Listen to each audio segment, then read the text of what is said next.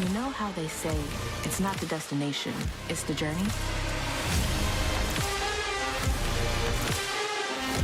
And the journey of 1,000 miles begins with a single step. And you know what? They're right.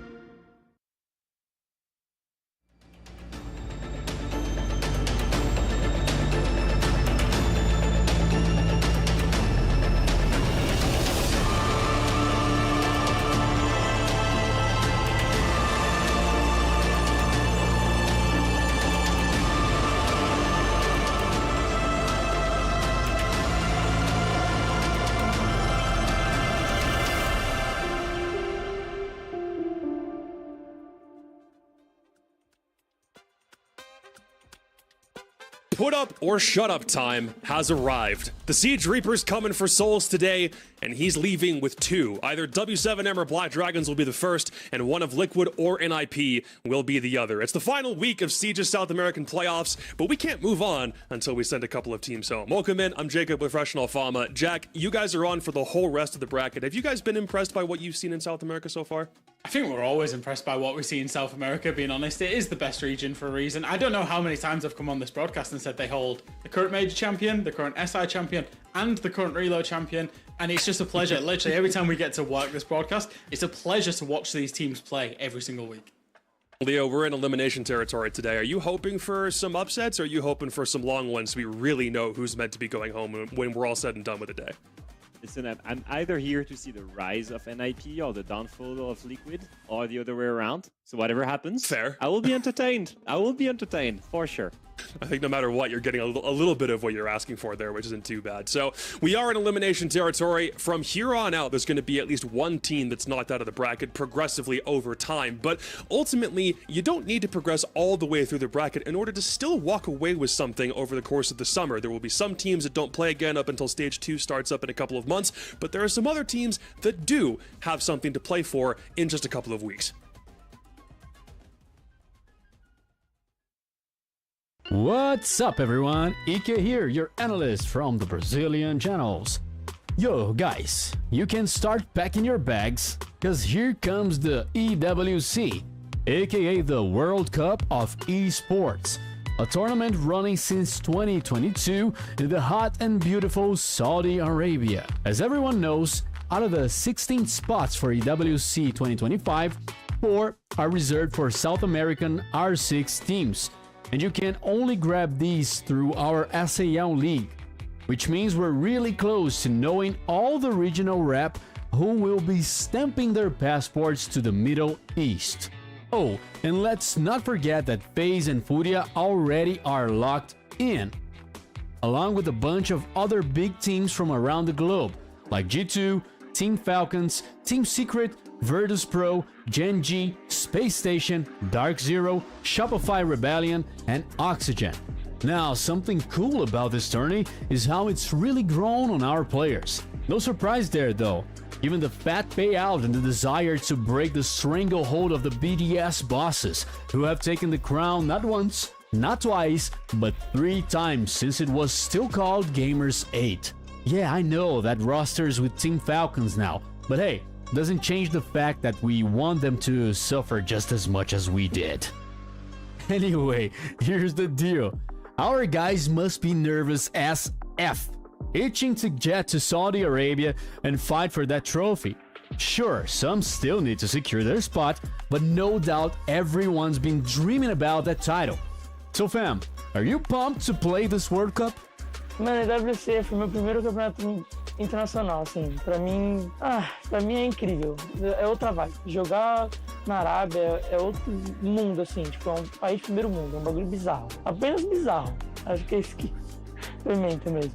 O campeonato da Arábia lá é muito top, a EWC lá eles realmente fazem de tudo, assim, é um nível muito absurdo de estrutura e, pô, a BD vai estar lá de qualquer jeito porque a gente vai dar nosso melhor e, pô, nós tem 5 caras muito baludos e nós vamos botar pra quebrar aí. Eu acho que de todos os campeonatos que eu já fui, foi com melhor estadia, que a experiência tipo, foi a melhor e que eu gostaria de reviver isso. E obviamente tem o dinheiro, né? Mas eu acho que principalmente a experiência de estar lá. Infelizmente a gente não conseguiu ir longe e não conseguiu classificar no passado, mas acho que a principal motivação é essa, de poder estar lá de novo. Mano, vaguinha pra WC aí, pra Arábia aí, representa muita coisa, principalmente até pra mim, assim, eu só fui pra primeira, né, que a gente foi invitado e depois não cheguei aí. Acho que, mano, acho que é um campeonato hoje que todo player, assim, mano, de qualquer esporte eletrônico, assim, quer jogar. E Rainbow Six não é diferente, mano. Acho que é um campeonato que todo mundo almeja, tipo, é uma estrutura muito surreal, assim, insana lá. E tudo que envolve, eu acho que de, mano, vivenciar, tipo, você vai pro outro lado do mundo, tá ligado? Então, importa muito, tanto pra Liquid de organização, né, quanto pra gente do Rainbow Six, quanto pra gente dos players, tá ligado? Envolve muito, assim, é um campeonato muito importante, talvez, realmente só compete muito, bate lado a lado com o Envy ali, né? O Envy tem toda aquela história, a marreta, né, simbólica e tudo mais, mas eu acho que o EWC tá vindo grande, assim, né, mano, pra bem contender de campeonato, assim, e é muito importante pra gente. Amazing. Definitely can tell our players are hyped about it. But you know what else they all share? They've all been to Saudi Arabia before and know exactly what it means to drop into a big league tourney like this. And speaking of that, someone who popped up on our video looks like he's got that champion scream stuck in his throat. Talking about Dodez, who came up just short last year with W7M after that crushing loss to BDS in the finals, sadly. Let's kick it off with him. Dodez, how's the feeling about making it back to the EWC? Always dope to hear from a finals vet. Eu falo por mim e pelos moleques também, é uma motivação a mais, porque quando a gente bateu na trave, foi tipo um jogo dominante, tá ligado? O BDS tava muito dominante naquela MD5, tava complicado, a gente percebeu desde o primeiro round, assim, que tava difícil, que ia ser difícil. Em Montreal, quando a gente bateu na BDS, a gente percebeu que a gente já tava em nível topo, assim, topo tipo top 3, assim, do mundo, então... Na minha visão, eu acho que a EWC, se Deus quiser, vai vir pra gente. Não, a EWC ela é o máximo do sonho hoje em dia pra todo mundo que da nossa line. Realmente o único título que a gente não conquistou, então fica aquele gostinho de tipo, pô, vamos atrás desse aí. E além de tudo, pô, estrutura gigantesca da EWC, é fora de sério, é um sonho realmente. Awesome. Now all that's left is waiting for that last qualifier and rooting hard for that first time trophy to finally land in Brazil. Oh, and I almost forgot. Here's a quick shout to Shaiko and his crew. Revenge is coming, riding on a camel's back, okay? Thanks for tuning in, fam. See you next time.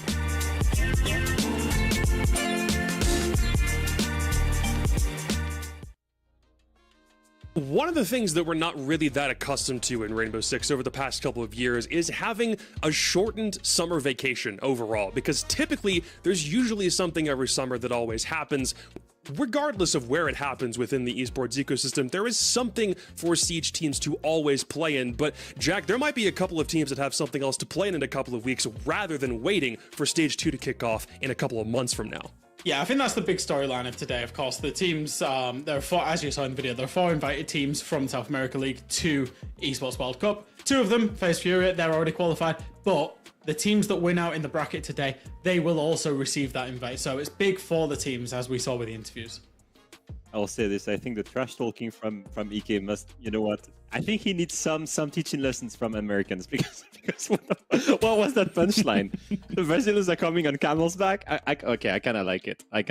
But like Jack said, this is going to be very important. Some of these teams here, they've not been in an international event in a so long time. Some of them never attended, like someone like Makina on Black Dragons. So whatever happens today, this is going to be big for them.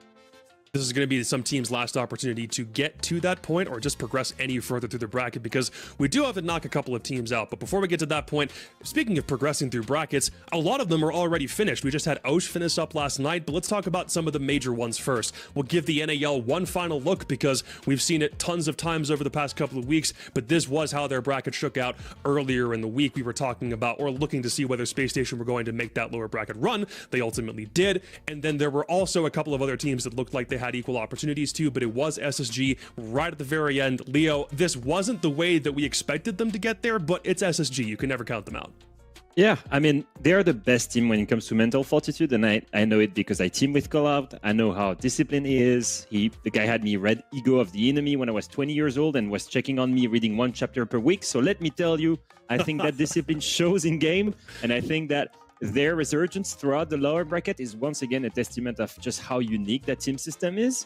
And if you look at the overall level of NA, I feel like with the representatives of Shopify Rebellion, Dark Zero, and SSG, you have like 3 amazing contenders for EWC. And then Oxygen, who is also some of my older teammates, Forrest and Grixer, for example. That I guess was a surprise here because of M80 failing to qualify, or to get invited rather. Yeah, I think so. It was the M80 fail, and it was also Wildcard really upsetting the bracket by beating out Space Station. That kind of flipped it and forced the fact that one of those top 4 teams inside of North America was not going to make it. But, you know, once again, big congratulations to SSG making that run. You know, it's very, very difficult to go straight down into the low bracket and then beat out. Look at the teams that they beat. M80, Oxygen, Shopify, and then Dark Zero. Like, to go back to back to back to back in best of threes against those teams and beat them, that was an incredible feat. We locked in North America's top 4 right around this point last week, and then immediately transitioned into locking in Europe's top 4, because the EML was also... it was cool to see the way that G2 overall progressed throughout the stage, but for them to emerge as the #1 squad, at least from my position over here as a North American who wasn't watching European games as intently, Jack, that's ultimately the big shocker to me still, even though it's been a couple days since they made it to first place.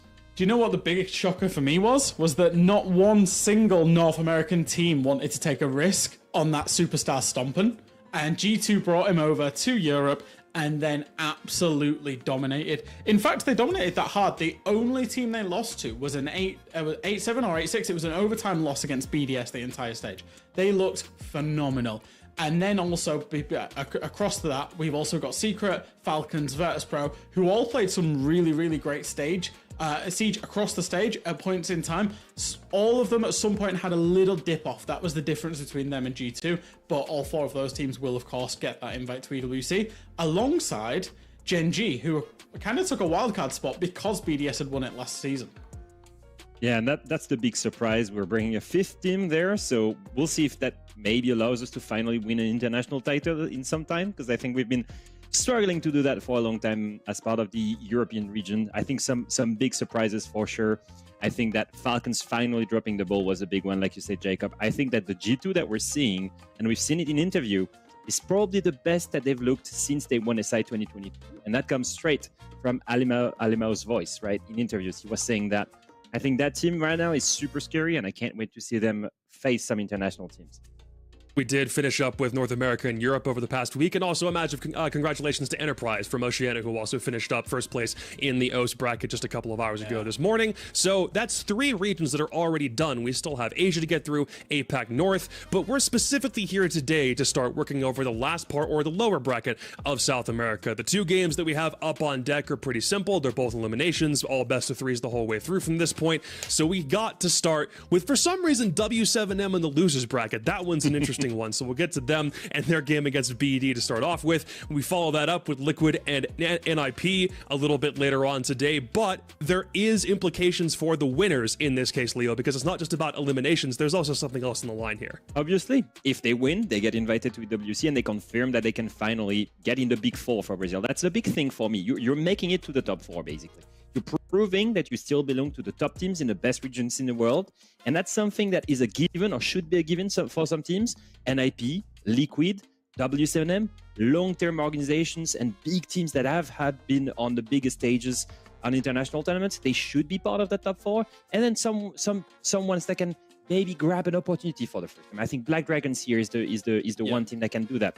Bridge that top 4 finally here, Jack. Yeah, I was thinking about this. So I would say before any round of Siege was played in this entire stage, you'd have said there were 3 teams that you would expect to see through that. It would have been FaZe Clan, it would have been Fury, and it would have been W7M. Assuming that still happens, that leaves open the gate for one of Liquid or NIP, which will be our second game today. In terms of breaching that top 4, in terms of making it to EWC, and for whoever makes it, that'll be a phenomenal story.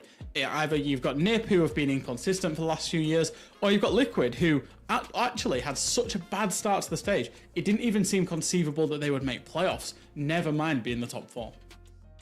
Well, we haven't knocked a team out of South America for about a week because all of the games that we played in the first part of playoffs last weekend didn't have elimination on the line, but now everyone's well rested. They've had the opportunity to figure out what their problems are, lick their wounds, and come back stronger. But there are 2 teams that are going home today, and we have to figure it out between Black Dragons and W7M to start off with. One of them is still in playoffs despite a losing streak. The other was the best team in the round robin and now doesn't have any lives left, which is still strange to see the number 1 seed from the round robin now in elimination territory, but it's still not the end of the, and I think for most people they would just assume you're in a lower bracket situation for W7M, but you still have the ability to coast, especially because their opponents for this first lower bracket matchup is Black Dragons, and they have had their own litany of problems over the past couple of weeks, especially now being on a 6-map losing streak. They got blitzed on their own map pick on both Lair and Cafe against NIP last week. It was the first time they had played Lair all season, and then they ate their 3rd straight loss on Cafe,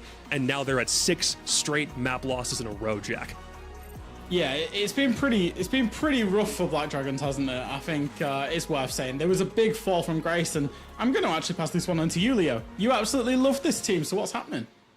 Yeah, I mean, it's going to be rough, right? They had such a big beginning of the stage, beating FaZe, for example, which no one expected from them. And then there was a big drop-off. And you've got to wonder what changed, right? Well, one of the players that I want to mention is Makina.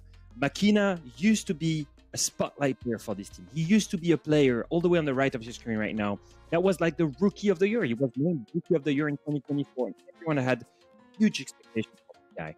In the past few weeks, he's really struggled. He's dropped down to being the worst rated player on his roster, still playing on entry and fragger roles. If you look all the way on the left of your screen, who are the ones that are performing better? That's Flustry, that's Rare, that's support and flex support players. That's not normal for a team that should be functioning around strong fraggers. And so it's been a real issue for them. Winning consistent gunfights, their opening engagements have dropped significantly. And in course of that, Makina is 1-9 in entries right now in these playoffs. It's got to be rough here, Jack, for them. They need to bounce back with some confidence. Do you want a fun stat about Makina, actually? So in June, he was ±0 on entries. So this was the month of June. ±0 on entries, +14 on KD. In July, bearing in mind he's played probably less fixtures overall, but maybe more maps, -14 on entry, -19 on KD. So month to month, there is a 33 swing in KD, and that is the drop-off that epitomizes the Black Dragons drop-off. We knew they were going to be the underdogs, but it's just interesting still to see W7M now in this position because they lost 5-7, 5-7 to Furia last week. And they did keep both maps close, but they never really had control on either one, Jack. And now they're dropping down to the lower bracket early despite being the #1 team coming out of the round robin. Absolutely, they are still a phenomenal team, it is worth saying. They operate at such a high level. That is until they play Furia. Think back to Reload event. Who did they lose to? Furia. It knocks them out of the event, unfortunately. And then they get through to one of their 2 losses in the round robin was against Furia. They play in the bracket. Who's it against? Furia. So they seem to have an issue with losing against Furia, but that doesn't distract from them the fact that they are still an absolutely phenomenal team. What makes them a phenomenal team, by the way? Well, individually, Dodes is having one of the seasons of his life. Add in Palu, the incredible player that you see on the second on your screen there. And then I would like to give a shout out to Dots as well, because he's been an incredible shield player for this team. Yes, he is slightly negative, but compared to the stats of other shield players across this season in terms of the Brazil League, he's actually head and shoulders above them as well. So everybody's doing their bit. Everybody's maybe 20% above what the expectation would be for a general player. And it's resulting in just an incredible team. I would still expect them to kick on here, Leo. The reality is just they got punished by Furia being inconsistent in BO1s, ending up to have to play one more BO3, winning it and then facing them. That's it. The only reason they had to play Furia is because Furia had a worse seed, because they had a more inconsistent BO1 stage than them. Then they just faced their nemesis. And let's say it was a 2-0. I don't think it was necessarily the fault of W7M. I think it was more the fact that Furia was amazing at LAN, bringing back that energy and fragging power that we know they're so strong with whenever they're in that environment. It should not punish W7M now to face against Black Dragons. Well, they've been balling so far at this stage, with the exception of that game against Furia. So let's figure out what court we're going to be playing on for this best of 3. Map veto is in, and because BD has not played very many maps so far at this stage, it's going to make things interesting because it feels like W7M's range is considerably wider. They've played 7 individual maps, including in playoffs. BD themselves have only played 5. We're starting Consulate first, then to Border, because Black Dragons just did their permabans and kind of had to let Border through. But Leo, just looking at this, I'm not really convinced Black Dragons did themselves any favors with this ban phase. Yeah, this is really, really tough. So by banning the 2 permabans, they end up on Consulate and they pick it. And that for me is a big worry because one of the more defenders started in the meta and they're starting in attack, which they struggle heavily on. They've played it once only this stage, lost it 7-3 to Team Liquid. It's not been looking good. And on the side of W7M, they've also played it once, but it was a 7-2 confident victory against NIP. Right now, that pick seems really weird to me, Jack. Yeah, absolutely. Black Dragons are the 9th best attacking team inside of Brazil. So they're going to start attack on a defender-favored map, and it's W7M that are defending it. That feels a little bit weird. And then, as you say, because they've had to get rid of their permabans, they leave Border open for Black Dragons to pick, for W7M to pick, sorry. But W7M love Border. It is literally one of their favorite maps. In fact, the only team that they've lost it to in recent history, i.e. in 2025, Furia. Again, the only team they tend to lose to. So those first 2 maps for me look very heavily favored towards W7M. If we do get to a third map, I will say Bank is W7M's permaban. So I'm a little surprised that they've let that through, but I expect that they think they'll be getting it done in 2. Jack was right. BD is the 2nd worst attacking team overall in South America for this stage. W7M is the single best defense team this stage. So because Black Dragons have to attack into a W7M Consulate defense, I don't know, man, the storybook for map 1 may already be writing itself at this stage. Let's rope casters in here for a sec. We got Parker and Jesse sitting upstairs for both of these lower bracket games today. Anybody playing the number 1 seed was already going to be the underdog in an elimination scenario. So in your mind, what do Black Dragons need to do to have a chance for an upset today? Jesse, I'll start with you. I mean, they've got to figure out the attacks, right? I think the desk hit on it. They are a really rough team when it comes to their attacking side. You're going up against W7M, the best defensive team.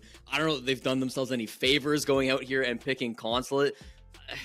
It's going to be a tough task for them. It's been a long time since they've won a game. It's been a few weeks at this point since they've tasted victory. So hopefully that can fuel them. Those LAN jitters from last week will be gone now that they're playing here in the finals and the playoffs of South America. But I mean, it's a tall task. They're going to be underdogs going up against Goliath.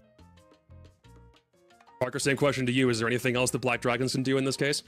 I mean, Black Dragons has been a bit of a surprising team here. I drew up some notes. Let me just take a look actually at this. No, there's, I'm gone. My notes are gone. They're gone. The answer is no, they can't do anything. W7M will win. We might as well not even play the game. Fair play. Well, someone's got to climb the ladder and someone has to kick them off it in the process. So, gentlemen, have fun. Thank you very much. Jesse, W7M, the team that is in 1st place, is going up against the team that is in 6th place. That's the top of the playoff bracket. versus the bottom of the playoff bracket. Not common that we see this happen. How did W7M get here? Well, they got 2-0'd by Furia in the upper bracket semifinals. A funny little quirk here of the way that our playoff system works is that if you finish in those top 2 spots, you get a bye from the upper bracket quarterfinals. It means you don't have to play as many matches. If you then win your immediate match, you're immediately in the upper bracket final. You've clinched your spot in the top 4. Furia did that. FaZe Clan did that. FaZe Clan got a bye, played 2 rounds against Nip and said, that's enough, Jesse. As for W7M, they got a bye. They came in and they mustered up 5 rounds on map number 1, 5 rounds on map number 2, and that was all she wrote. And now they're here up against Black Dragons. A really rough start for W7M, so they'll be looking for a strong bounce back against a team that was crushed by ninjas in pajamas. Yeah, well, first let me just say I was excited to see your notes, Parker. I didn't realize you were literate before today, but it's good to see that you're taking some notes. I can read and here write, in the South Jesse. I know American it League. might surprise some people. That's extremely promising to know, Parker. I'm glad that you've been working on things. For W7M Black Dragons, I mean, I think you said it right. I mean, Black Dragons are really a team that have been struggling so far in the latter half of this stage. For W7M, you know, I'm not so worried that they're here in the lower bracket. They played one of the best teams of all time in Furia in the upper bracket. They had a close 2-0 loss, so I don't think it's going to be the end of the world that they're down here. Going for a Consulate pick is going to make things difficult in this first quarter, the first half. I'd like to see them try to get a couple of rounds. They will get the opening pick, finding Lobin down here on the bottom floor. So this is promising. Machina, one of those players that Leo touched on the desk, one of these young guys in South America that has been struggling in recent months alongside with Black Dragons. And so to see him popping off, get the first kill of this game, that's got to be inspiring. I mean, it's Leo's favorite player, let's be completely frank here. So he spent so much time outing him. If you didn't hear the desk component, or if you go back and rewatch this and the desk aspect or the desk part of the broadcast is not included in the VOD, you might wonder what Leo said. It happened when they were showing all of the various players on both of these teams. Machina is the lowest rated player on Black Dragons and is doing that on a role that is purely fragging. His utility work and gadgetry work is obviously important. Every single operator's is. But he is relied upon to get these kills. He's been struggling in that side of things. And his production has been very poor. His EPS is low. His rating is low. Been a rough start for him. So a good first kill.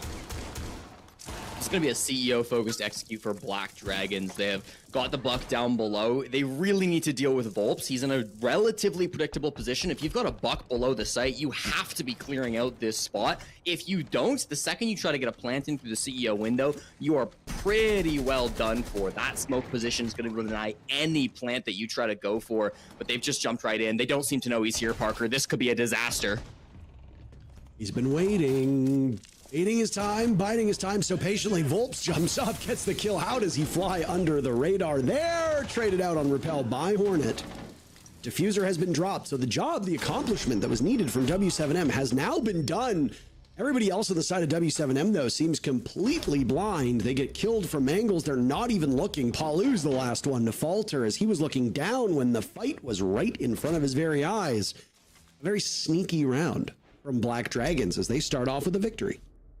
It's tough for Volps. He had to get out of the corner because he got hit by those Grim Bees, and if he had just stayed in the corner where he was, he would have got killed eventually from that buck down below, but then caught on the window instead, ends up falling. We saw Palu having some rough times on the clash as well. He put the shield down really early, maybe kind of before he realized where the push was coming from. If they had a bit more pressure over on those CEO windows, could have gone a little bit better, maybe use that clash to help out Volps get him out of there. Unfortunate first round for W7M where they couldn't quite lock things down, but promising if you're a Black Dragons fan. They get their first attack. It's a team ace where every single player gets exactly one frag. So everybody showing up to start off for the series for Black Dragons, feeling really strong after that early 1-0 lead. Again, Consulate, one of the most defender-sided maps in the game. Does put into perspective just how rough of a attack that was, or rather how good of an attack that was for Black Dragons. I mean, W7M has that favorable position, but again, I don't really think it matters what side you're on. Almost every single fight that we saw W7M take was done very well calculated, but then they immediately got traded out by people they weren't aware from. I will say, Of all the deaths from W7M, was there a single player who died firing back? It certainly didn't seem that way, at least from what I could see. There will be no secret hidden defender on the side of W7M, at least not for the time being, as they are spread out all over the map. Black Dragons will bring a bunch of different tools, as will W7M, as they've blown up their defender composition, but those two SAS operators will remain quite a staple. Yeah, really heavy roam game from W7M. They want to be able to get kills early. They've got Loban on the Capcan, Dodez on the Mute, both roaming top floor, and then Volps and Piano as well. So it's a 2-1-2 kind of sandwich setup where they've got quite a few players roaming above the bomb site. Black Dragons don't seem too eager to engage with the roamers, though. We've got Rare inside a server. Got to watch out for that Visa staircase if he does get flanked later, but for now hasn't had to deal with any of that roam game. It's got Hornet kind of over here watching for that angle just in case they do get pushed. It's going to limit their opportunities to get into the site without having that top floor control. The vert angles won't be favoring them. They won't really be able to pressure spirals, so it's going to really come down to pushing the backside here in server, and then Makata looking kind of solo over towards yellow as well. Those will be the two main dimensions to this push. Already a little bit of early damage onto Loban. Logic bombs will go off now as Machina hunts for what could be his second first blood. Loban is just out of arm's reach, but a swing from Machina ends up working out very effectively. A huge game for Machina could honestly be enough to bolster the chances of Black Dragons up against a very tough foe. Things will not get better for this W7M team, by the way. Palu was turned around, and yet again, another engagement where they're not looking the right direction. Dot seems to have figured it out, though, Jesse. He takes down two players on Black Dragons.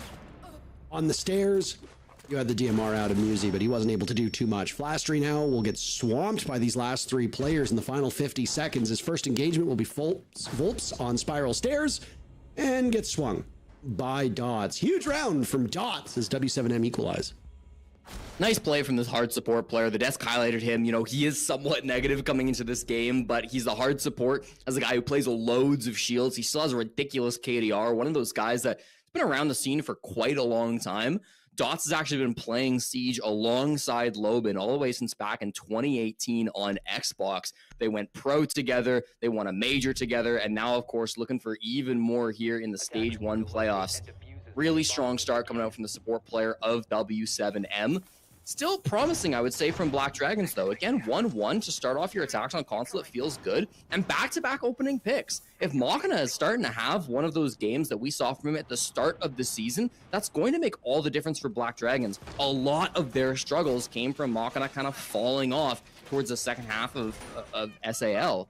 If now he is going back in and he's being the player that can really stand up and find these entries, then that's going to make a world of difference. W7M need to address this sooner rather than later, because even though the game's 1-1, they can't let these opening picks continue. Still a long way to go. This is a best of three as we're here in the playoffs. As was talked about by the desk, there are already two teams that have clinched their spot in the top four of the South America League. All of the remaining teams are Brazilian. The lone team with Argentinian players unfortunately did not make it very deep into this league. I'll be 9Z for people who are curious. All the rest of them, even though this is now the South America League, it's not Brazil anymore. The regions have been united. It is still dominated by Brazil, just as, frankly, most of our esport at the top has been. Brazil is a terrific region as of late. Two teams looking for their spot in the top four today. Will it be NIP or Team Liquid in our later match, or will it be W7M and Black Dragons here? Which of these two will make it to join Furia and FaZe Clan to represent the region? There's nobody on the main floor this game for Machina to find an opening pick onto. Instead, it's going to be an admin-focused push from Black Dragons, but they'll have to deal with a clash. Blackbeard makes his way in thanks to some good droning from Rare. This Nitro from Palu is a bit of an old one. It's been a while since I've seen a team go for something like this. He launches it over, does not find anyone. If Rare had been swinging in, that would have been a pick, but mistimed slightly on the side of W7M. You can see how slow this is going, though, Parker. In 90 seconds, really no map control other than admin and Visa currently being held by Black Dragons. This clash has caused a lot of problems for them. Dot's already backing off all the way to the bomb site, so he has given up some of this space, but this isn't even really the tough part to take. The vending hallway is usually the most difficult part of the map to get through when you're going for an admin side clear, and they haven't even really started looking at it yet. Dots is just wasting time right now as he assesses what's on the other side of that small secondary hard breach opening. He might have some teammates now join him in lockstep, looking for greater defense. Volps and Palu with those SMG-11s in hand looked like they were the two that would get to this spot. Great time for Gas to choke out Hornet's advances. He'll use both of his nades to try to clear an opening, maybe push some of these defenders around. They don't find much. Everybody's still alive with 40 seconds left. A swing from Rare will be the sound of the gun to start the execute. Odez off the board. He's yet to find a kill so far, Jesse. 10 seconds have been burned through. Loban will answer back. Blastry with one of his own. These teams just trading left and right. There's a job to be done here, though. You need to get that diffuser down. Only 2 players for W7M to hold this in place. Make that 1 as Volps will be all on his lonesome. Flash in the default plant spot, now followed up by the Deimos, and Flastry should get this kill. No! Volps wins it because of a team kill. All the remaining members of Black Dragons buried in the same spot. Only 2 at the hands of Volps, 1 by their own teammates, and W7M will be awfully happy about that. That is a ridiculous round win coming in from the captain of W7M. Volps in the 1v3. You go back to that push from Black Dragons, and it's supposed to be admin side, right? You think, okay, they're going to take through admin, they're going to take through vending, and then they're going to plant just in the meeting door. But Machina took Diffuse Kit CEO all by himself. That whole time, Volps had Diffuse Kit. You got to ask the question, why is the kit not with the 4 players all pushing admin side, and instead it's with Machina all by himself over towards CEO? Extremely confusing decision there. Machina not the guy who's usually got the Diffuse Kit, so they had to make the decision halfway through that round to give Machina the kit. He's actually the only player on Black Dragons to have never planted the Diffuse Kit all season long. So it was extremely weird to see it in his hands. And then he just delivers it to the most perfect spot that Volps could ever ask for. He can then play that late round with the shotgun tucked inside on the CEO default plant spot. That is devastating for W7M. By all accounts, that should have been a win for Black Dragons. They should have been able to get a simple plant off just inside of meeting, but mismanagement of the case, and Volps stepping up with a huge performance in the 1v3.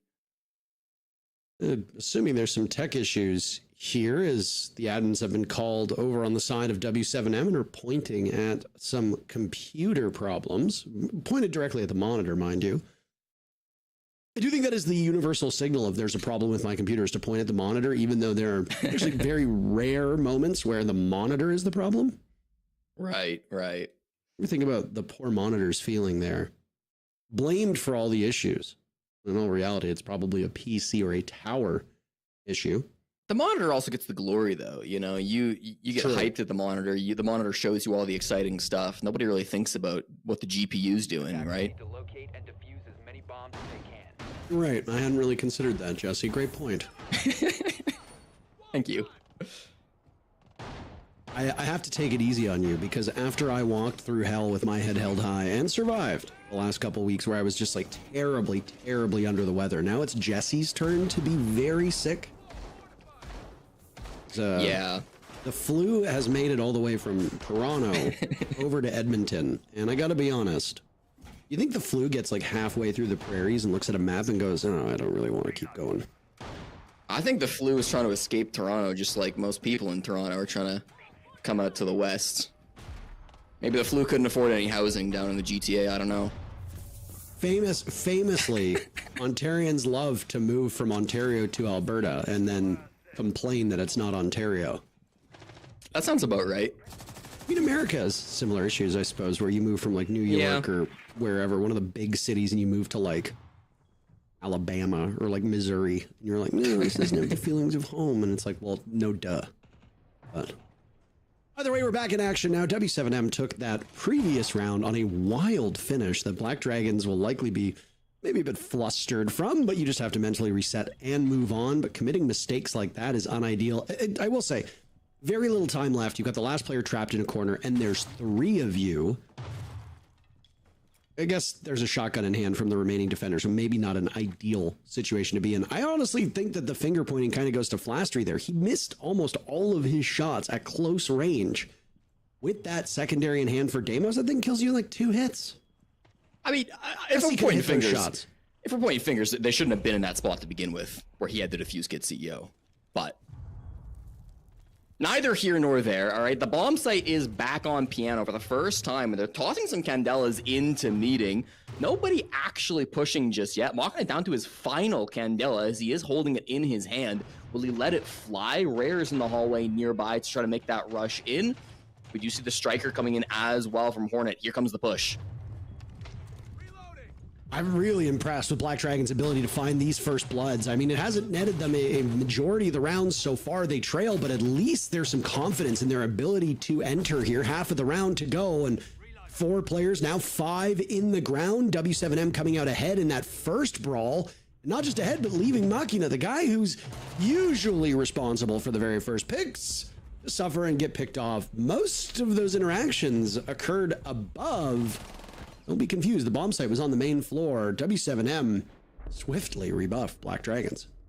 Yeah, Dot's 2 important picks in the midst of that chaos too, though. The lone anchor down on the main floor. He was being pressured by Flashtree. That was kind of the 1v1 that was going down on the main floor while everybody else was top floor. And then after he won his initial duel, Dot's then got a vertical angle as well to eventually kill Machina.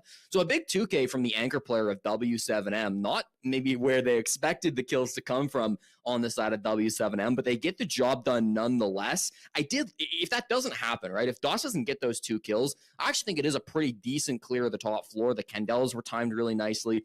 Rare and Hornet kind of worked together to get in quite quickly.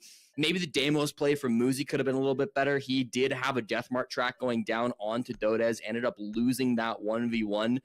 Muzi, obviously a guy who's been around for a very long time, but sometimes those new tricks, the Deimos, one of those operators that we see very high skill ceiling, very high skill floor, an operator that can be very tough to use sometimes, but maybe just not quite finding the value for Black Dragons in this first half.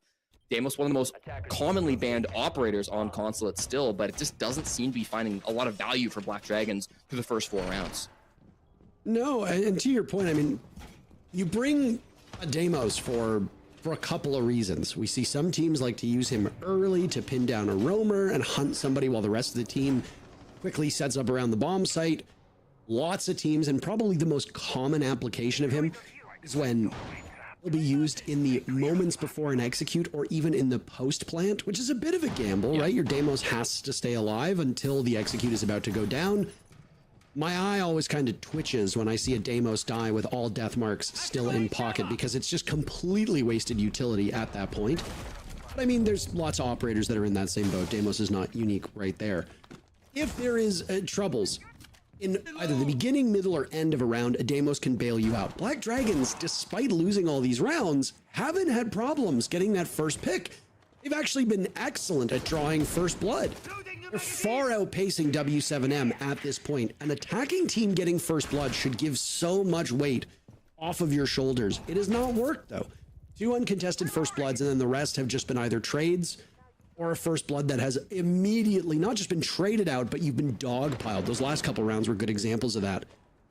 Hornet will be running the Deimos yet again, but I think you can kind of finger point at some of these stronger ops, Jesse. We see teams try to make shields work when shields either get banned or they're not the most proficient at it, and I just have to ask the question, would another operator not make more sense? Well, here comes one of those shields, obviously getting that space. Machina, first time this game he's been playing the Blackbeard. Previously it's been Rare on this op, and his feet are kind of getting shot out. About 20% damage now removed from Machina. Got to be careful as he walks into the barbed wire, but ultimately he does still survive. 50% HP or more still being held on him. Slowly bleeding out to just little bits of utility, and there hasn't been a huge follow-up. Hornet stuck his way through, but he does go down, and both 2 beautiful shots takes down Machina right afterwards. They're on fire for W7M, finally traded back on a Dodez, but Hornet still remains. So many of these rounds, though, Jesse, have been W7M leading the way. I feel like that first round, with how incredibly strong Black Dragons looked, gave us a false impression of what Black Dragons could do on attack. W7M have been in full control every step of the way. Admittedly, Volp should not have won that 1v3, but it doesn't really matter. He still did. The scoreline is where it's at. It could be a tie game. Black Dragons, again, have to mentally move on. They were just staring down a 1v4. It comes a 1v3 as Musi picks up his second kill, but he's got only a grenade in pocket as utility, and these last players from W7M are going to run all over the place. Tough break. There's nothing being given by W7M. He's just got a pre-fire every corner he turns around. Doesn't have the fuse kit either. That's going to be downed. I believe it's still on the first floor. There is a player up above. He's not been able to hunt them down. Dots might find this first kill, but Musi seems to have a read. He's at least predicting there could be someone here. This would be a big pick, but Dots falls off with perfect timing. They're just playing the clock so well, Parker. Musi moves back down, but doesn't have kit, and there's still a guy above him. He's gone. It was just prolonging the inevitable at that point. Really not that much to say. W7M really riding out the better side of this map. A very defender-sided map, and the defenders on W7M are doing things very well. I will say, when you are the first place team in the region, as this W7M squad is, it's not common that you're going to have multiple bad games. There are only 2 losses in the group stages for W7M. It was the fewest losses of any team, which is partially why they sat atop the standings. They did have a really rough game against Furia, but honestly, 7-5, 7-5 is pretty close. That's all 12 rounds of regulation. It's as close as you're going to get without going to overtime to lose. And again, 1 round breaks in a different direction in each way. You go to OT, who knows what happens? They might have even needed a 3rd map. So W7M still kept pace with a team that, while Furia is not the world beaters they were a year and a half ago, they are still a top team in the world, and W7M losing 2 nail biters is not the end of the world. Unfortunately, if you're a fan of Black Dragons, you have a very angry, very pissed off W7M that wants to make that top 4, and you on Black Dragons are the only thing standing in their way. Well, we'll go back to the top floor for the 3rd time, and this has definitely been the best bomb site for Black Dragons. Usually the strongest site on Consulate, but the first round, obviously, Black Dragons walked away with the win, and the second time they went to top floor, it was that Volps 1v3 that was a total chaos, frankly. That could have gone either way. Looks like it's going to be yet another CEO execute with a fuse kit likely coming down CEO side for a 3rd time. They've got a lot of utility for the actual execute with, of course, those Candelas from Flash Tree, Finkastim from Machina, the Bees coming out from Hornet. There's a lot to do at this point. The second half should be a lot easier for Black Dragons too. W7M are the best defending team in the South America League, and with only a 38% attacking win rate, Black Dragons have really struggled on this offensive side all season long. The second half should be where they get a little bit of a break. If they can get that 4-2, they're honestly still in this game, especially with this being their map pick. They should have some really strong defenses that they've been prepping all week for this. But even with that preparation, if you can't get that 4-2, if you go into the second half at a 5-1, you're still feeling really rough. I want to say it's been drawn out, but it's about a week from the first game of the upper bracket quarterfinals to the grand final match. So you're absolutely right. These teams have had some time to do some real wood shedding and sharpen their steel, so to speak. W7M on the board first this round, and it will continue to go very well in their favor. They have lost Loban as he bleeds out on the ground, but he's still retrievable. Swinging now from Flastry as the guns from Black Dragons come alive, maybe a bit too quick. Down goes Palu, so hold on a second here. This is very winnable. Now it's all up to Dodez. Black Dragons have found themselves in an enviable spot, and Musi will have a terrific round. Could have been a 5-1 half based on the score for W7M. Black Dragons will salvage the final round of the first half. This could also have been a 3-3 first half if they hadn't all decided to jump on Volps in an ill-advised push. But the scoreline says 4-2, and that's what we'll roll with. Sideswap coming in, and now time for these teams to remove 4 ops. Listen, it wasn't pretty round 6, but the 24-year-old veteran gets it done. Nicely played by Musi. Probably going to see the double shield man coming out, targeting dots. You don't want to let him have that blitz. I would expect to be the Monty next, just for Consulate, but Blackbeard I think would be extremely reasonable as well. Kaid would be the expected second ban to come through from W7M. Other options would be the Mira, maybe the Warden, maybe the Valkyrie. There's a lot of good defenders that you can ban on Consulate. You got to take a choice. Will be Monty and Kaid. So I think those were the most predictable bans to be coming out through there. All 4 operators being removed, being extremely common from both sides. Once again, despite some of the rougher moments in that half, looking a little scrappy, a little scary for Black Dragons, W7M didn't play a great defensive half on Consulate either. You go back to that 6th round, and they were moving around a ton, maybe opening up themselves to get taken out a little bit more than they had to. Some panic movement coming out from W7M caused some deaths that they didn't really need to take. They can't be panicked going into a game like this. You're up against Black Dragons. You're the heavy favorites. There is a spot at a LAN event on the line. You need to be composed in a game like this. On attack, sometimes those mistakes can be even harder punished. So W7M, job is not done. This is going to get even harder before it gets easier when you get to your second map pick. They've got to lock in for this attacking half. Otherwise, Black Dragons could definitely take this and come on back for the defensive side. I mean, we could be very far from a conclusion between these two teams. When you get to the playoffs, anything can happen, right? A best-of-1 group stage will give you specific results based on that day. And if you're having a bad day, if a player's having a bad day, or maybe they're even having a bad week, that could be 2 matches that you just fall apart in. And as I stated, W7M only lost 2 games, all group stage. You have a bad week, you lose those 2. You win every other game you're in, you just chalk it up to a bad week, that's it. That impacts the scoreline, that impacts the standings. Question will be, what do we see out of them in a best-of-3?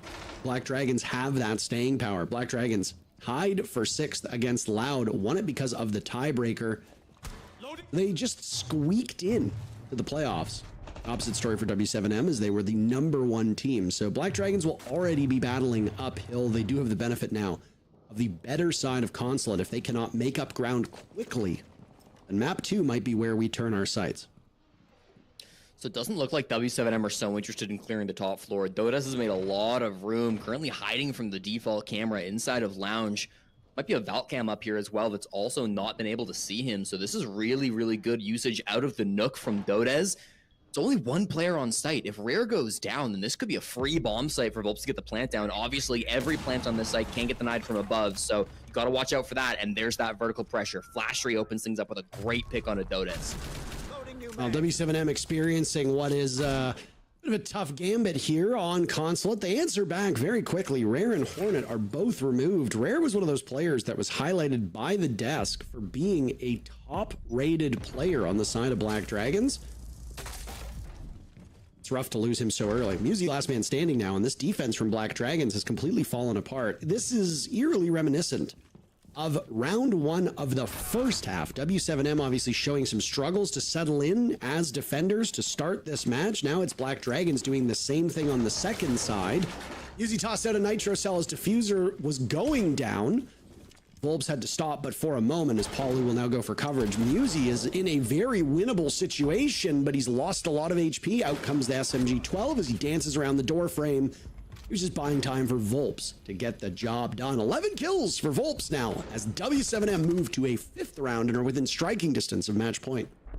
I want to quickly touch on the bomb site rotation for Black Dragons. When they played Consulate last time against Team Liquid, that was about a month ago, the last time they played this map, they started the defensive side. They played the middle floor, so Exposition and Piano, twice, lost it both times. They played the split site twice, lost it both times. They only chose to go top floor and basement once each. They won both of those rounds. So it's been weird both in that previous game against Liquid and now this game against W7M that Black Dragons have seemingly prioritized going to these tertiary and kind of 4th sites for a lot of teams.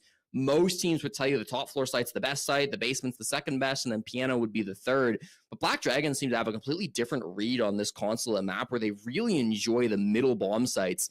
They don't win on them very often, and that trend does continue as they lost round 7 on that middle floor site. But it'd be interesting to see kind of as the second half goes on, if they do resort back to those defaults, if they go back to top floor, if they go back to basement, maybe have some more success over there.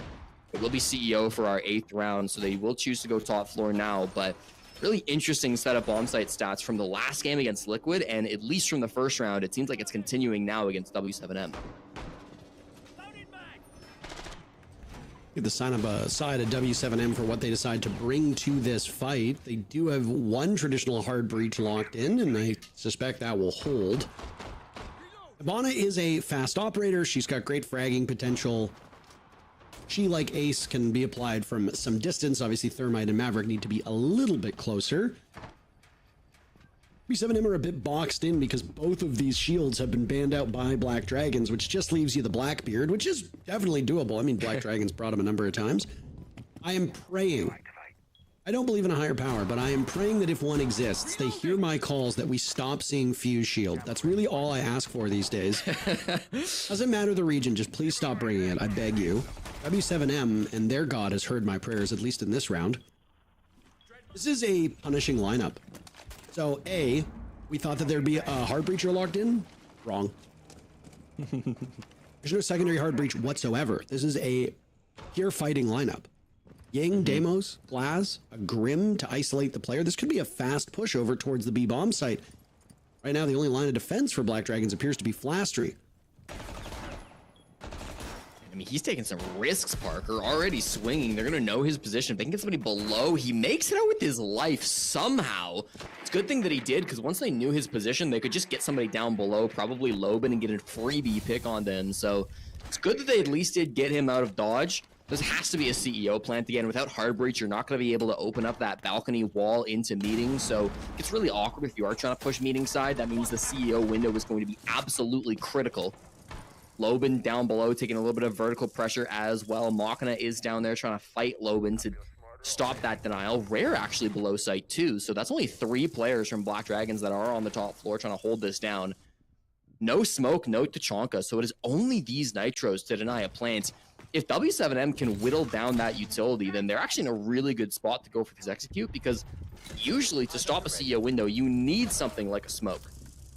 Nice plays by Black Dragons. W7M were just caught with their pants down over by the windows on rappel, and they have lost everything except for Volps and Palu, who admittedly are both terrific players, but very little's been done to Black Dragons at this point. Flastry's walking with a little bit of damage. Palu will now head over towards Yellow Stairs in a battle directly against Rare, which he loses, leaving Volps as the last man for W7M, still outside the building. Volps on top of that skylight looking at Yellow Stairs, just a couple floors above where Palu expired. Volps will head over towards the admin side, but with 40 seconds left and he's in a 1v5, I don't suspect we'll see very much from W7M. At least he's got the courage to go after them all. He could have called a timeout on the rooftop. But I mean, there's just no way. There's no way Volps is going to pick up all 5 of these kills. Flawless round for Black Dragons is far more likely, as they only need a single player remaining on the side of W7M. They found each other, by the way. Hornet will swing around the side, get the final kill. Another round for Black Dragons. Really, really bad struggle for W7M to get in the building. I don't know what the idea was there, but it seems like defense from Black Dragons just caught them up. Yeah, well, I think it really comes down to just no information on those bottom floor players, right? Both Machina and Rare playing down below. I think Rare went completely undroned. So once he walked up Yellow, he was free to get the opening pick onto Loban, had no idea that he was down there. So Rare, the captain of Black Dragons, creeps up from the basement, gets that early opening pick. Now it's a man advantage for Black Dragons. Dots then just get swung from CEO windows, which was tough on his part. You don't expect that aggression coming out from the defenders, but I guess when you've got the momentum, you need to run with it. And then Dodez died into a vert angle as well. So it was oftentimes those bottom floor players, the guys inside piano, that were losing their lives for W7M. Some of that comes down to just losing those vertical fights. Some of that comes down to not good enough droning to find those players that were roaming inside the basement. So maybe a bit sloppy, maybe a bit, I don't know, a bit quick from W7M to get into piano before they really understood how much map control they actually had. I think they expected far more players on Black Dragons to be set up towards the top floor, towards the bomb site, but it just didn't seem to happen. And then Volps, I mean, he's had one great clutch on that bomb site so far today, but the 1v5 with the Glaz, yeah, not really going to be doable. Gave it his best effort, though. Not really a...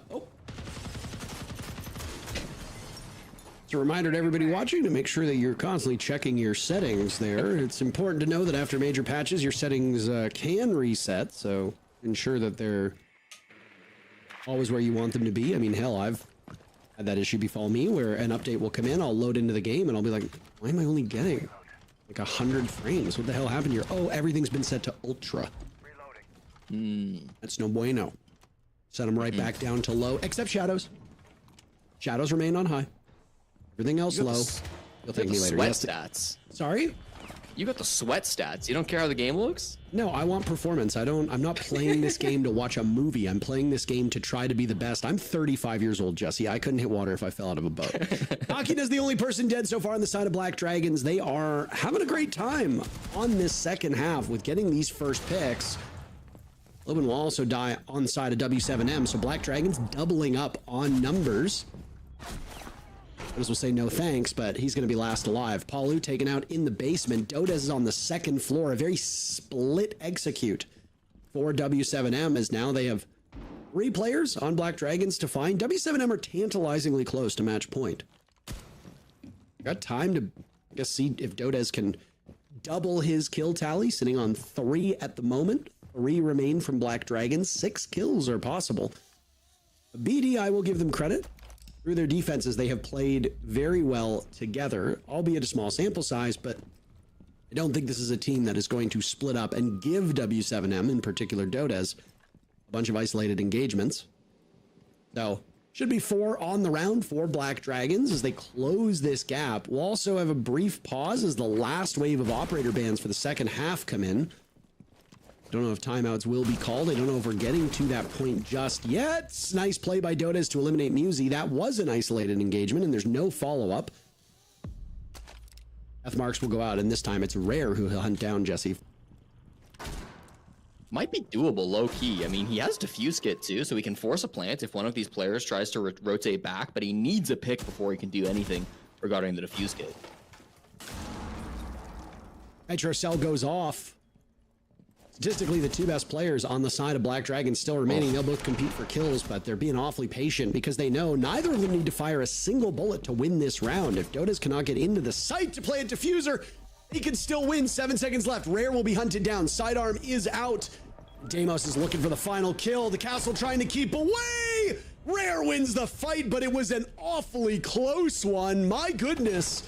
Excellent attempt by W7M to win it. And that's about as close as you're going to get with the timer being what it is. Too close for comfort for Black Dragons, but they stick the landing, win the 50-50, and are within 1 round of tying up map 1.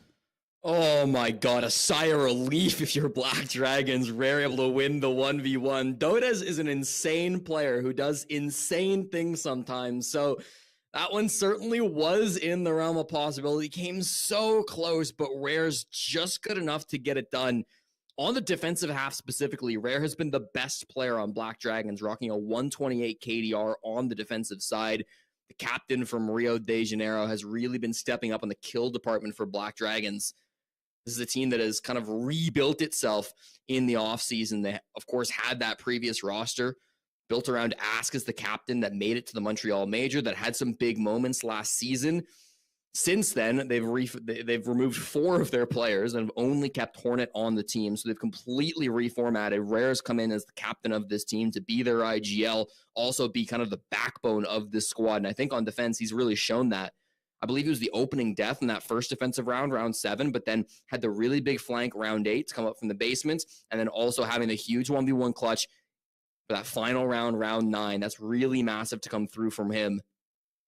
It gives a bit of life back to Black Dragons. We see the TAC timeout coming out from W7M. Their coach Norris will have quite a few words that he'll be mostly directing towards Volps, the captain of the team.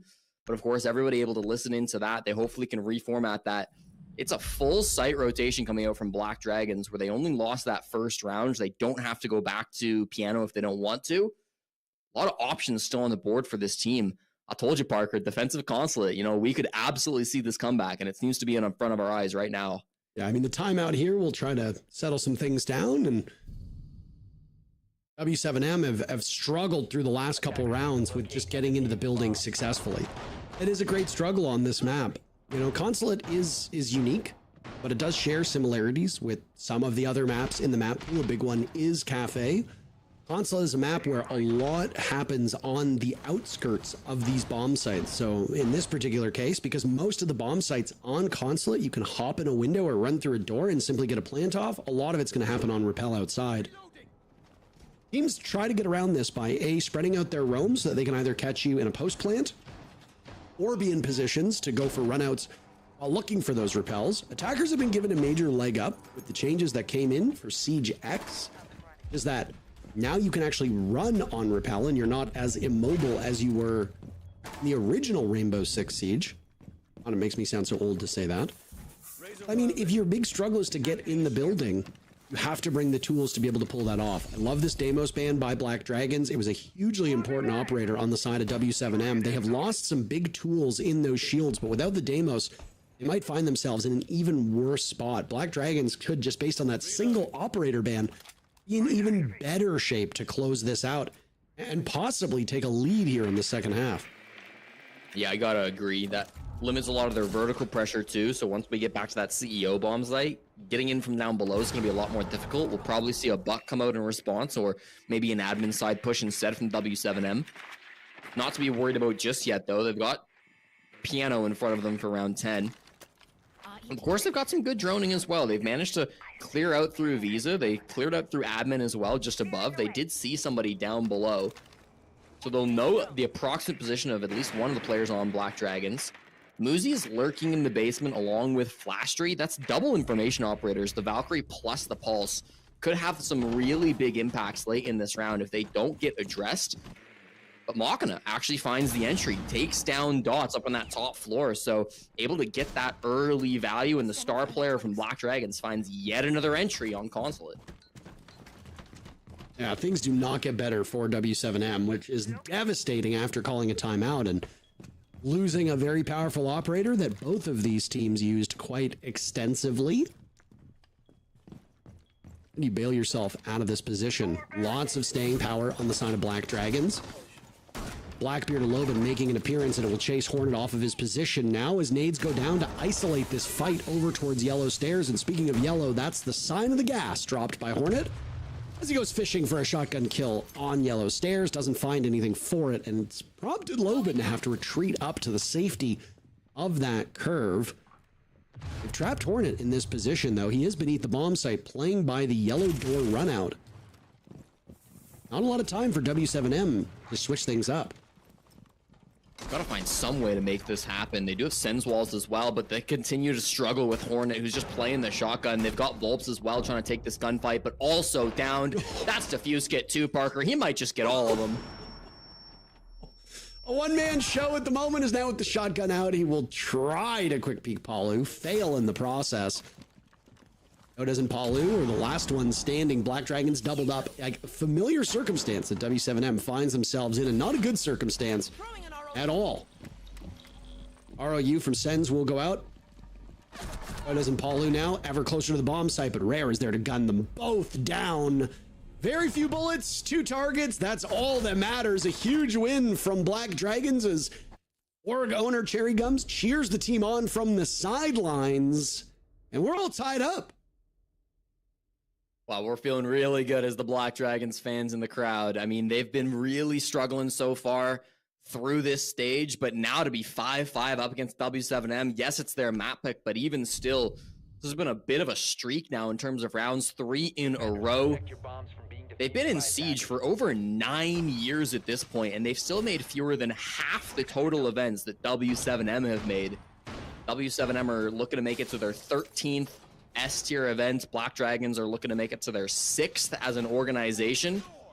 And they've been, again, in Rainbow Six for about double the time that W7M have. So, I mean, this is an organization that has long been in Siege.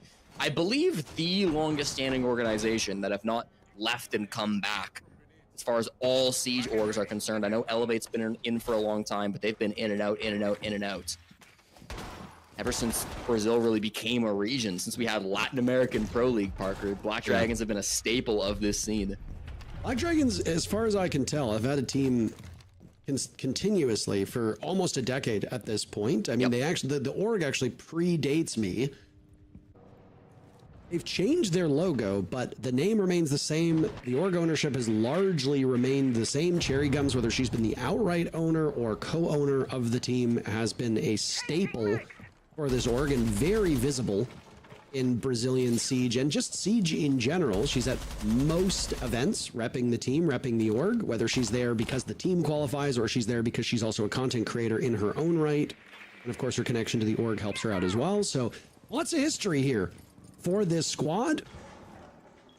I mean, it's hard to pull off a rebrand as Black Dragons did when you've got such a long history with what honestly might have been one of the best esports logos I've ever seen. I'm a little saddened that they changed it just because I thought it was near perfect, but sometimes things need to be refreshed. They are far from the only org that has changed things up with the way that they look. Volps with the leadoff pick onto Machina.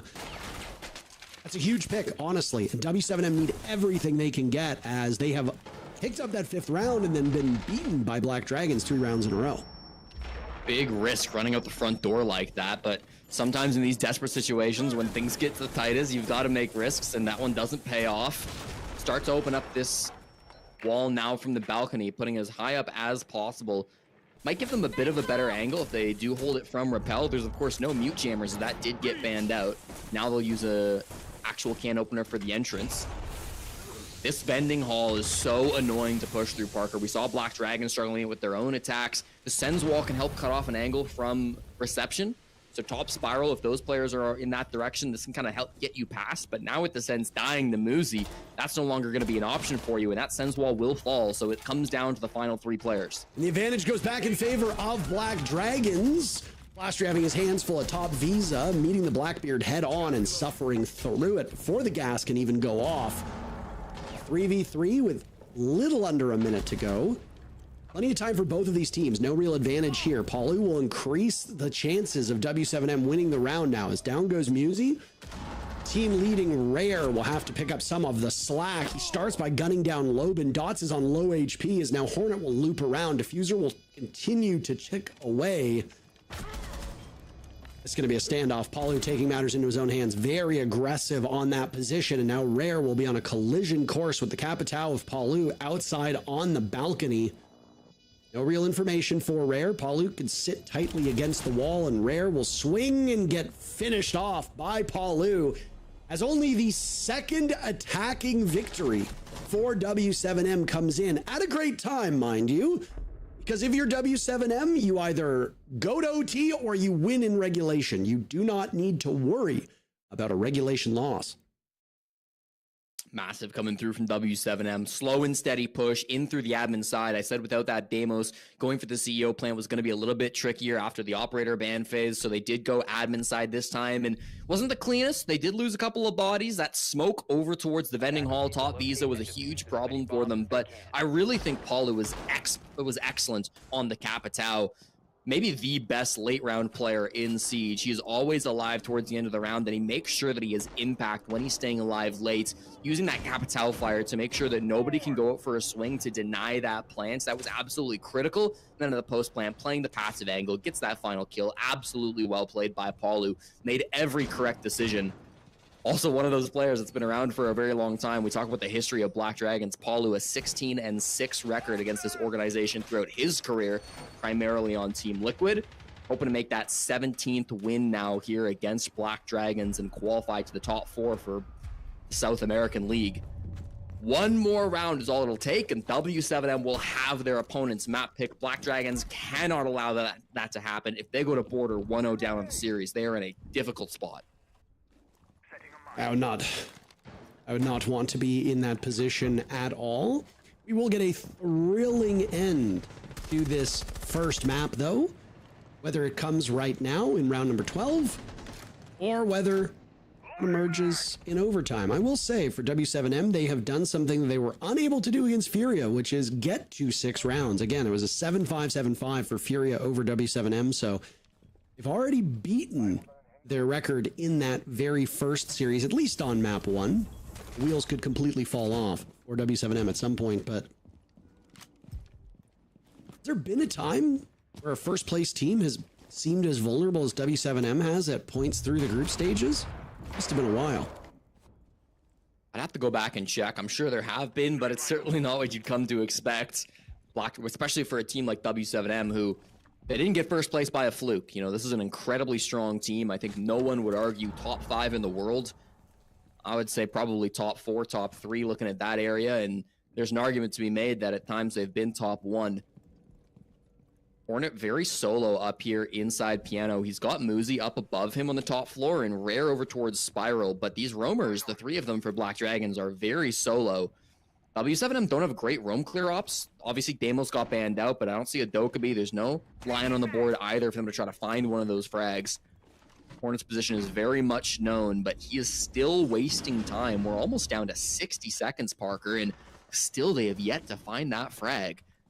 Common thing that happens when teams get to these very critical rounds is they tend to play things a bit slower. If you talk to some teams, it's because there's a bit of caution on their side. If it's the 3rd round, yeah, maybe you can make a daring play. Not really here. You make a daring play, it doesn't work out. That could be defeat. So teams will take their time. Rare on the board first. Black Dragons striking exactly how they need. Makita's been dropped though, and now Volps will get the follow-up. Logan was looking for more over inside a Piano, but the stead at the moment from Hornetow is working out. Dota's finishing off Rare. That's the big bad on the side of Black Dragons. No more. Palu is down, so the count now favoring Black Dragons by 1. Swing from Muzi as Dodes is doing his best. He's got Volps side by side. I don't know if Palu is retrievable. Flastry and Volps will now be on a collision course. The Mira dropped. But just like that, Black Dragons will get the final 2 kills, send us to overtime. It was in the blink of an eye as they gun down those players all within the span of half a second, and we will need at least 2 more rounds here on Consulate. We were very focused on the observing that round on the top floor roam clear, but whilst that was going on, the push was from W7M was coming in through the back. They had taken control of server. They were trying to push in through lockers, and it all fell to pieces. Dots, the hard support with the defuse kit being the opening death to Rare was really tough. We saw just how good Rare can be in the basement on that site when he's playing the anchor role. It definitely could have come down to another Rare v Dodes type situation, but eventually Rare went down and Dodes could not get the job done.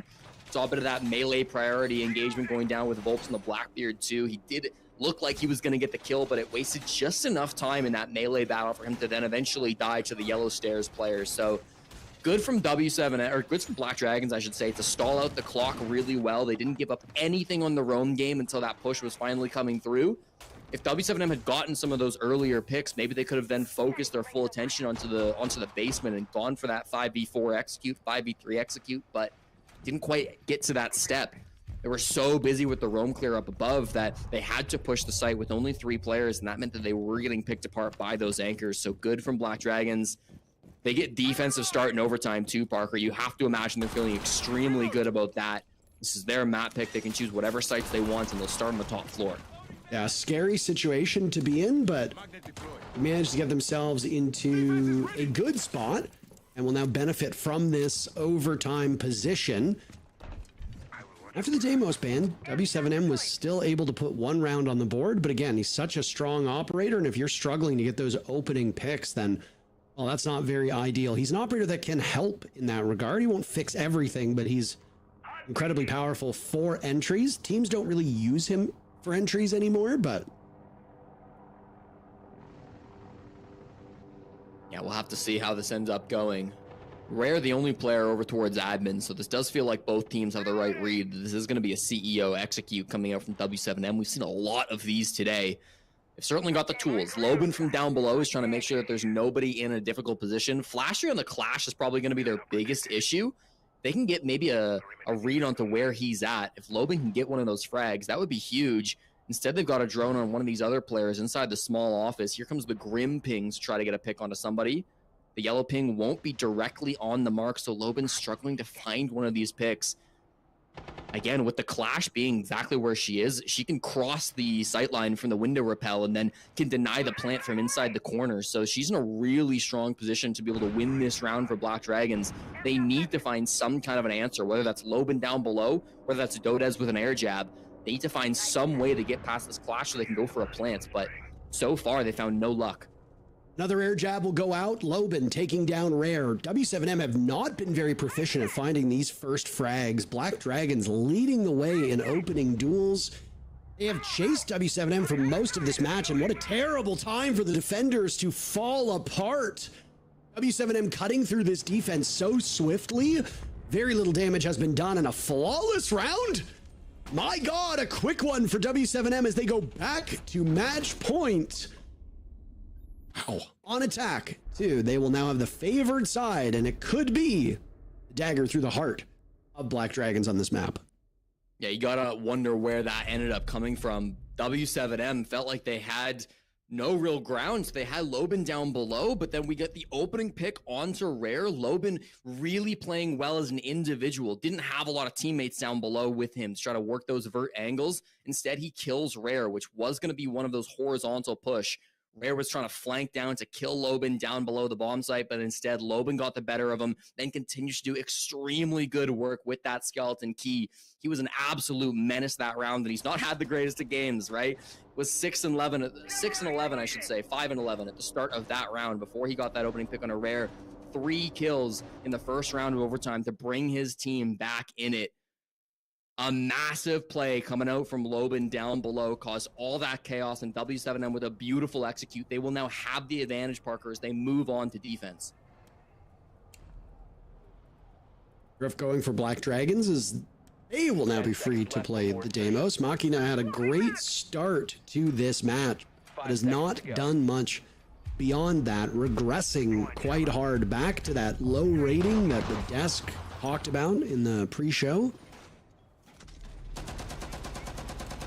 I mean, if there's an operator that can allow you to get relatively free kills, especially against disorganized teams, it's Deimos. I don't think W7M's defense has been anywhere near close to disorganized. This is going to be a very close quarters fight for W7M. Hello with Scorpion, Tachanka on the board. Oh my goodness, and Dodez will eliminate Rare. The best statistical player on the side of Black Dragons will sit out a critical round. And it's the Blackbeard, the only shield that could have been afforded for Black Dragons. What a devastating loss and a huge win for W7M. Yeah, Rare not even in the building, just a spawn peek if I'm not mistaken, where Dodez was able to get that long angle from inside, managed to pick him up. Spawn peeking a Blackbeard is no easy feat, but somehow he found an angle, so that's going to be massive. Now you need a backup plan if you're Black Dragons. Machina down below could get you a pick. That's probably going to be where things come from, but with the mute jammers, I mean, there is the ability for W7M to just stand on those jammers, deny the death marks. Then it's going to have to rely on something like the Grimbees from Hornet to be able to find those pings, to get a vertical pick, to start equalizing the man counts. Here comes the first death mark, going to be potentially hunting down this Tachanka. Not sure if he wants to hunt him down just yet. Hasn't quite used it, so he's still deciding who he wants to hunt.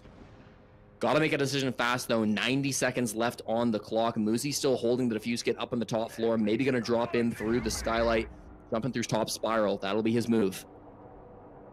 Deathmark failed. Dots has been down, so a 4v4 effectively, unless Dots can be retrieved. Still 2 gas canisters in pocket for Dots. He's been picked back up. Dodez will find his second kill. Black Dragons get on the board seconds later as Dodez will only have 2 for his trouble. But Volps fires away, gives the lead back to W7M. Excellent position for these defenders as they look to close out map 1 and steal it away from Black Dragons. BD will have their hands full on border as Jesse, we are a single kill away from Black Dragons losing their map. W7M conquer them on the final round of overtime. And I say final because we don't need a third. W7M had an opportunity to do it in regulation, couldn't get it done, but get gifted a golden opportunity. A spawn peak on a critical round is too much for Black Dragons to handle, and the Bulls are up 1-0. That's a devastating way to lose it, especially when this was such a critical map to try to come through and win. That'll extend the losing streak from Black Dragons now to 7 maps in a row where they have yet to secure a victory. This season at the tail end just continues to elude them. They've had close games consistently, but once again, at the very end of it, they fall short. Yeah, I mean, I don't know what's going on with this Black Dragons team. Again, they just eked out a win to get into the playoffs in the first place. You flip a coin and it's either Loud or Black Dragons getting this last spot. And there is quite a distance between this team in first place, which is W7M, versus the team that qualified in 6th place of Black Dragons. I don't know. What do you do to prepare for Border? Well, we've got 3 very smart gentlemen to talk us through it as we go back to the desk, as map 1 for us as casters is done. Thank you, gentlemen. One of the things I was going to say about this BD team was they at least managed to win rounds on their own map pick. That was a problem when they got 7-0, blanked the first time they had their own map selection in playoffs up to this point. So there was dramatic improvement. And Jack, we also looked at W7M being the best defensive team and Black Dragons not being able to attack for anything coming into playoffs and thought this book might have already written itself, but they gave it their best shot. It still just was not enough against the number 1 seed. Yeah, I think there was a few surprises, certainly. It came out in that very round 1 when Black Dragons came out and they managed to get that first round victory, set themselves up on the attack, and then they got a 2-4 attack split, which I actually think they'll be disappointed with, Leo. The reason that I think that they'll be disappointed with it is generally they were very, very good in the entry department. The first 4 rounds in a row, they got the entry kill, and then they let 3 of them go into W7M's hands. So you could argue that as, difficult for Black Dragons because they weren't converting that entry kill, or you could say that was phenomenal for W7M because they weren't playing particularly well. They were losing the entry, but they were managing to find a way to get the rounds over the line.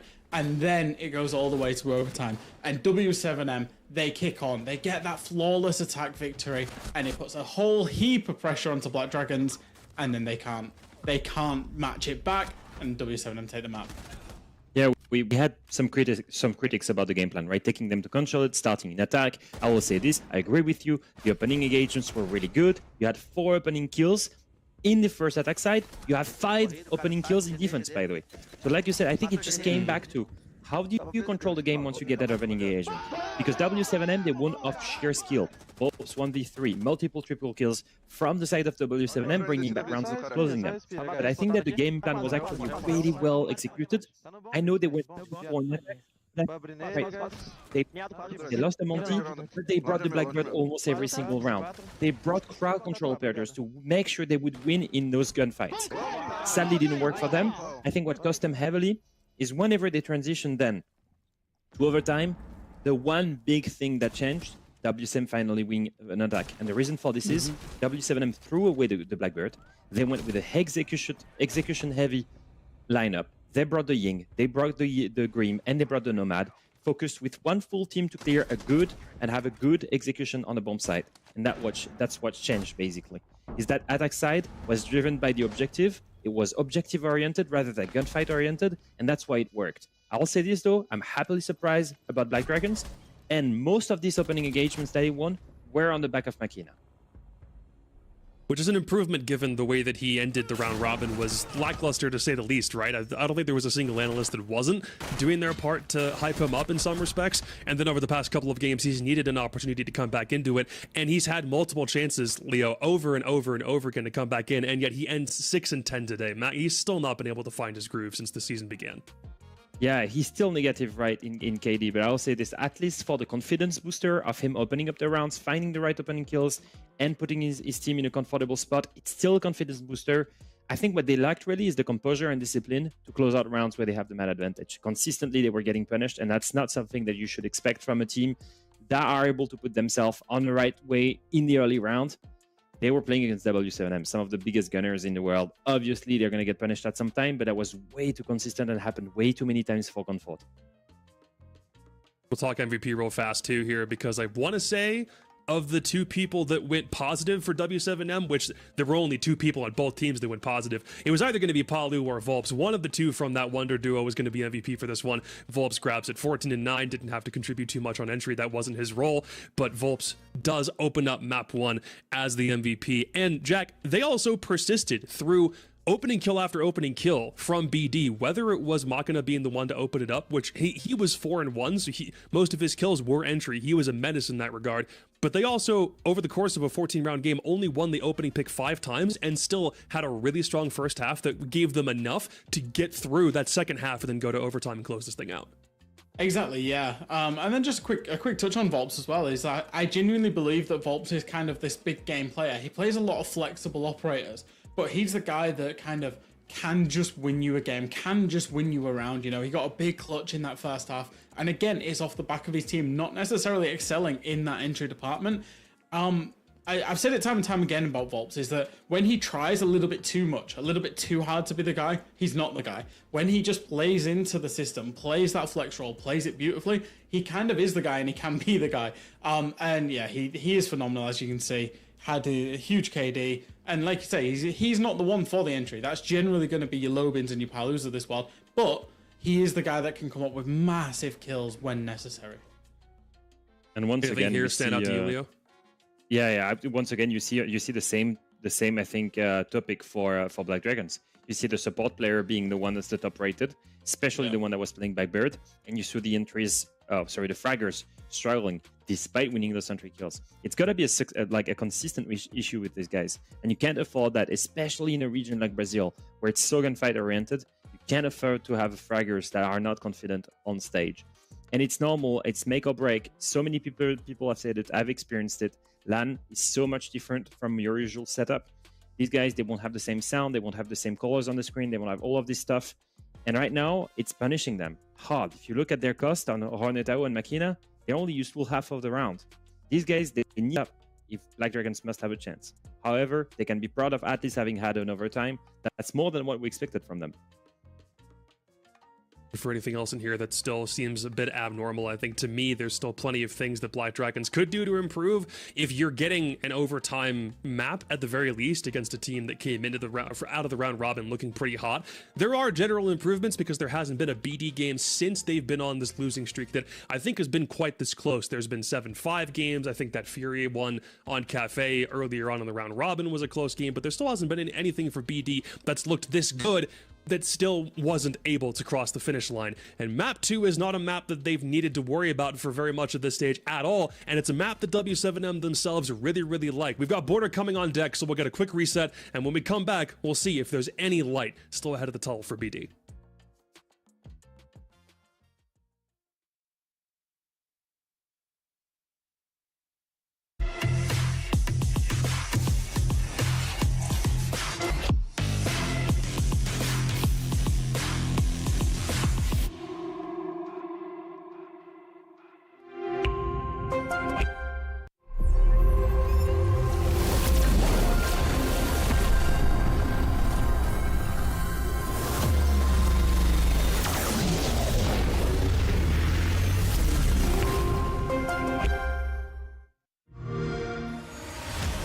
You know how they say it's not the destination, it's the journey?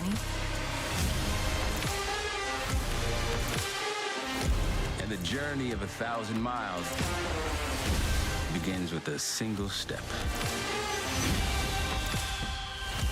And you know what? They're right.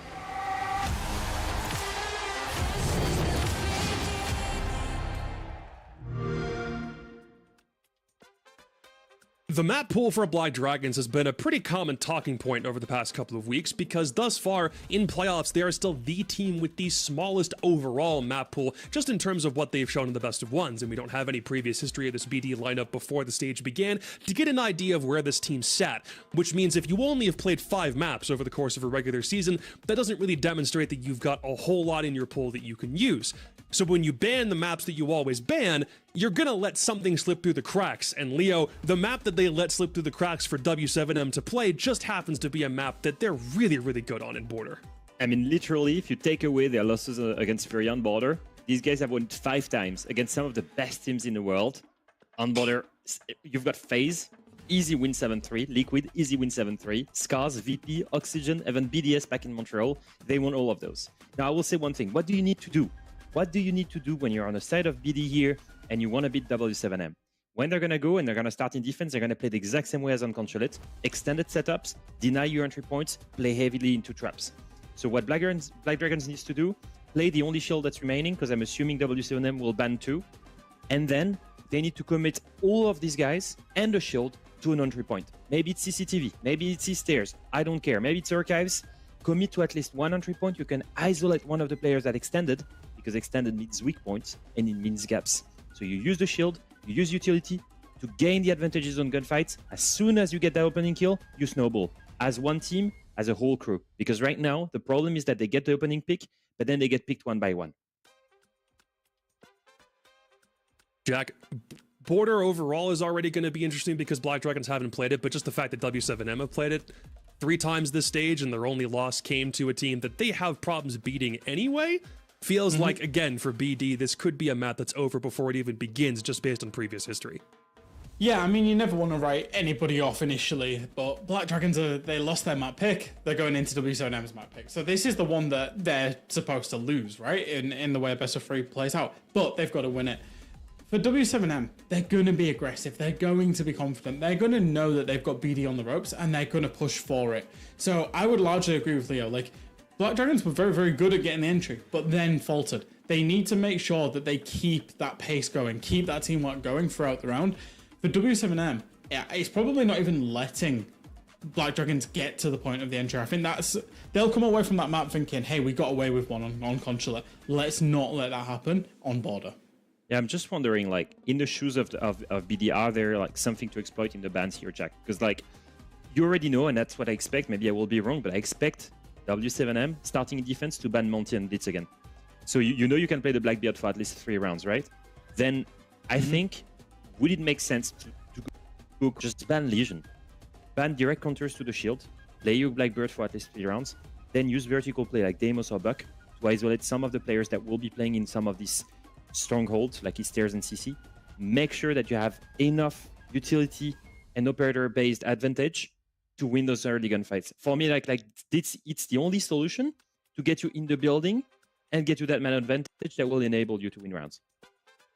Resh, in your opinion, how important is it here for W7M to get a clean 2-0 before they have to worry about playing that next semifinal heading into tomorrow's matchups? Is it important that they get a clean sweep so that, does that inject fear into the winner of Liquid and IP going into tomorrow's game if they were to get a 2-0 and make sure that it's a fast map? What do you think W7M need to do here to have the best chance heading into that lower semifinal?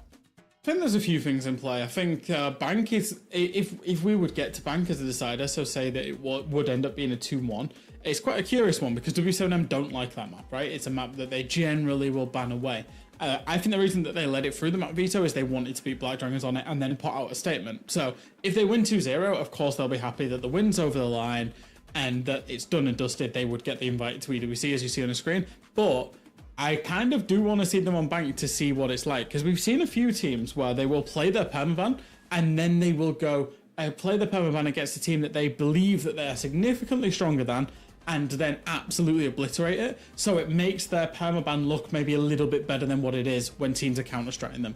So would a 2-0 be great for W7M? Yes, of course it would. They're going to love that. They're going to want it at the first opportunity.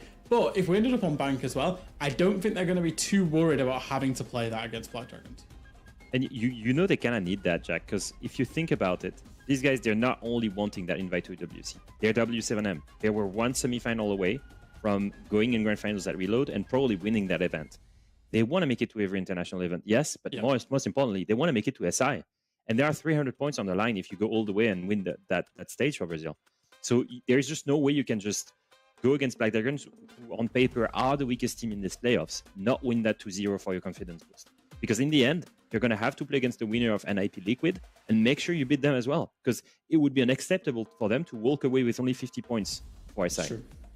Yeah, Liquid and NIP are both watching this game, trying to figure out whether they needed to do any prep for BD in the first place. I think a lot of people would have come into this match and just assumed because W7M were that #1 seed. We'll keep saying it over and over again because it's just strange seeing a team that had that strong of a run in the best of ones go into their first BO3 last weekend, and suddenly they have to make a lower bracket run with no lives remaining. So it's interesting to see the position that they're in, but Liquid and NIP are both looking at this game, just trying to figure out whether, if they had done any initial prep like a week ago after they had known what these matchups looked like, if it was going to be for W7M or not.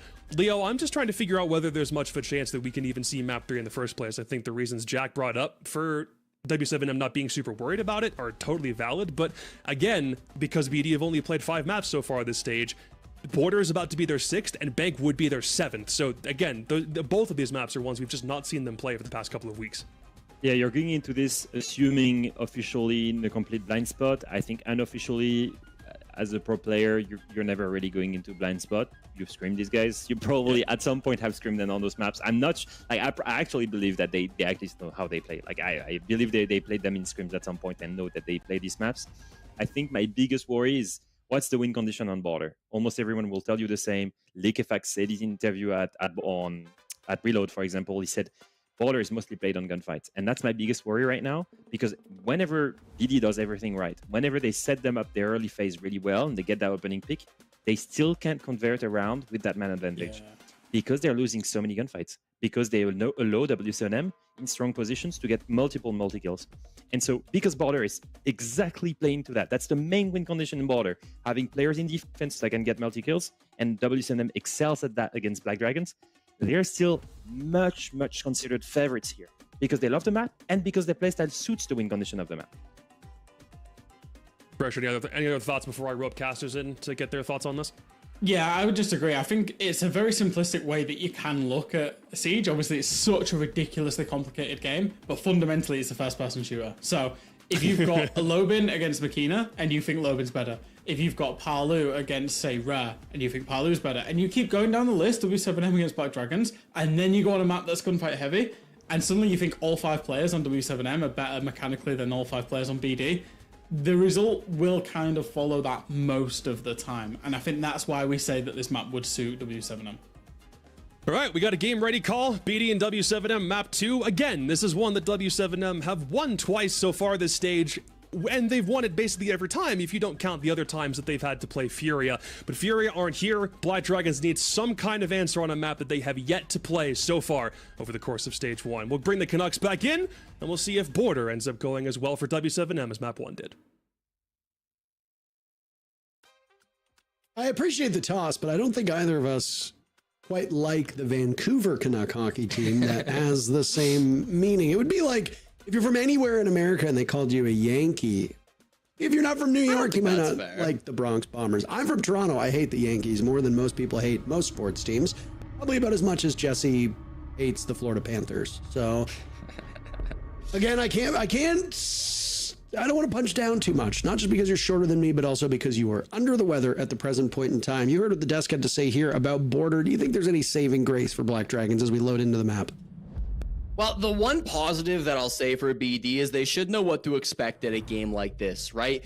You're playing W7M on Border. They're going to be spawn peeking. They're going to play aggressive. They're going to swing you. That's how they like to play this map. That's how a lot of teams like to play this map. And I think especially when you're going against a team that they believe they can outgun skill, they're going to be wanting to play that as aggressively as possible. They'll take out both the Azami and Smoke. Anytime we see Azami Smoke bans on Border, your mind immediately goes to East Stairs. Those are by far the 2 best operators in the game for holding down East.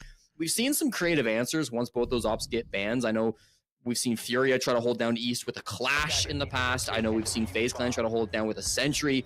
It gets really awkward to hold down that part of the map when you don't have either of those 2 operators. Another option that teams often go for is to just ignore East at that point, play a castle, try to play more towards the west side of the map for this top floor hold. As far as W7M are concerned, they might put Volps over there on the Sentry. We'll just have to wait and see.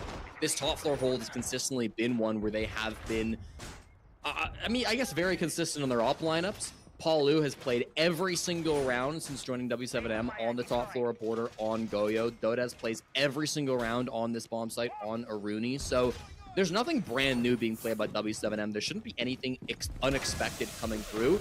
Black Dragons simply need to be able to counter what they know is coming.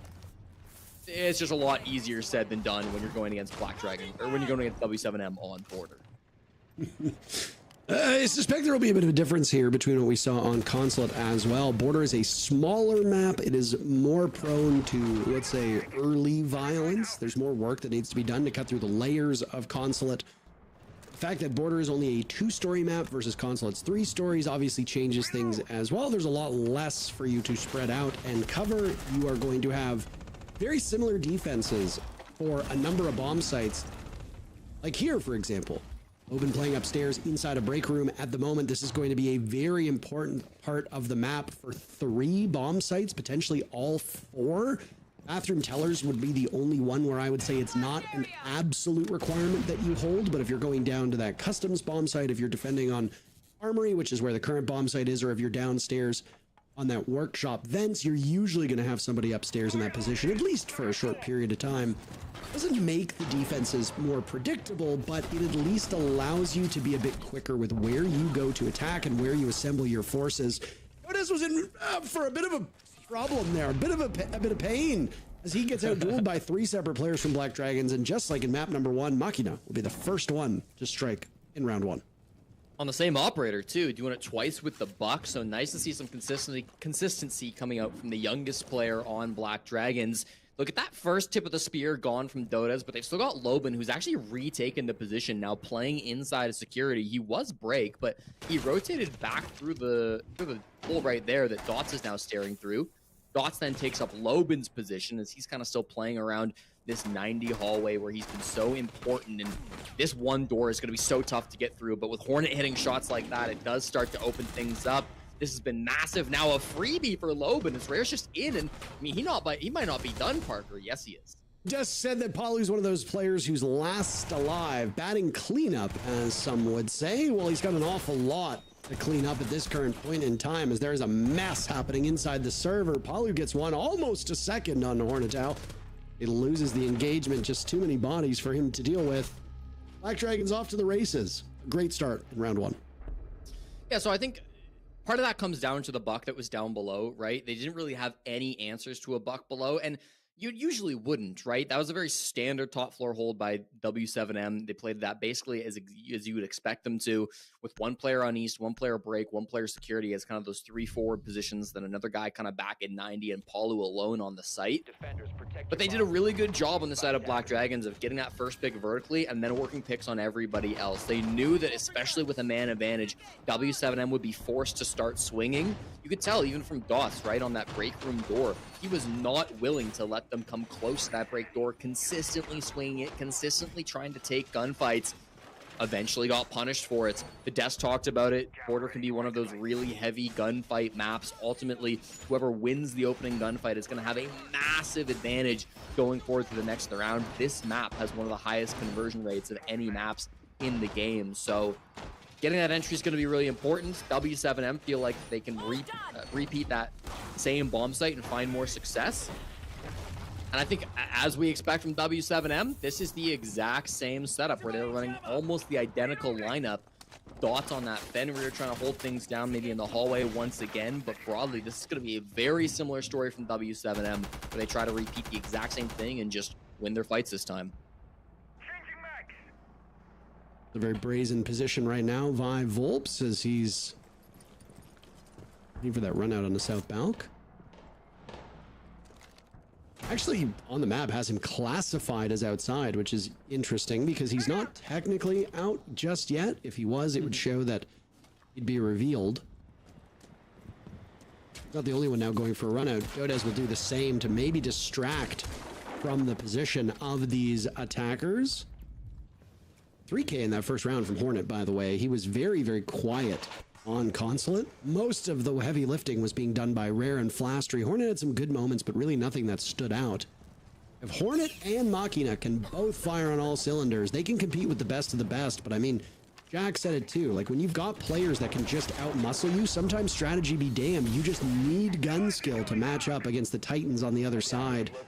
Fuser about to be planted if Flastry successful. They've set up the Osa shield now inside of office and are getting that one down. Technically, it's called Archives. Everybody's still alive now as the first 5 seconds are off of the diffuser. 10 people still up. Killing will need to come in very quickly. It's in a precarious spot, so this will be very challenging for W7M to get themselves out of. Planted over by Sandwich right now. The upside down repel being held by Hornetow. watching this angle. Machina kills Volps. W7M are just losing out on time here. I understand that there's reluctance, but you've got to get going. I don't really think there's much hope as Machina finds kill number 2, and we're at the point of no return. Black Dragons will win the round just based on the clock alone. Dodez nowhere close. Down below, he cuts one of them off the wire, but that is literally all she wrote on that round. A very good start. Gets even better. Black Dragons up 2-0. That was such a cool push, Parker. I am usually a big hater of OSA, particularly on this bomb site, because we see a lot of teams, especially, we don't see it so much these days, but we used to see a lot of teams go for an archives plant with the OSA. They put it right inside the door, and then they would usually die to a litany of C4s, impacts, Goyos, toxic babes, whatever it might be. It was one of the lowest success rate pushes that we saw in competitive for a time. But that's not what Black Dragons did. Instead of planting on the OSA, they brought the OSA shield, they showed it off to the bulletproof camera that was watching that doorway, and they said, hey guys, there's an OSA here, we're gonna start planting probably. And nobody on W7M suspected that the defuse kit was actually planted in the sandwich window. It was such a good bait by Black Dragons, because the second you see the OSA, you're like, I know what this push is. This is an obvious play. And once the OSA picks up the shield, starts heading back, you're like, I don't have to worry about a plant now. And then it goes down. And then W7M are like, wait, what? Goes down sandwich window, completely snuck under their noses. Really cool strat coming out from Black Dragons to be able to get that kit on the ground. Big reason why they wanted to ban the Azami too is probably so they could go for a rush like that, because they knew that in a post plant, if W7M could cover that window with Kiba barriers, it'd be a lot easier for them to win the post plant, but doesn't end up happening. And then a big pick from Volps on the spawn peak will start off round 3 very early on, taking down Hornet. Another run out, as well as we've seen multiple attempts for W7M to kickstart their offense and defense. They haven't found much for it. 5 kills through 2 rounds is not a great tally at the moment for W7M, but the ability to take down Hornet is great. They'll swing again, they'll get Machina, so everything is going okay for them until Musi punishes Dots and sets the advantage the W7M had down by 1, and they'll regain that same position now. Doubled up on Black Dragons. Astrid, a good read now over towards lobby, but I fear that the opportunity might have slipped through his fingers as he was hunting down Volps. Time for him to wait. There's still 2 minutes left in the round with only 2 players alive on the side of Black Dragons. Yeah, defuse kit's within arm's reach too. He knows where it is, can go pick it up. Very much aware of this player position. Grabs the kit now in the 1v4 as his teammate does go down. Likely to lose this gunfight. Volps will find it in the end. A very fast round from W7M where they play their defenses and they play it extremely aggressively. I'm honestly surprised we didn't see those kind of spawn peaks coming out a little bit earlier from W7M. They're usually extremely aggressive on this map where they go for as many peaks as possible. Those first 2 rounds, we didn't get a whole lot of spawn peaks. We didn't get a whole lot of aggression coming through. Maybe just thinking that it would be a little bit too obvious. They play their first 2 rounds relatively reined in, and then round 3, there come the peaks, there come the swings. That is going to catch Black Dragons off guard. So nice answer from W7M. That's what Black Dragons should have been expecting coming into this game, and I don't expect it's going to slow down with these bans. Ying and Fenrir both off the board, maybe stopping some of that rush potential from the Ying, but really still going to see a lot of aggression from W7M, I expect, in the second quarter. Is this a new ad? Ooh, it is. I see them so often that my eyes just kind of glaze over when they pop up because we just see them all the time. We just roll with it, but that one's new. Ooh. It's also a brand new setup, I should say, by W7M. Oh! Palu on the Mira, this is like, we haven't seen this ever, as far as I'm aware, from W7M. I don't believe they've shown this. Again, they've played this map 4 times this season. And as far as I can see in my notes, I'm not seeing this operator lineup even once. So the 3rd time now, Parker, they're playing the top floor bomb site. They will bring out something completely new with Dots on that Kaid. That was being hidden through the prep phase. Palu on this Mira. Dodez on the Frost to try to catch some players off guard. A completely new look to the top floor bomb site. It's going to present a brand new problem for Black Dragons to try to solve.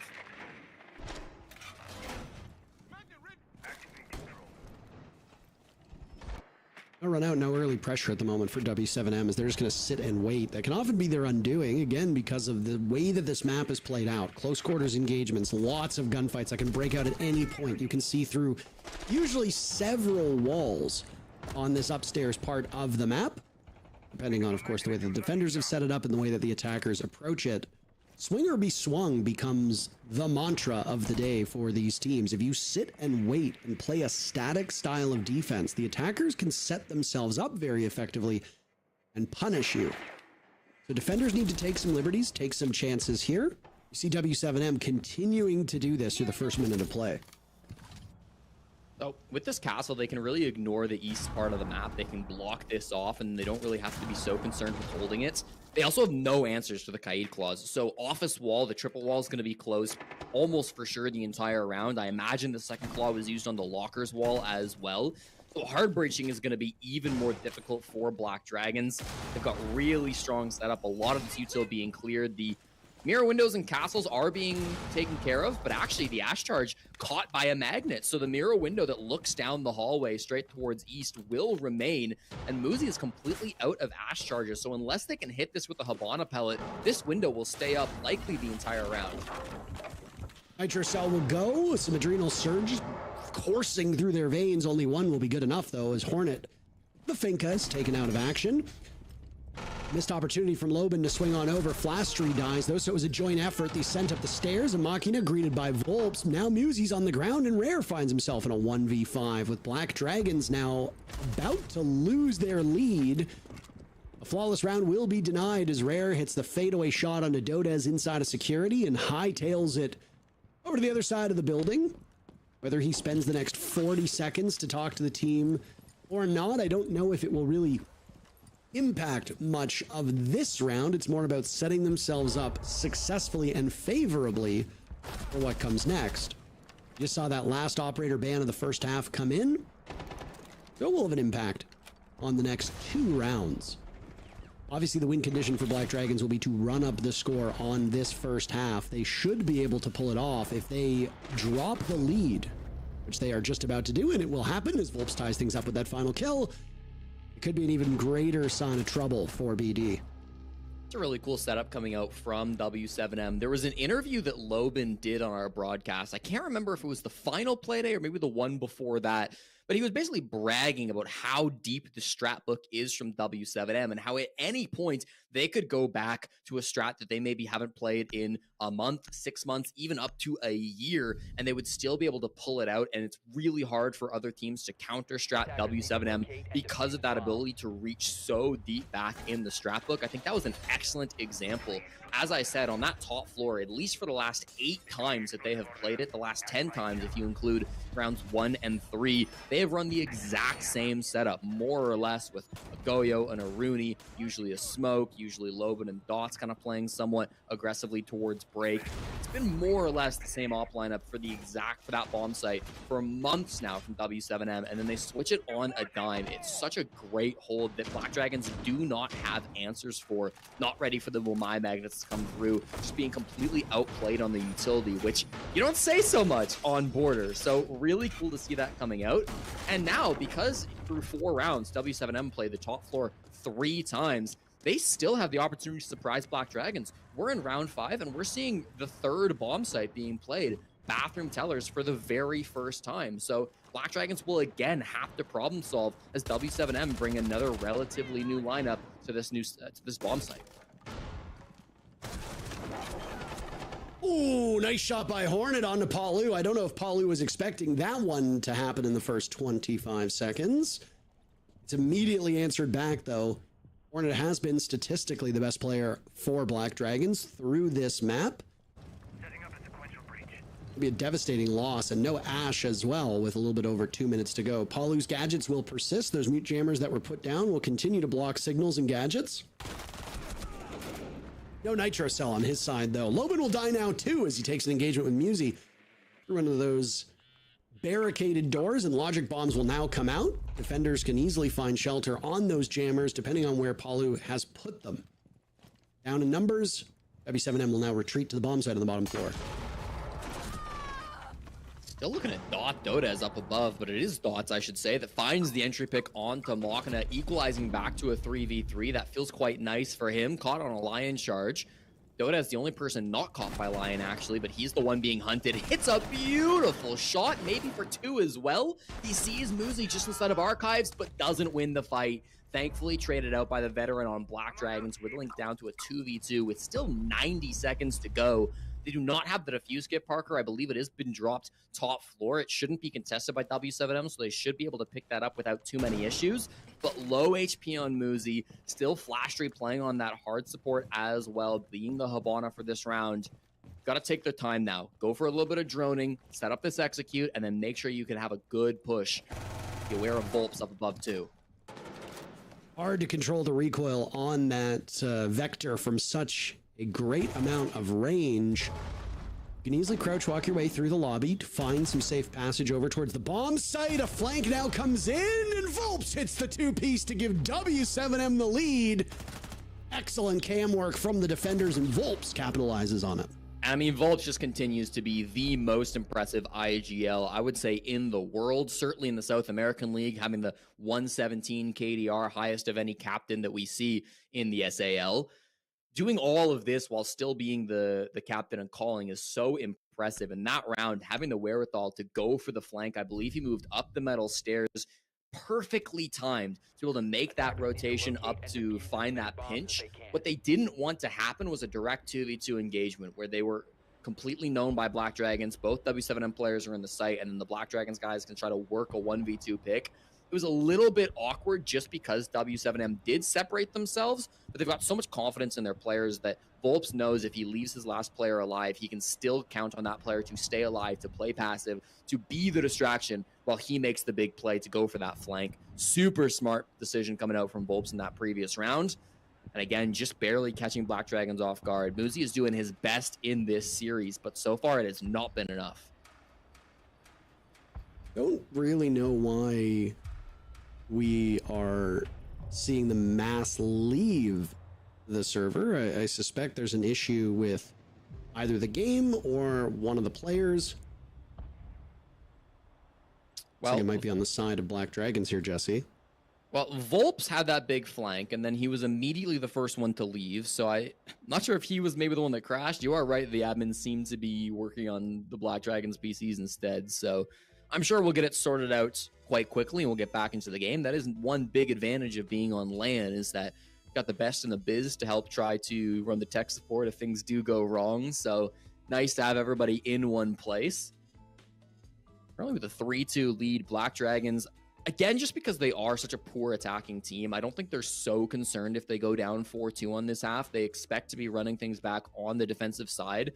Border is not Consulate, so the defense should be a little bit trickier on this map compared to what we saw back in map number 1, but Black Dragons should be confident in their own abilities to pull back even from a deficit, even if this first half doesn't go the way that they wanted it to, because they've done it so far before on map number 1, because they know they are a better defensive team anyways. I think they should still be confident going into that second half. You kind of have to be, right? I mean, if you don't go in with confidence, then what are you doing? So hopefully they don't get too hard on themselves after how some of these rounds should have gone. They are very much putting up a good fight against W7M throughout this series, and I think we've seen some really promising stuff from them, despite the fact they lost map 1 and are now down 3-2. And Tech Pause does seem to be on the side of Black Dragons. It's a game-related issue, but we should be back in the server in short order. We are, if you do not have a visual representation of the bracket, in the lower part of the bracket right now, which means it's lose and go home, but inversely win and go up to the top 4. 6 teams remain in the South American League. Furia and FaZe Clan both toppled their opponents just last weekend, both by a score of 2-0. FaZe Clan did it in faster fashion against Ninjas in Pajamas, but it doesn't really matter. Everybody lands on the runway at the same time. Everybody gets off the plane at the same time. Doesn't matter if you do it 2-1 or 2-0. FaZe Clan got their 2-0. Furia, same thing. Black Dragons lost 2-0 to Nip. Now here they are against W7M, and they could drop yet another map. They need to win their opponent's map here on border to stay alive. They lose it, and W7M not only moves on, but also clinches a spot in the top 4. Shortly after, this best of 3 wraps up. Ninjas in Pajamas and Team Liquid will do battle. Team Liquid also searching for their first map victory as they were 0-2'd by Furia in the upper bracket quarterfinals. That is an interesting one. I think we can look at this matchup, Jesse, and have a pretty good idea of what should happen. I don't know if you can say the same about Nip and Liquid. Maybe you disagree with me on that point, but I look at Nip and Team Liquid and I just kind of throw my hands up and go flip a coin. It's definitely a lot closer on paper. I think it gets very awkward. I would say Nip are probably the favorites just based on how they've played this stage, but I mean, it's tough to say that Liquid also wouldn't have a really strong shot. They had a rough start to the season. They're kind of the inverse of Black Dragons, where Liquid didn't really start off too hot. They lost a lot of their early games. I believe it was the first, 5 or 6 games? I think it was 5 games in a row. They went down 0-5 to start this stage. It's actually against Black Dragons where they broke that losing streak, managed to get their first win of the season, also coinciding with Black Dragons' first loss of the season. That's not quite true. Black Dragons lost their opening game against Nip, but one of their first losses. And we ended up seeing kind of that swap happen right after that game where Team Liquid all of a sudden took off at the tail end of the stage, and then Black Dragons really started to slow down. Once again, 7 maps in a row Black Dragons have lost, and they're hoping to bounce back from that. Our next game will be a nail biter, but this one still could be as well. If Black Dragons lose this, they would be then on, of course, an 8-map losing streak, which for Muzi would tie a career low. He had his first 8-map losing streak back in early 2022 during SI and Stage 1, where he ended up losing a lot with NIP, one of the weakest moments that NIP have had in their history. Muzi, of course, after leaving the NIP roster, decided to take a break, decided to relax for a little bit, step away from the game for a moment, but always had the intention of coming back, rejoined on this Black Dragon squad, and early on had a ton of success.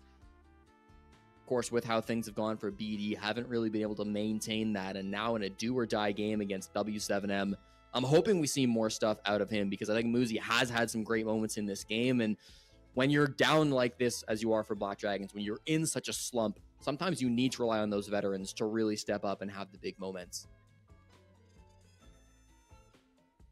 We're back in it, and perfect time for us to see a side swap. I miss a round? Yeah, I thought it was 3-2. There might have been something going on admin side where the round was awarded to Black Dragons. I'm not exactly sure, but... A little confused here. So we are getting word that a round was given to Black Dragons because a player left the lobby without admin permission? All right. That's, I'm guessing there must have been an issue and the players just assumed that they could leave. They left. Somebody on the side of W7M disconnected. Did so before it was allowed and the round was handed to Black Dragons because of it. That's all right. Well, we are not admins. We do not make these decisions. All right. Well, Black Dragons win the round, I guess. And now here we are in halftime. Well, we'll be happy with a 3-3 split, I suppose. I mean, tough for W7M. You do have to inform the admins if there is an issue, so that's just going to be coming down to them following the rules. We will now move to them on the attacking side. I think still in a strong position. Once again, this is their map pick. I would argue that Border is often a map that leans towards the attackers. Black Dragons got side choice on this map, and so they certainly thought that attack would be their stronger side. Now they move on to defense. Go top floor, as we so commonly do to start off Border, and Black Dragons are already starting with a little bit of a spawn peek. Muzi running out. It might have just been to place down a goo mine or something, but given that he's on the Legion, doesn't have Barb or anything, and it was a little bit later into the round, I do believe that he was trying to find some kind of a pick. Rains it back in, no damage dealt or received, so not going to be anybody going down from that. As we look to the attacker lineup, just based on early positioning, this could be an Archives-focused take from W7M. They've got that Capitao if they want to go for some smoke plays, if they want to get a cheeky plant down either back on the sandwich window where we saw Black Dragons going for a plant, or perhaps straight in through Archives. Lobin down below as well, able to cause a lot of havoc on the Deimos. This is one of those operators that was banned for the first half, so it's our first time seeing Deimos here on Border. We have official word now from the admins in the South America League. Basically, for those curious, during the operator pick phase, Volps left the lobby without getting permission from an admin first. This is admittedly a very common situation that's happened across all regions for a number of years now, actually, where players will just say, oh, drone bug rehost, and then will just leave on their own without the admins agreeing. There's usually been very little pushback from the admins, so a rule that has been in the rulebook for quite some time is not just being enforced, but being enforced very properly, it would seem like. If you're W7M, especially if you're a player like Volps, who, you know, you can't really pin the entire blame on him, but I mean, it was his actions that ultimately led to the round forfeiture for W7M. You got to be a little frustrated. And I mean, we had a bit of a delay and you immediately queue into a flawless loss. You've got to have some ironclad mental on the side of W7M, because most players would tilt off the face of the earth, especially your teammates. It's not even Volps in that particular situation. It's the other 4 players who likely will have some resentment towards the issue that was caused by one of your players. And somebody like Volps, frankly, an experienced player, his teammates might be thinking, you know better. Either way, don't really know the circumstance, and I'm not really keen to speculate on anything beyond what the admins have told us. Sometimes miscommunications happen, sometimes mistakes happen. Not really sure. All we know is that the ruling was against Volps, and because of that, W7M loses the round and then get nothing in the immediate round after coming back in. That's a dreadful 1-2 punch for W7M, and they really cannot afford to take many losses, especially, Jesse, after they were starting to mount an impressive comeback. Yeah, I talk about momentum swing, and a lot of that does come off from Flashtree as well, who, despite being tracked by the Deimos, got 2 really strong picks early on. It was a double Nitro cell that came out from both him and I think it was Muzi as well that had those first couple of frags, and then Flashtree, a second one to come from just that locker's position, playing a punch hole in 2025. Getting it done one way or another. I thought that was a really nice round coming out from Flasher to get those 2 big kills. Now they will start to defend in round number 8 to switch up the bomb site, go over towards Bathroom, and a really cool Mira setup being held on the top floor. I believe this was Falcons that ran this for the first time. Not current Falcons, but the Middle Eastern team late last year who ran this either in Montreal or SI up against Dark Zero that really started to turn some heads, where you've got quite a strong Mira setup inside of offices, so it'll be really interesting to see how W7M try to deal with that. They could just ignore it and go for a plant, as that seems to be the case. Dots on very little HP, but he will stick the landing. Diffuser gets planted again. All 10 players alive. The second time here on this map that will happen. Only casualty at this current point in time is Volps, who currently sits at 0-2 and will be a player that we keep a very close eye on for the remainder of this map. And if it goes sideways for Black Dragons, the remainder of the series, which will conclude on Bank. Time continuing to go down. Multiple players now sitting on that case. Muzi, first one to die. Rare will go down as well. Lobin taking no prisoners. A terrific round for him as W7M do what was done to them just a couple rounds previously, with Black Dragons getting that diffuser down on their first half, and W7M will tie things up. Black Dragons, first of all, didn't have anybody in the bomb site. They had 2 players below, but one was in waiting, one was in workshop, so adjacent rooms to the bomb site, but nobody directly in sight. They also didn't have a rotate between the sites. Usually there's going to be some ways for the defenders to move between Bathroom and Tellers so that they can stop a plant like what Dots was going for, but that didn't exist. When Machina was dropping the office hatch to try to go for a plant denial, he couldn't move into Tellers where the defuse kit was going down.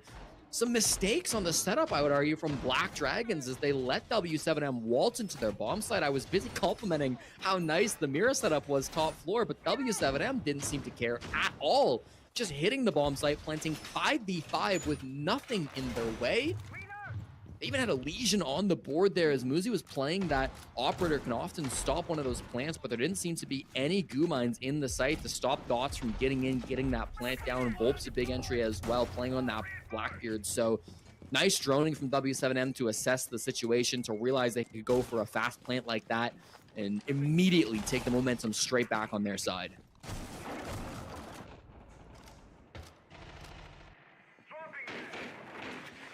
Logan got 4 kills in that previous round, but if you're just looking at the kill feed, I do wonder if he maybe collected a downed player. The kill feed will give him credit for that, but he doesn't actually do most of the work. You've just got the player downed. A terrific way to stat pad it if it were the opposite. Just have your opponents down everybody. They do most of the work again, and then you just finish them off. It's diabolical. Bots was very successful on the Monty in the previous round. He will pilot the same operator now through jail, as the focus will be on that first floor, getting close to the bomb site, but you cannot go for too linear of a take. There will be defenders situated above the bomb site. There will be defenders also looking for a retake. On the previous site, Bathroom Tellers, retakes are tremendously challenging, especially if the case is planted by the window, which is the default spot. Volps might be in his head here, Jesse. He's about to be 0-3 since coming back from this rehost. Logic Bombs finishing off. That was the gadget that was used by Volps before he was punished. Very little damage has been done to Black Dragons as we hit the halfway point of the round, and Rare missed an opportunity to take down Dodez. Loban's been dropped as well, so 2 dominoes have toppled over. Dots finished off, and my god, Black Dragons are punishing these players from W7M. Dodez the only one on the board, as Volps helpless, bleeding out.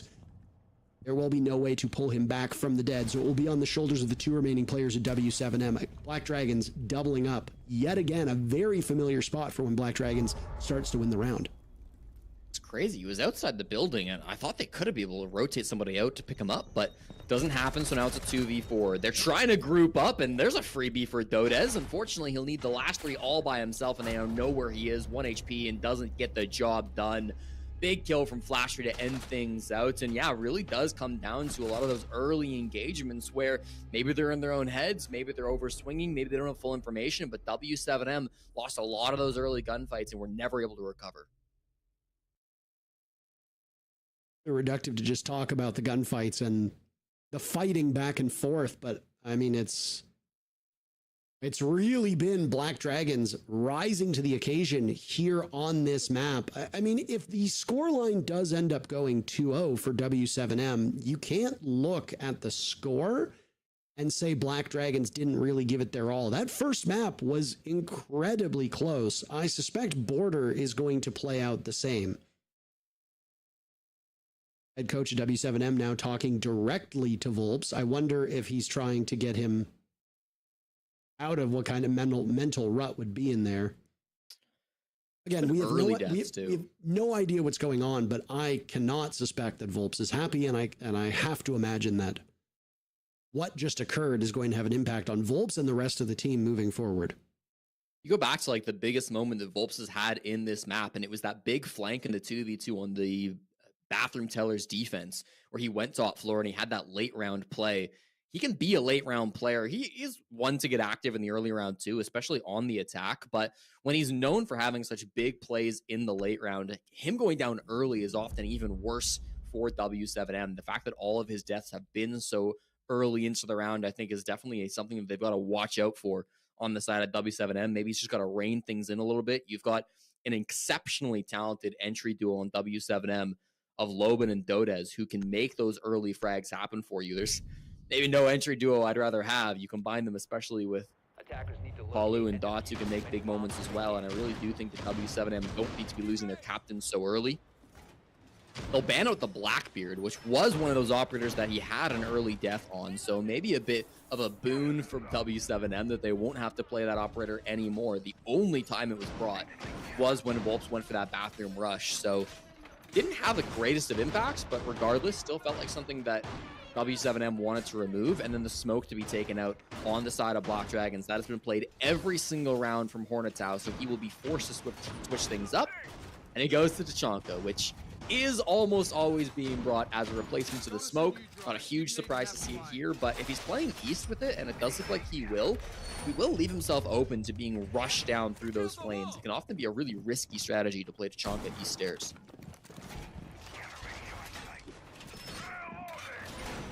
This particular part of the map, the adjoining exterior patio between security and armory, is played quite heavily by the defenders. And if you've got a Melusi on the board, you can put Banshees down there. You see some teams will even set an Evil Eye down there, or barbed wire, goo mines, or what will be there. As Musi had gone for a very quick run out the door. Bizarre circumstances have led Black Dragons to having the upper hand here on a map that was starting to look like W7M would quickly 2-0 this series. Black Dragons have been taking full advantage of that. It also prompted the timeout from W7M, who might be going for a bit of a rush. Down goes Flastry at the hands of Dots. Fire raining out. Volps on the fuse shield. Monty is available, so this is an intriguing choice, Jesse. Volps is in the bomb site with Case in hand at the halfway point, taking some damage from the fire. He manages to get the diffuser down right as he dies, but W7M literally kills everybody. What a baffling round that was. Over before it really even began, and finally smiles break through on the faces of the W7M players as they've tied the game. Another example of why Siege isn't always played on paper. In theory, Tachanka should have been the perfect counter because he can stall for so long and stop that plant, but they didn't plant directly inside the door as you might expect from a shield plant on Archives. Instead, Volps went quite back onto the hard floor in the northeast corner of Archives, and so while eventually Hornet was able to adjust that fire, it was a second too late to deny the plant. And even if it wasn't, as you said, every single frag going the way of W7M. Loban got a big pick onto Rare. That kind of opened things up from down below. He was the one guy that wasn't really directly part of that push, but was below the bomb site, having a massive impact. And then Palu as well made an entrance through the sandwich window. So one of the strongest things about trying to plant Archives is it draws a lot of attention to that part of the map. If you've got a plant going down Archives, or even if you're faking a plant, as we saw from Black Dragons in Archives, it tends to make every single defender look in that direction. So that kind of opens the door if you're Black Dragons to then get a plant down somewhere else, or if you're W7M to flood in through the rest of the site and make a huge impact with the kills. Twice now we've seen defender focus over towards Archives doors, but it's been sandwich window where things really do fall apart for the defense. Tachanka did really work out for Black Dragons. I mean, that Shumika launcher almost completely stopped the plant in its tracks. It's a rare operator, honestly, to see have that much success. I feel like we see Tachanka an awful lot, and attackers just kind of isolate the Lord and pull off plants where those Molotovs cannot do the same amount of damage, but a very forward execute by W7M makes it relatively easy to just lob those bolts / canisters of fire over. They don't do a ton of damage. They work really effectively for area denial, but you're going to take more damage from Goyo canister popping. Volps still without a kill since the quote-unquote incident to TM. Dodez dies as he gets a little bit confused. There's an F-Naught outside by Flastry. I would be mad as well, Dodez, and the leadoff pick goes to Black Dragons in similar circumstances to what we had in map number 1. 5-5 half, one of these teams will move to match point. W7M could even move to series point if they find 4 more kills now that they've taken Machina off the board. Second time Machina's played the Clash on this bomb site, and I'm just not sure exactly what value he's getting out of it. Doesn't really seem to be using the shield. Both times we saw him on this site was just kind of taking gunfights with the SMG. I'm sure there is a strategy behind it, but haven't really seen it so far on these defenses. Doesn't seem to matter. His teammates are getting massive picks. There's Hornet with the next pick onto Loban, so that's going to be the Capitao taken off the board. There's still really strong top floor control being held by Black Dragons. Muzi upstairs in security, Flashry inside a fountain, Hornet in the hallway as well. So all 3 players really doing a good job of walking down this top floor. They're still trying to fight it on W7M. One's walking up metal too, and that's going to be Volps hunting for a pick. Might get a freebie, but caught in the crossfire instead, Parker. That's tough. That's some Siege timing right there. He was a half step away from what could have been a round-breaking kill, and now it's Palu last alive, a familiar spot for him. Black Dragons can seize this moment quite easily. They just need to show patience over the next minute. Palu does not have the diffuser, so he's got to go for kills unless he wants to play some objective. Great game of keep away right now from the defenders. It'll be interesting to see the way Palu tries to solve his way out of the circumstance that he finds himself in, not really through his own actions, but through the actions and, more importantly, inactions of his teammates. Clash shield still slows you, even though the Clash is long dead. He's still getting shocked from up on the balcony. This is a miserable experience. A huge round from Hornet. The Tachanka playing such a critical role, not just with those fire bolts, but they're the fire grenades, but additionally the LMG as well. And Black Dragons will move to match point. As the desk touched on, it has been many months since W7M lost border to a team not rhyming with Schluria. Now we've got some ridiculous potential for Black Dragons to take their opponent's map pick, go up 7-5, and repeat the scoreline that W7M had twice last week in the SAL playoffs. We'll have to put together a good attack on Vents and Workshop. Starting to fall to pieces with some early deaths coming down from Dodez and Logan Volps. 1 in 5 since the rehost. We do see some cracks forming in the mental of W7M, perhaps. The desk talked about it. This is going to be a really gunfight heavy map, and you'd expect that to favor W7M. They should have the better mechanics, but in the second half, I mean, Hornet has been absolutely phenomenal. 7-3 since the half started, putting huge work early on the smoke, and now on the Tachanka as well. Not roles that you expect to see players fragging out in, but Hornet's getting the job done even on these hard support operators. Third Tachanka in the row after 3 smokes before the ban.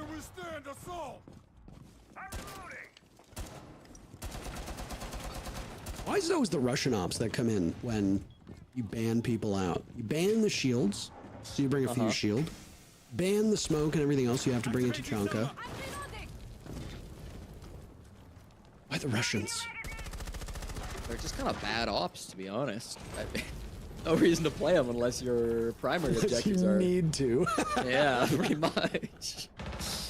We're being honest. Hornetow is punished for a peak that had worked the previous round, not this time though, and after a terrific performance in round number 11, round 12 will be much worse for the Lord. No fire, no end of round potential other than a nitro cell or 2 on the side of Black Dragons, so things will be tougher now for the defenders for the remainder of this round.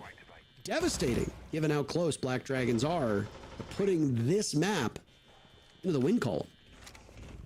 Job's not done for W7M though. Still a couple of players up above. Everybody other than Machina still lurking around top floor. Rare on this Solus trying to make something happen. Muzi willing to get aggressive inside security. These are not unknown positions to W7M. They're going to have one more logic bomb as soon as it generates for Lobin, but this Monty, they can make a lot of space completely for free. Starting to open up the walls into archives now. Dot's one of the best shield players in the world, hoping to try to isolate a pick onto Rare as he's starting to fall back to Flashtree where his teammate is playing. They switch their focus though, and now they're rushing down Muzi.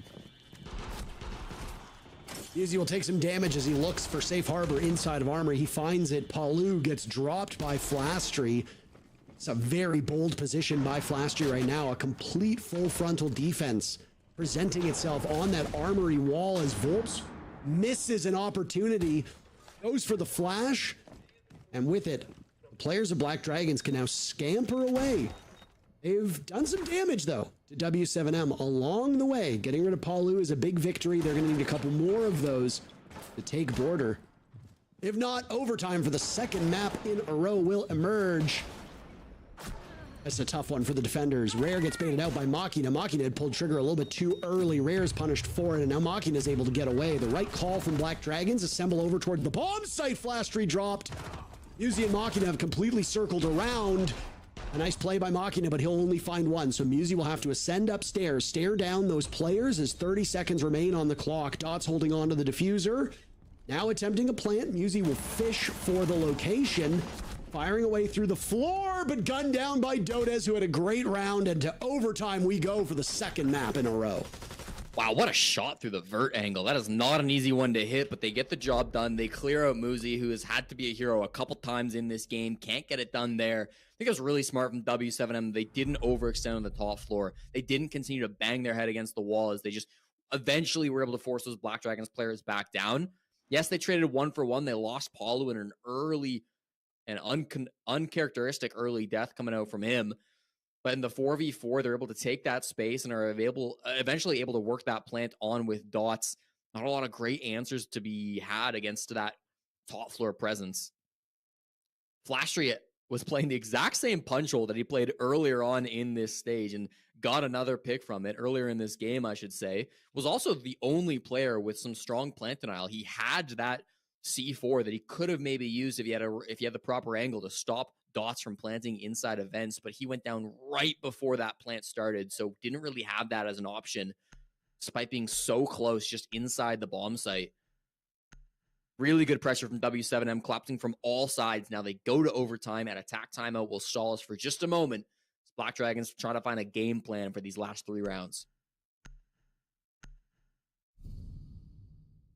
Black Dragons will defend the first round here of overtime, and if needed, will defend the final round with W7M attacking twice on border should we go all the way to round 15.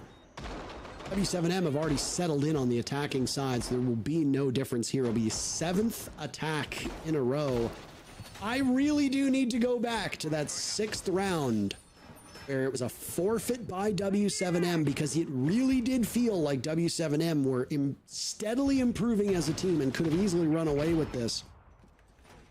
Cost your team a round and then go into round 7 and get flawless must have been an awful feeling for these players. I do not envy them in the slightest, though ultimately the admins are just simply reacting to a decision and a set of actions that were made by players. It's not like the admins are to blame here. But still, man, oh man, this might not have needed to go to OT if maybe a bit of patience that allegedly it wasn't shown, or allegedly wasn't shown, had been shown. All the same, again, move on, get it out of your head. Approach this round as if it's a new day. You are in a 3-round shootout. Make the most of it. Black Dragons could mean the difference between going home or going to map 3. Well, Parker, it was a free round given by W7M, and Black Dragons are hoping to give another free round back to W7M. They've chosen Custom Supply, one of the worst bomb sites in Siege, to try to hold things down. They do clearly have a good setup for it. Of course, with the Mirror Windows top floor, they're going to be needing to hold security for dear life. The second they lose this hold becomes really awkward and difficult to maintain. W7M are starting their push over towards east. They've got dots on the Monty, who will spearhead this push, staring down the Mirror Window as he makes his way towards it. Takes a bit of a detour into office, where he's still got a good angle on that Mirror Window. Some nice information being held by Black Dragons too, with these Valcams potentially going to enable a Nitro Cell to start things off. Machina is certainly hoping for that. They've got direct pings on where that Nitro Cell will be, so that should be a freebie unless somebody can spot that out from W7M. That was Rare watching his own Nitro Cell, by the way, Jesse, which will now... No, it won't go off. Now he's going to watch on a second opportunity. It might have been him watching Machina's Bandit Nitro Cell. 4 or 3 explosives that can now be used here. Loban will start it off by getting rid of Muzi. That's a bit of a sigh of relief. Those goo mines will not be quite as effective. Down goes Flashtree now too, as this top floor control is looking mighty good for W7M. Yeah, Sight not even really playing a part in it so far. The top floor just going so well for W7M. Probably the best clear that we've seen thus far. Somebody needs to be a hero and make a play. Rare wants to be that guy, but Palu looks like he's got the read on it as the rotate up east has been played out. They'll shoot the bit of a canister and then fall back. That means the position's known, though. Somebody on Black Dragon still needs to make a play to equalize the numbers. It's not working. Loban having a terrific set of rounds now as he just continues to age like a fine wine. They get their own flawless round back. W7M moving to series point as not a single kill comes out in the first round of OT on the side of Black Dragons. This one could have been over before OT. It is crazy to think of what the scoreline could have been Now we just work with what is. W7M will be given an opportunity to defend. Operator bans will go back in from that first half, and Black Dragons will need to win this round to keep themselves alive. And I mean, I suppose there was no bomb site that they won twice on the side of Black Dragons. Every bomb site that they played before going custom supplies had a 1-1 record through the second half. They defended top floor, then they lost it. They lost bathroom tellers, then they won it. They defended Vents Workshop, then they lost it. So I guess it's a coin flip no matter where they go, but going to custom supply instead of just trying maybe a new strategy on one of those other sites was certainly a decision that they made. They don't have a lot of time left to worry about it, though. They need to focus up because this game is still not over. They'll get their own chance to go for an attacking round win. No custom supply now. It's just going to be back to the top floor where W7M have played so many times so far. It'll be their fourth time defending on this bomb site. And the first two times, they tried to run it very standard with dots on that Goyo and, of course, Yaruni coming out as well from Dodez. This time they're doing a bit of a hybrid play where they are bringing the mirror window back out. It's not exactly the same operator lineup they had in round number 4, but it's not the same lineup they had in rounds 1 or 2 either. It seems like this is a completely new strat that W7 are bringing out for the third time on the top floor of Border. Vulcan set up and ready to blow. At stake for W7M, which they will now have 2 opportunities to clinch, will be a top 4 spot. Even if W7M drop this round, there will be one more chance for them.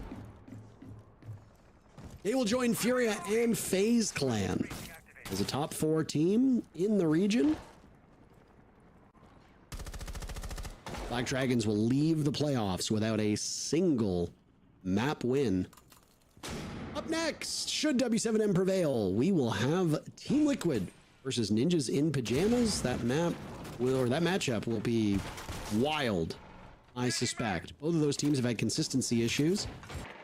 Yep, looks like world beaters some days, and then other days it looks like they don't even spawn into the server. Team Liquid had a dreadful start to the SA League, but then managed to turn things around and get a playoff spot all before getting dropped in that first round. Machina will start off here with the killing.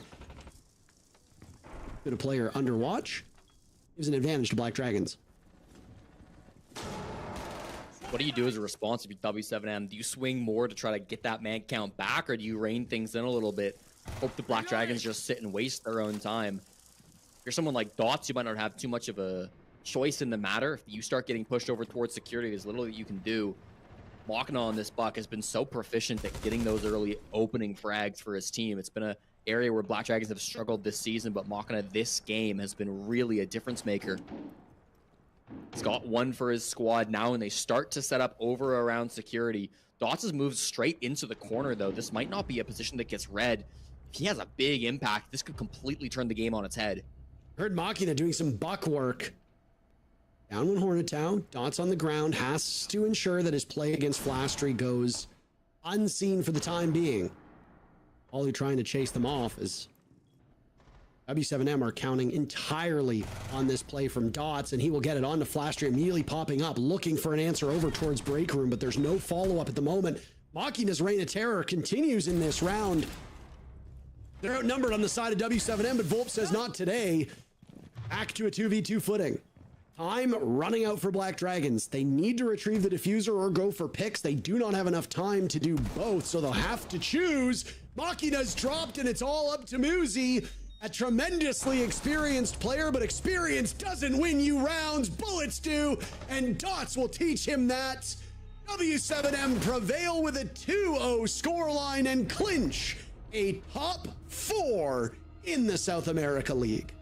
Say what you want about Volps, but when the pressure is the highest, he's the guy you want to be controlling that defuse kit. Downed it once again, just like he did on Consulate. Was able to maintain control through the entirety of the second part of that round. Was able to lock it down, had some big picks, then with the shotgun late too.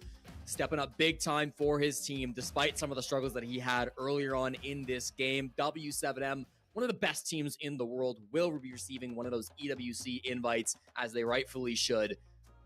A massive win to come out. It was a good showing by Black Dragons. You almost thought they had it in them. They certainly brought it to the brink, but W7M, the better team, walk away with the win. I mean, this was the first place team through the group stages, right? Better than Furia, better than FaZe Clan, both of whom have clinched spots at this point in time. kind of felt like a foregone conclusion that W7M would prevail. They're also relatively recent major winners. The fact that they wouldn't finish top 4 in the region was almost unheard of. Obviously, they had to work for it. Both of those maps were incredibly close. And again, I don't think the scoreline is going to show you just how close it was for Black Dragons to have prevailed on at least one of those maps. That's it for our first matchup, but we're going to want to break down the goods, and we've got just the people to do it for you. Thank you, boys. It's good for Black Dragons to have at least woken up before they got eliminated. It was a decent showing on both maps, but W7M are just kings of border ultimately. Again, the only team that they've lost to on border the past couple of weeks has been Furia, and Furia ain't here, so of course W7M are going to pull it out. But Jack, it just took a little bit longer than expected, but this still was the result most people had on their bingo cards today. Yeah, I want to start off by giving props to Black Dragons. Like, I genuinely thought like it was very, very good that they managed to wake up inside of this series, even if it just wasn't quite enough, Leo. Yeah, I mean, the two first rounds were an example of that.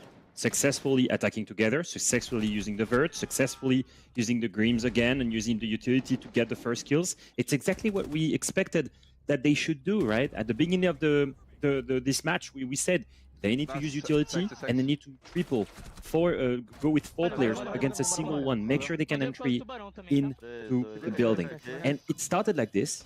And consistently, by the way, when they switch to defense here, they still manage to get these open kills. They manage in the first part of the defense to win 2 rounds as well. They were in the lead at some point. They did not give that easily by any way. It went to overtime 2 times, and it's much better result than anyone expected at the beginning of the stage. So they should be proud of themselves. Focusing at W7M, it's just a normal story. Everyone expects them to make it WC. They were the grand finalists last year. They needed to make it. It was a little bit close for Comfort, I will say this. It was not the 2-0, the confident 2-0 that we expected. Both went to overtime. There will be a couple of things to change for tomorrow if they want more SI points, and that starts with those open engagements. This was probably one of those games, I think, for W7M, where the result actually matters a lot more than the performance, because the result is that you carry on in the bracket. The result is there's more 6 invitational points. The result is ultimately that you also are invited to EWC as well. So for them, it was just so important to get the win, not how they got the win. But in speaking about how they got the win, I actually thought it was a little bit, I would say, sloppy, reckless, I would say at times. They were kind of over-peaking a lot. They were relying on individual ability a little bit more than we would be used to seeing. I actually think if W7M were against a lot of the other opponents that are remaining in this bracket, i.e. FaZe, Furia, Nip, or Liquid, they might have struggled even more today. And they do need to, obviously they'll be playing tomorrow, potentially throughout the rest of this weekend. They then need to level it up for those games. I'm going to say, how much does this specific result, the fact that it's a 2-8-6, how much do you look into your next game that you have to play tomorrow in the lower bracket and feel a little bit nervous that it was BD of all teams, a team that now an 8-map losing streak to finish their season, that was the team that ultimately pushed you to the brink. Leo, it feels like it was a bit close for Comfort. Maybe to Jack's point from earlier, if we'd gone to bank, it wouldn't have been the end of the world for W7M, but still, you would have liked to have seen this team of all teams close it out a bit faster than that. Yeah, obviously you want to be sure that you win this 2-0 and confidently. I will still say that them going to overtime twice, they will go tonight, VOD review would happen, they will learn from this, and they will learn way more that if they had 7-1, 7-1 their opponent, right? So it's a learning process. We've seen teams all over the region, Space Station, Falcons, go through the lower bracket, drop maps, go to overtimes, and they usually rise their level because they overcome obstacles time and time again. It builds synergy, it builds, I guess, deep connections in the team to try and play in overtime and manage. So I actually think it could be a strength to have pushed them all the way to overtime so that they can learn more and build this cohesion within the team and appear stronger tomorrow. Ultimately, W7M were also one of the teams that just didn't have that many overtime appearances. FaZe didn't have any overall, so they're the kings of being able to finish games in regulation if that ends up being the case. W7M over the regular stage did have 2 maps that went to overtime. They won 1, they lost 1. But Jack, the main point here is that the only real kryptonite that W7M have faced thus far hasn't even been FaZe, because on border they mollywopped them at the back end of the round robin. Furia is really the only team that they've had cause for concern about overall, and in this series, despite a couple of slightly odd rounds, especially the fact that BD got gifted one at the back end of the first half on border, it still feels like this is W7M through and through.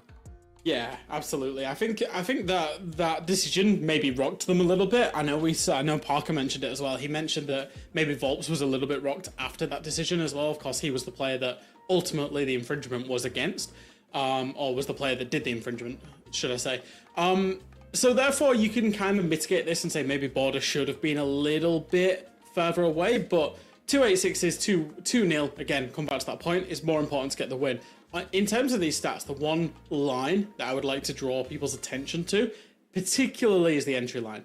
Not one player, other than Volts, is kind of positive. They got absolutely battered in terms of the entry today. And again, the entries are only going to get tougher. If you think about who they could end up, if they get all the way to the lower bracket final, for example, they'll end up playing a FaZe or a Furia, and then a FaZe or a Furia in the grand final if W7M want to go all the way. So the entry battles are going to get harder and harder. So that's one area of focus that they really need to hone in on. If you look at Master and Makina on the right of the screen together, they've got 10 entry kills and 1 death. What's especially crazy for me is that Makina is their main entry. He's got 7 opening kills for 1 opening death, despite being in 13 and 22. That's crazy. Like he's minus in double digits, he's negative in double digits. And it goes to show maybe a theory that I started talking to you about it to you guys earlier was Makina, when he's driven, when he has a drone in front of him, when they leverage him as a tool, is really good because he will win that opening engagement. The problem is that right now, as a rookie, maybe doesn't have the same understanding and deep, I guess, vision of where he should be positioning himself. And he gets punished way too often later in the round. That's something he can work on because that kid has got a lot of talent. He will grow into the LAN environment. He will learn how to play at LAN and will be better for BD. And maybe that's going to be the ceiling breaker for them. Maybe one time make it to the top 4 of Brazil. Well, one of the guys who was best poised to take advantage of the fact that Makina and BD were not really on point today. Let's talk to Paul Liu. We put him in the interviewer's chair for a little bit so we can catch up about this series. Hey, Paul Liu, congratulations on the win, man. That was a tight one. Why do you think both of these maps were as close as they were? Why were they both 8-6s? Hello. How can I say? They were playing well. We were struggling with their let's say, kind of, because most of the time in their defense they are really reactive. So when we are doing something, they are always trying to play like on the other side or trying to find a kill, and we were struggling a little bit, especially in Consulate. I think at the border was another thing, but yeah, we were having those kills, and it was hard sometimes to find like the gaps that we were looking in the defense.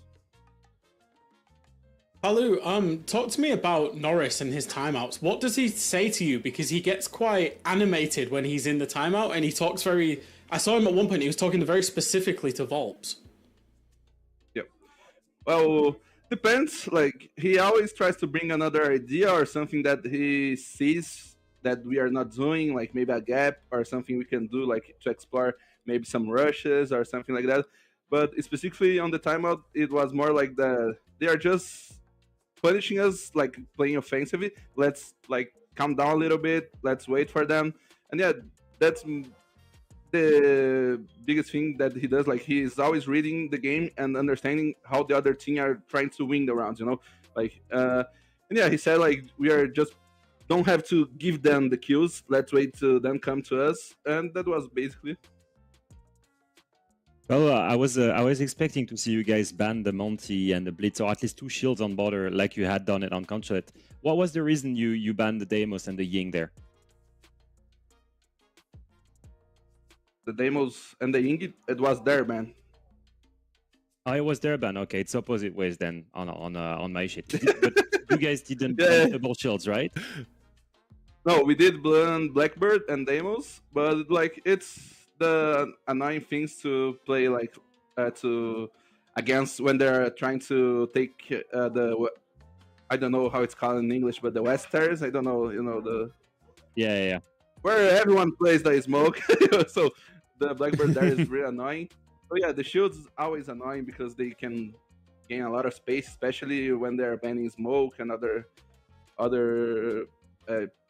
operators that are good to play there. So yeah, sometimes it's hard, but I think that they didn't even use the Monty. Of course, we are playing and trying to figure out what they are doing to try to counter as we did on the attack. I think we read really well playing the Monty against them, and we were gaining a lot of space that helped us a lot. We've got the rest of the day off because most of the work is already done at this point. Is there a team you would prefer to face coming up for the rest of this lower bracket run? Do you want either NIP or do you want the homecoming game against Liquid? It's hard to say. I think I don't care too much. It's gonna be like a fun match to watch. Yeah, it's nice to see like I have spent a lot of time with the Liquid guys, and I have like a special care for them. So yeah, it's going to be fun. Don't have anyone that in specific in mind. Just that's gonna be a great match. NIP is also playing really well. Trick question, that's the right answer. You don't care who you play next, you just know that you have to go through them. Palu, congratulations again, and hopefully the rest of your lower bracket run goes as good as today did, man. We'll see you tomorrow. Thank you very much. Of course it's gonna be. See you guys. Job's not quite done for the W7M boys, but ultimately, again, for them to be a team 2-0 in this portion of the lower bracket, you could almost disregard the fact that both games happened in overtime, Jack. This was still what most people thought was going to happen before the day even began. Yeah, exactly. As soon as the history books are done, it will show us W7M winning. It won't show us, oh, it was overtimes if one round goes a different way. Whatever else. The fact of the matter is, they got the job done. Now, Bolter is overall, he actually had a bit of a rough middle sector, I would say, on Border, but he's very, very strong on Consulate. Either side of that rotation, he came up clutch, especially in the late rounds of Border. Yeah, I think that was the main thing. The mental fortitude, because he dropped the ball a little bit after that unfortunate round that was given to their opponent. But then in the very last round, he's the main stakeholder of that victory, closing out the match, and also the one that's been planting, the one that's been clutching. It's really when he comes alive that team is truly in peak form with all the fraggers. You always have the consistent one in Dodes and Palu, but when that guy is the third fragger on top of the backline that they have, honestly, they look unstoppable. And I will correct myself, but I checked again, and I'm pretty sure they banned Ying as well. Like I think I didn't. I was gonna say whose information's wrong on that. but like I checked back the match and the VOD, and they did back the Ying as well. But it was the Blackbeard and the Deimos, then the Ying. Blackbeard, the Deimos, and then the Ying. But it's I assume the idea was still the same. They wanted to ban operators that could affect a specific stronghold. So the Ying flashes you, the Deimos kills you from downstairs and tracks you, and the Blackbeard pushes you away from one stronghold. So it's 3 single operators that will remove one guy holding a strong area, which was the whole game plan of W7M. So it all makes sense. Well, we'll see whether they want to bring Border out for any other portion of this lower bracket run, but we got to figure out who they're playing in the next portion of this bracket run.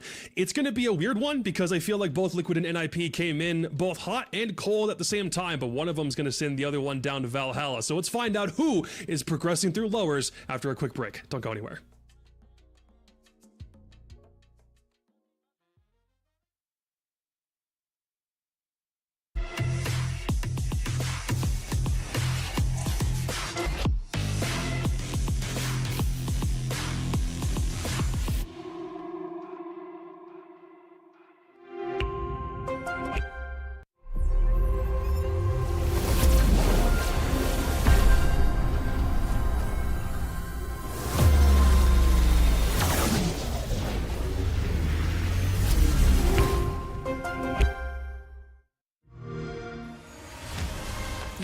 They say it's not the destination, it's the journey. And the journey of 1,000 miles begins with a single step. And you know what? They're right.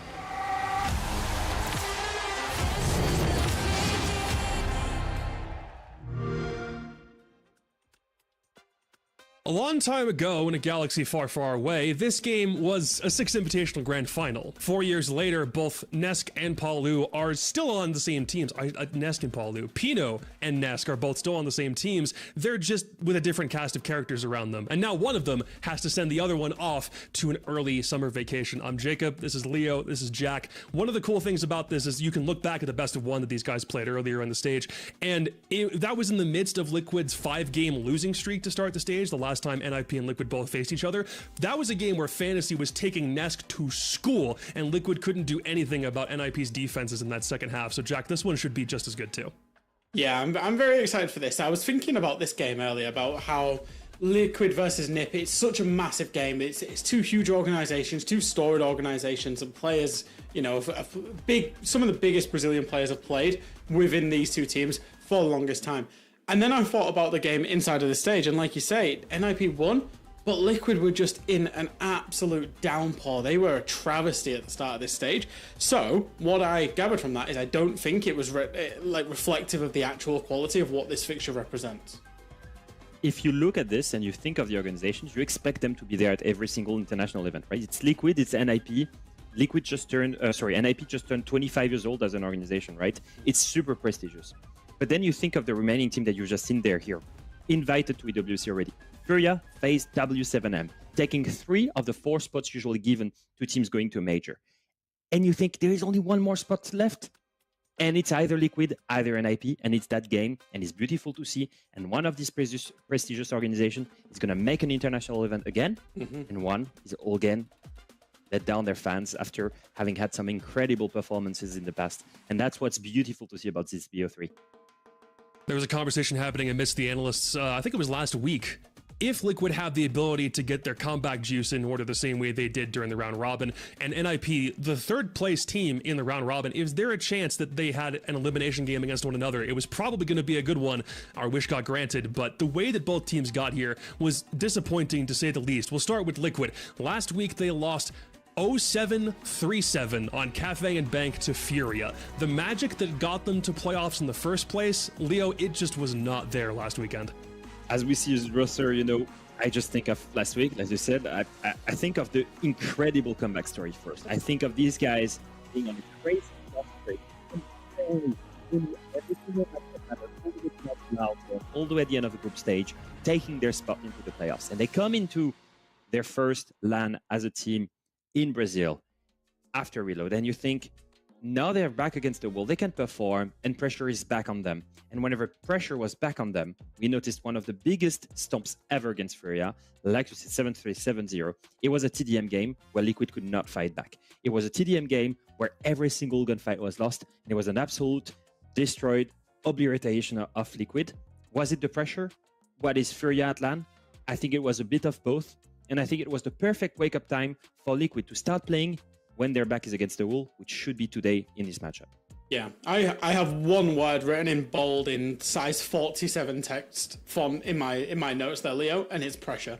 I think there's a real correlation. When Liquid are up against it, they have a lot of pressure, they have a lot of expectation. That's when they seem to perform the least. That's exactly what happened in the stage. And then when they got the pressure of being at LAN last week, when they got the pressure of pacing against Furia for a chance at EWC, you know, for going through the bracket for 6 invitational points, pressure hit them again, and then they put in a horrible performance. So I don't know how you kind of can fix that within a week, but I hope for Liquid's sake that they do, because there's a good team here. You know, the addition of Diaz has been genuinely a really, really good addition to this roster in terms of replacing Palu. Maya, Resets, Nest, they're all, you know, pretty good players. They're very, very proven at this level, and Ask is a good IGL as well, even though his stats are quite negative, and I will say he tends to spend nearly all of his time on shields, which tends to put you in the negative stats if you look across the world. So for Liquid, when they're good, but when they're bad, they're bad. There's a big swing in that differential and that consistent level of performance. So being honest right now, I really don't know which Liquid we're expecting to see today.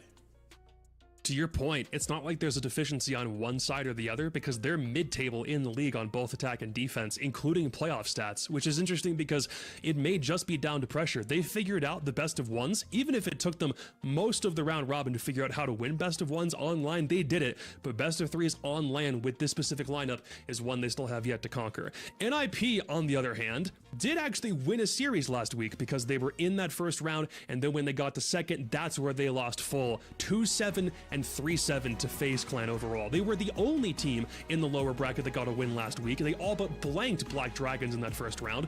But Jack, then they met FaZe and just got hit by a buzzsaw. And this is the reason that I think that this game is going to be an absolute banger of a game and very, very close, right? Because the more things stay the same for Liquid, the more things stay the same for NiP as well. Because NiP have a tendency of being able to beat the lower ranked teams, the teams at the bottom of the table, or the teams that they are quote unquote on paper better than.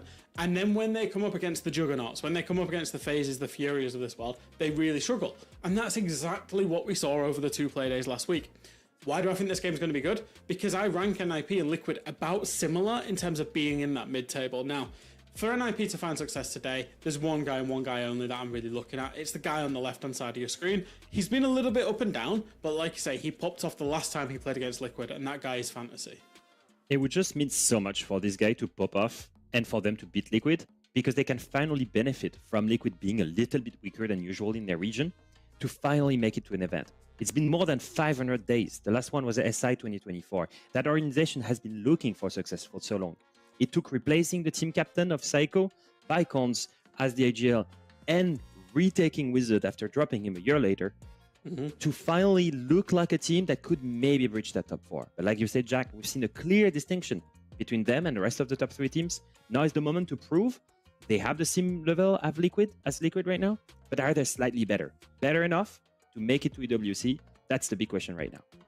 We're having conversations no matter what analyst pair was on the desk. There was always something about the way that NIP played that made it seem like, oh wait, they got to third? Are we sure that they're deserving of third place? Because it felt like some things were out of order, but then some days some things would go amazingly. They ended up third in the round robin and then did win that first best of 3 against BD. But again, to your point, against top teams, that's where they need to prove themselves. But against Liquid, you would think they could get it done because they have done it in the best of 1 so far. But we'll see if that map that they played in the BO1 raises its ugly head here in this series. That was the Cafe game, that was 7-4, but we'll check maps for this one and see where we're headed, because last time they played, it was over a month ago. That was June 21st. So for NIP and Liquid to now have this opportunity to face off here, if you were to repeat the same maps, Jack, it's not the end of the world, but so far, I don't think any playoff series has seen the same map that they played in best of 1s also get played in best of 3 so far.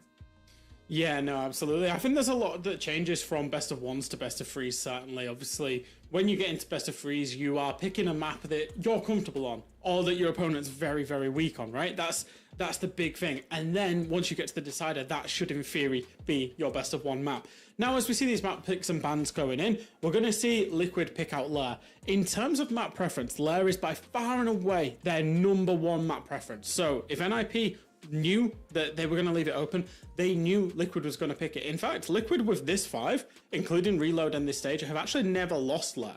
Whereas NIP, they have played it, again, granted, but they beat a very, very poor Black Dragons there just last week. And now we're moving on to the bank pick. The bank pick is interesting for me because, yes, we saw NIP lose it against FaZe last week, but it was FaZe, and it's FaZe on bank, guys. So I guess it's really hard to beat them, right? It's like Prime Falcons, but on steroids. If you look at the rest, though, they did beat 9Z on it comfortably. And earlier in the stage, remember, they beat Furia on it. And that was crazy moment. And then if you look at Black Dragons, they actually lost it to Furia. So it should be a great pick for NIP. And then if you move on to Clubhouse, it's actually crazy the win streak that NIP has right now. They're on a 5 win streak on that map. Most of that is against tier 2 teams, so it's still boosting their win rate. But on the side of Liquid, they lost it twice this stage. Once against Furia, once against Secret. Now, if you think of this, you think 0% win rate. But Jack, it was way closer than what we think. 7-8 against Furia on Clubhouse. Crazy game, all the way to overtime, final round. And that was back when Liquid was struggling. And they also lost it to Secret, yes, but Secret was 5-7. So on both occasions, they played this map against some really good teams. They were almost there on the win. So we're looking at a really balanced map pool overall. Yeah, exactly. That's the big thing for me. Both teams are picking their #1 map preference in terms of their map pick, and then we go to quite a balanced map for each team in terms of a map that they're happy to play, and they're happy to play against good opposition. Like you say, Liquid might have lost it a couple of times, but it was against excellent teams on this map.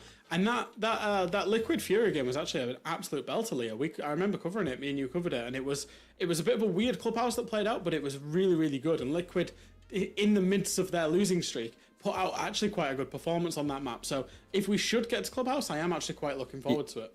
100%. I think it goes back to what you were saying in terms of performance, right? You had a full overtime and you saw what Liquid was showing in terms of consistency, right? Yeah. You have a really high. That was the game against Furia. You have really low lows. That was the game south last week.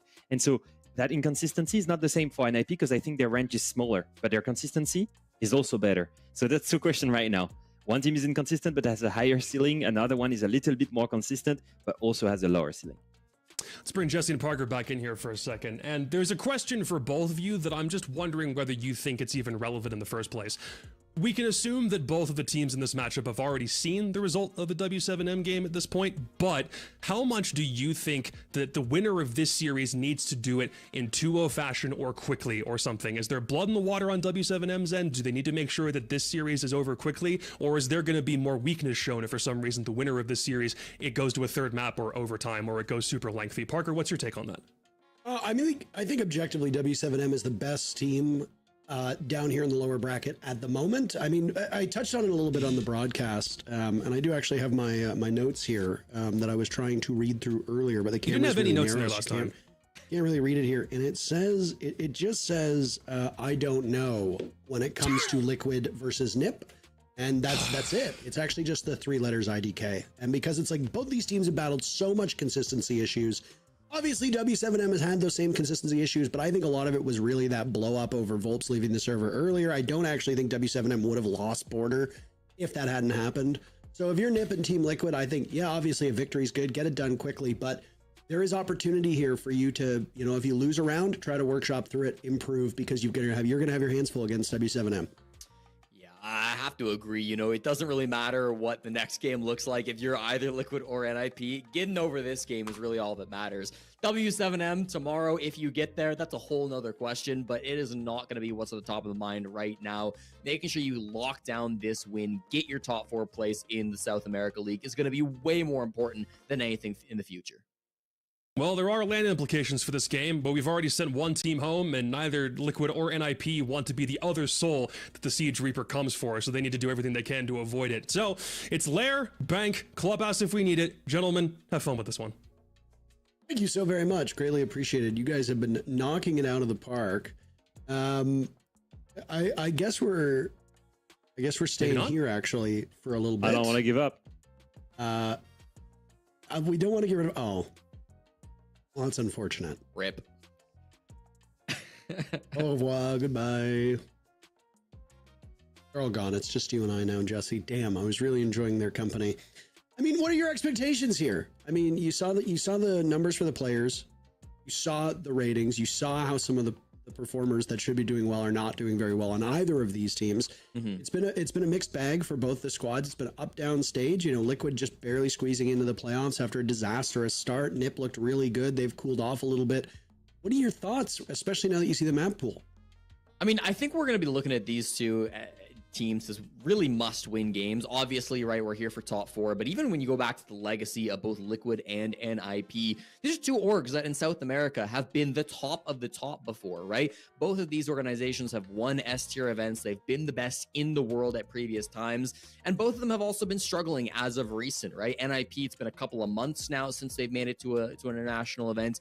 For Team Liquid, they really blew up their team. They dropped Palu, which was a huge change for this roster, and now they're kind of coming into it with a new look. And if they don't make top 4 after such a big change, then that's going to raise a whole bunch of questions for them. I'm also looking at Nesk in a game like this. You know, he's coming into this matchup with a 0.89 KDR. If that continues, if he maintains that through this series, it will be the worst stage domestically in Nesk's career. And I mean, this guy's 30 at this point. He's been playing for so long. He's been on Team Liquid for over 7 years at this point. So you start to look at some of the players on Team Liquid, and if we don't find success at this point, you start to ask the question, well, how many more rebuilds, how many more changes on Team Liquid are they going to go through before, you know, somebody throws in the towel? Don't want to make any predictions, don't want to make any assumptions as to what might happen if this game doesn't go well, but I think it's pretty clear for both teams that if they don't get the result that they wanted in this matchup, things are really going to start to hit the fan. We talk about Nesk a little bit when we get into the matchup because there are some legendary players on both teams, but before we get into that game, we got a break ready. We'll be back in a couple minutes.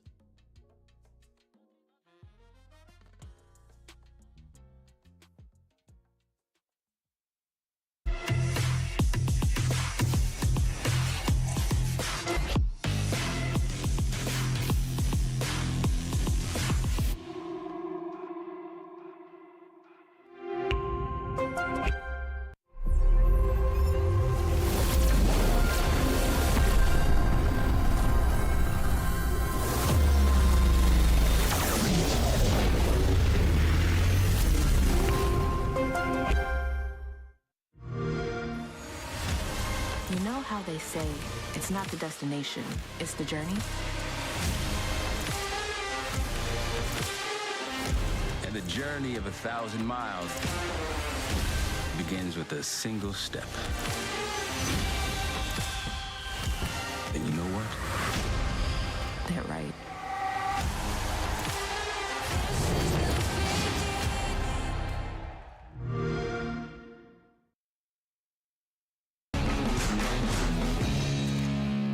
Acho que os 3 operadores mais roubados aí atualmente, acho que é o Mute, o Lesion e o Smoke. O Lesion é um dos bonecos mais picados assim atualmente pelo meta de Shield. Então o Lesion ele é um counter direto para esses operadores. O Smoke, acho que ele consegue isolar as áreas muito bem. Você consegue smocar um lado e peitar o outro, puxar a batida sempre. Até mesmo em mapas mais fechados, assim, como o Border. E o Mute, acredito pelo ping do Demos, esses operadores assim que ficam pingando full time, ele é um counter direto, assim. Até mesmo pro green, né? Pra tirar de posições fixas e tal. Pra quem tá começando, acho que o Blackbird é um boneco que tem 2 granadas, assim, um shield na cara, então é só tirar o fuzil e matar os caras. Brava, é um operador que vai ajudar bastante seu time aí, hackeando as traps e tal, e tem uma arma muito forte, que é a do capitão. E o outro, acho que é um Hard Blitz, seria o Ibana ou o Termite. São operadores, assim, que sempre vão ajudar você aí na ranked e ajudar o seu time. Aí, Rezetão, quero saber de você aí agora. 3 operadores roubados. Bom, primeiramente aí, eu acho que o Deimos, melhor boneco aí pra caçada, consegue spotar o cara ao vivo aí. E também, junto com ele, o Green, também é outro boneco aí de spot muito forte no jogo. E, mano, eu vou adicionar a Clash aí agora, teve um rework, eu acho que a nova mecânica dela aí, de você conseguir ficar colocando e tirando o shield aí, tá bem interessante. Cara, pra quem tá começando, eu acho que os bonecos mais simples, assim, eu acho que o Sled não tem muita mecânica, assim, então é bem fácil de aprender. Eu acho que um dockzão, assim, da vida também bem fácil. E de último, assim, mano, não sei, mano, uma mira, assim, só bota o espelho aí e já era. Cara, eu acho que o time rival aí da gente na sala, eu acho que vai ser a Loud. Eu acho que eles têm uma rivalidade com nós, assim, de elenco mesmo, então acredito que vai ser legal jogar contra eles. Colocaria 2, pra ser sincero. FaZe e Fúria, mas acho que a partida aqui sempre é jogão, sempre é da hora de se jogar. Eu gosto muito de jogar contra eles, principalmente pelo carinho que tem pelo Cyber, acho que é a FaZe, mano. Vai ser a Liquid, nada diferente dos anos. Eles são um time diferente agora, um time que tem um pessoal que se acha bastante, então eles vão ser nossos rivais. O rival da Loud nesse stage acho que vai ser a Fúria. As 2 organizações já têm um históricozinho, né? As torcidas ali dão uma farpada uma na outra, então acho que é com eles mesmo. Acho que vai ser a BD, porque vai ser o primeiro jogo mesmo e eu acho que é isso. Os 2 são afiliados também, então vai ser a Black Dragons. Eu, assim, não sou muito de rivalizar com ninguém, acho que a gente tem que ganhar de geral e já era. Mas, assim, vão provavelmente rivalizar a gente com uma Loud da vida, pela história, né? E talvez com uma Liquid também. Vai ser a Luz, porque o NASA e o Curtis, eles deram uma brigada no Twitter, eu acho, alguma coisa assim. Então tem uma rivalidade entre nós. Acho que o nosso time rival vai ser a Luz, porque foi o outro time que subiu com a gente da Challenger. Acho que a gente tem uma boa rivalidadezinha assim. E, bom, da última vez a gente ganhou. E acho que vai continuar assim por um tempinho. Eu quero ganhar da Black Dragons. Acho que a gente tem a disputa da vaga direta ali entre os 2 times. O maior rival da Fúria é a FaZe Clan, que são os atuais campeões do Inv aí. Os outros times aí nem bate de frente com nós. A Loud. Cadê a Loud? Não sei onde tá, falou que entrou no cenário, não vi até agora. O recurso novo mais usado no CGX vai ser o rapel novo. Vai ser o rapel. Eu acho que é o rapel. Acho que os rapéis no CGX vão ser muito explorados. É a questão dos rapéis? Eu acho que é a corrida dos rapéis. Então eu acho que eu colocaria a mudança do rapel mesmo. Pra mim foi o áudio. Os gadgets que foram posicionados no mapa. Com certeza vai ser o mapa interativo. O galão que dá pra você explodir. E o cano também que solta o fogo ali. Eu acho que isso, dentro da partida ali, dependendo das circunstâncias do round, consegue ganhar um round para um time ou para outro. E o som também. Algumas posições, assim, eu acho que o som tá melhor. Depois que você entende ele, masteriza ele, faz muita diferença ali na gameplay. Você consegue entender muito nitidamente de onde tá os oponentes, de onde tá vindo o tiro. Então acho que é o recurso que mais fez diferença aí pra mim. O formato de você sair correndo entre os rapés e virar as paredes todas, eu acho que é um bagulho muito prático. Dá pra você surpreender muito o defensor. Principalmente nos mapas que tem muita janela, café, tá dando pra virar as plays muito rápido. Até fitar de rapel de um lado pro outro. E acaba sendo muito roubado. Então a defesa não consegue identificar muito bem onde que tá vindo o barulho do rapel, então fica mais difícil identificar os ataques. Basicamente todos os mapas aí você pode usar em certas posições e certas partes do round. Tá de um lado, o Nas tá lá do outro lado já correndo, então acho que isso foi uma coisa muito importante do R6 e uma coisa que vai mudar bastante a dinâmica do R6. Eu acho que vai ser esse o recurso. Novato que a gente tem que ficar de olho aí nesse stage da sala. E, na minha opinião, o Boxeira. O Boxeira. As FPLs que eu jogo com ele, ele joga direitinho. Eu acho que ele é um novato assim que pode se destacar aí. Porque eu acho que tem uma evolução da hora, joga com muito operadores diferentes, funções diferentes e tá jogando muito bem na NX. Pra mim é o Outlaw. O Outlaw da Luz. E o Outlaw. É o Outlaw. Ninguém chega no pé do homem. Ele é um jogador com muita personalidade e ele entende bem o meta atual de como é jogado. Jogo bastante com ele, seja rank, de FPL, essas coisas. Eu conheço, sei do potencial dele. Porque ele dá bala mesmo. É um bom entry. Ele é louco. Não é só disso, já diz muito. Ele é maluco da cabeça, então, mano, ele vai sair rebocando geral. O melhor novato da SAL é o Joe. Ele vai se destacar bastante, dá muita bala esse moleque. Acho que é o Kurtz. Ele bagaçou no Tier 2, ele joga bem faz um bom tempo. O Legacy é um jogador que normalmente desempenha bem nos treinos e no campeonato também. É o Angels. Esse é o Angels da enxada. Pelos treinos e pelo que a gente tem apresentado, acho que tem sido uma evolução muito bem. Porque é o moleque da bala. Então acho que ele vai se consolidar bacana esse ano. Top 3 mais roubados? Cara, hoje em dia aí, eu acho que eu botaria Clash, né? Depois do rework aí. Talvez primeiro ou segundo. Montanha e Blackbird, eu acho, né? São os bonecos mais banidos aí. E eu acho que vão continuar sendo. Pra quem tá começando o CGX, acho que pode usar o Sled, né? Ele é bem versátil ali, consegue quebrar painel do Castle, fazer vertical, tem granada, então você consegue fazer bastante coisa com ele.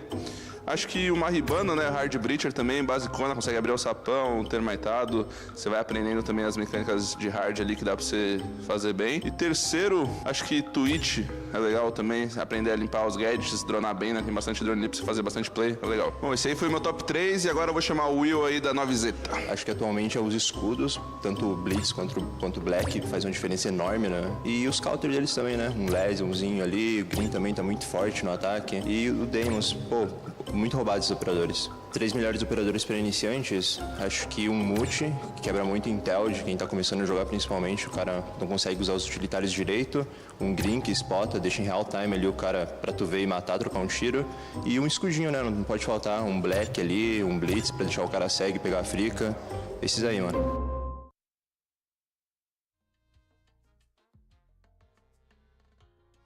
I believe we were talking about Nesk before we threw to a break, and that's his team that you see on your screen. Ask in particular, the player dead center to the right, you've got Maya. Nesk has been with this Liquid squad since the very beginning, and I don't know the tea behind the scenes, but I have to suspect that his place on the team has never really been in jeopardy. You asked a pretty good question before we left, saying, when does this window effectively close for Nesk? And honestly, that is a great question. He is 30 now. He's got a family. He's never won the big one. When do they start to run out of time? And are they already running out of time for a player like Nesk? I mean, I think if you look at this Team Liquid in their current state, like this is where we're going to really decide that. This has been the first stage where it's felt like Nesk as an individual hasn't really been having the most amount of success. If he's going into a game like this now and is still struggling to find impact on the team, if they lose to NIP, then I think you start asking some of those questions. Since they did just have a rework as well, they might want more time to work these players in, with Ass coming back to the roster, Diaz obviously being the very first import ever to come down to Brazil from North America. So they've obviously got a lot of moving parts on the side of Team Liquid, and I could see them sticking it out for the rest of the season if they do want to just give themselves more time with this team. But still, I mean, it's going to be a huge disappointment if they don't manage to walk away with the win, if they don't get top 4, if they lose to a team like NIP, who themselves are still a bit of a new roster, a bit of an inexperienced team. So yeah, I think it starts asking a lot of questions if you're NIP. I wouldn't expect the team to blow up if they lose this game, but like at some point, questions got to start being asked.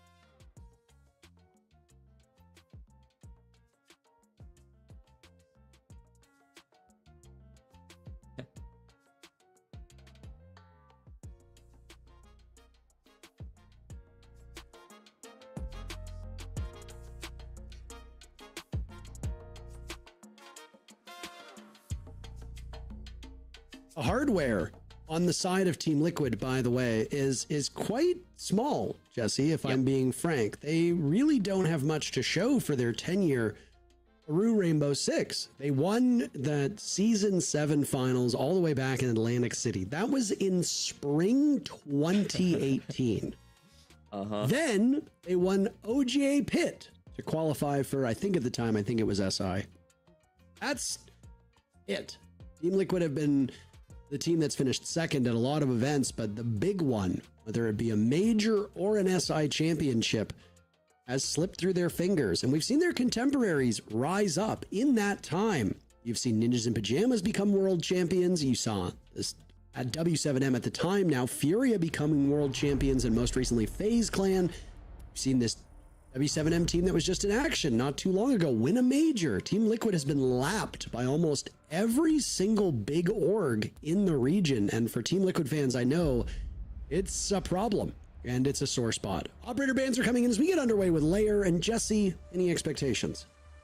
I think we'll see the double shield ban coming out. They want to counter Ask on the shields. Should be probably the Blackbeard and the Monty. Could be a Blitz, but I would expect the Blackbeard and then Kaid Bandit going to be the expected bans as well. We've seen a little bit of Kaid Clash bans from the attackers so far this stage, but you always see the Kaid getting taken off on Lair. It's such a strong operator for keeping mask walls closed, for keeping some of the hashes closed down inside the basement. It can be really, really important.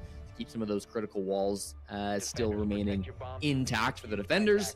So I would say probably the most common operators getting banned from both sides in this game. So no surprises to be had. If you didn't catch the desk, or if you've forgotten what they've said, because it's been a minute at this point, this is the map pick of Team Liquid. It's one of their favorite maps. They are 3-0 this season, dominating Cloud9 back at Reload, having a close game over FaZe, and then dominating Loud to the stage as well. So they've had some big games here on Lair so far this season. For NIP, they're 1-0 this season. They beat Black Dragons last week, and that was a 7-0 game, but it was against Black Dragons. Team Liquid, you got to imagine, putting up a bit more of a fight. So that 7-0 scoreline that NIP got previously, unlikely to be repeated against Team Liquid.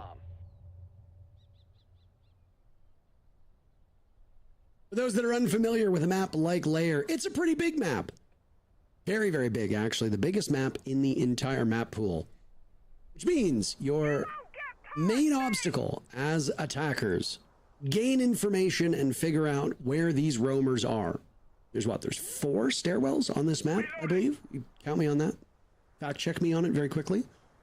Which allows flanking, irrespective of the actual amount of staircases, it allows flanking to be a little bit easier. And if teams do not bring a dedicated anti-flank watch operator, which there's a number of them on the board, none of which are technically in the stable right now of Team Liquid's roster, can make watching your back a little bit difficult, especially if you have to use most of those drones in the discovery phase, which is where we are at the moment. Team Liquid attacking with 1 minute already done in round number 1. So for this top floor, typically what you want to see from a team on an attack is they're either going to go for operations, then try to get in through the mask wall, or they're going to be focused over towards green instead and trying to make their way in through storage.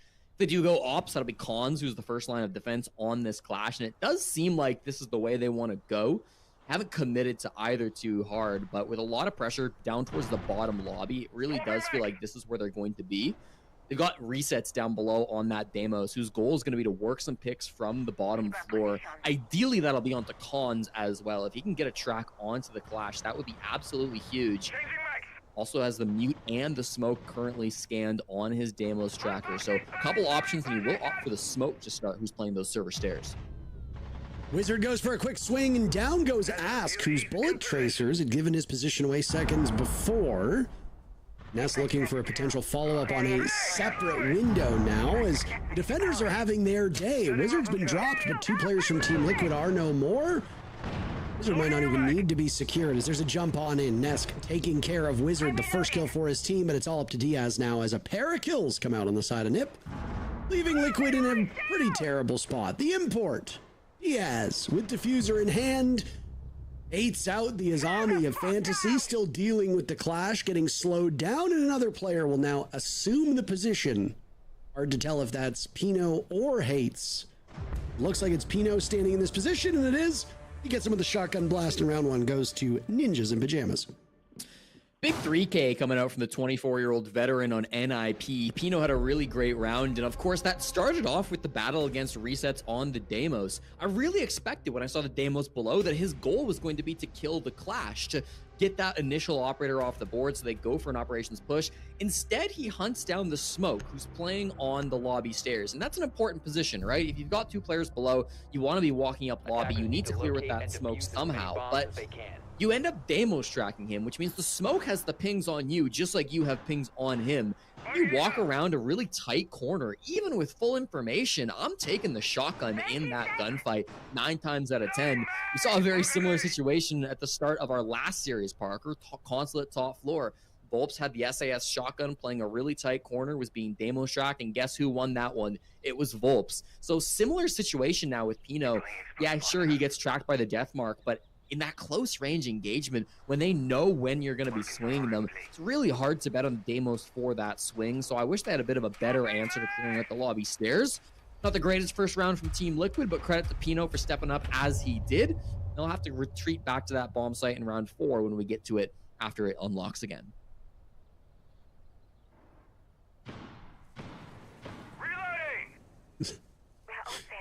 What was he doing there? Don't know if you saw that.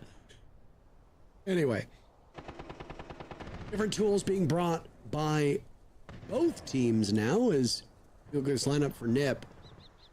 Operators that are very much in the meta for the defenders are the operators that slow you down. Zombie obviously is one of them. She's not being brought though, so what do? You bring Banshees. They'll be brought by Wizard. You've got the Goyo canisters on the side of Hates. Of course, Castle Barricades were the original thing designed to slow you down other than barbed wire.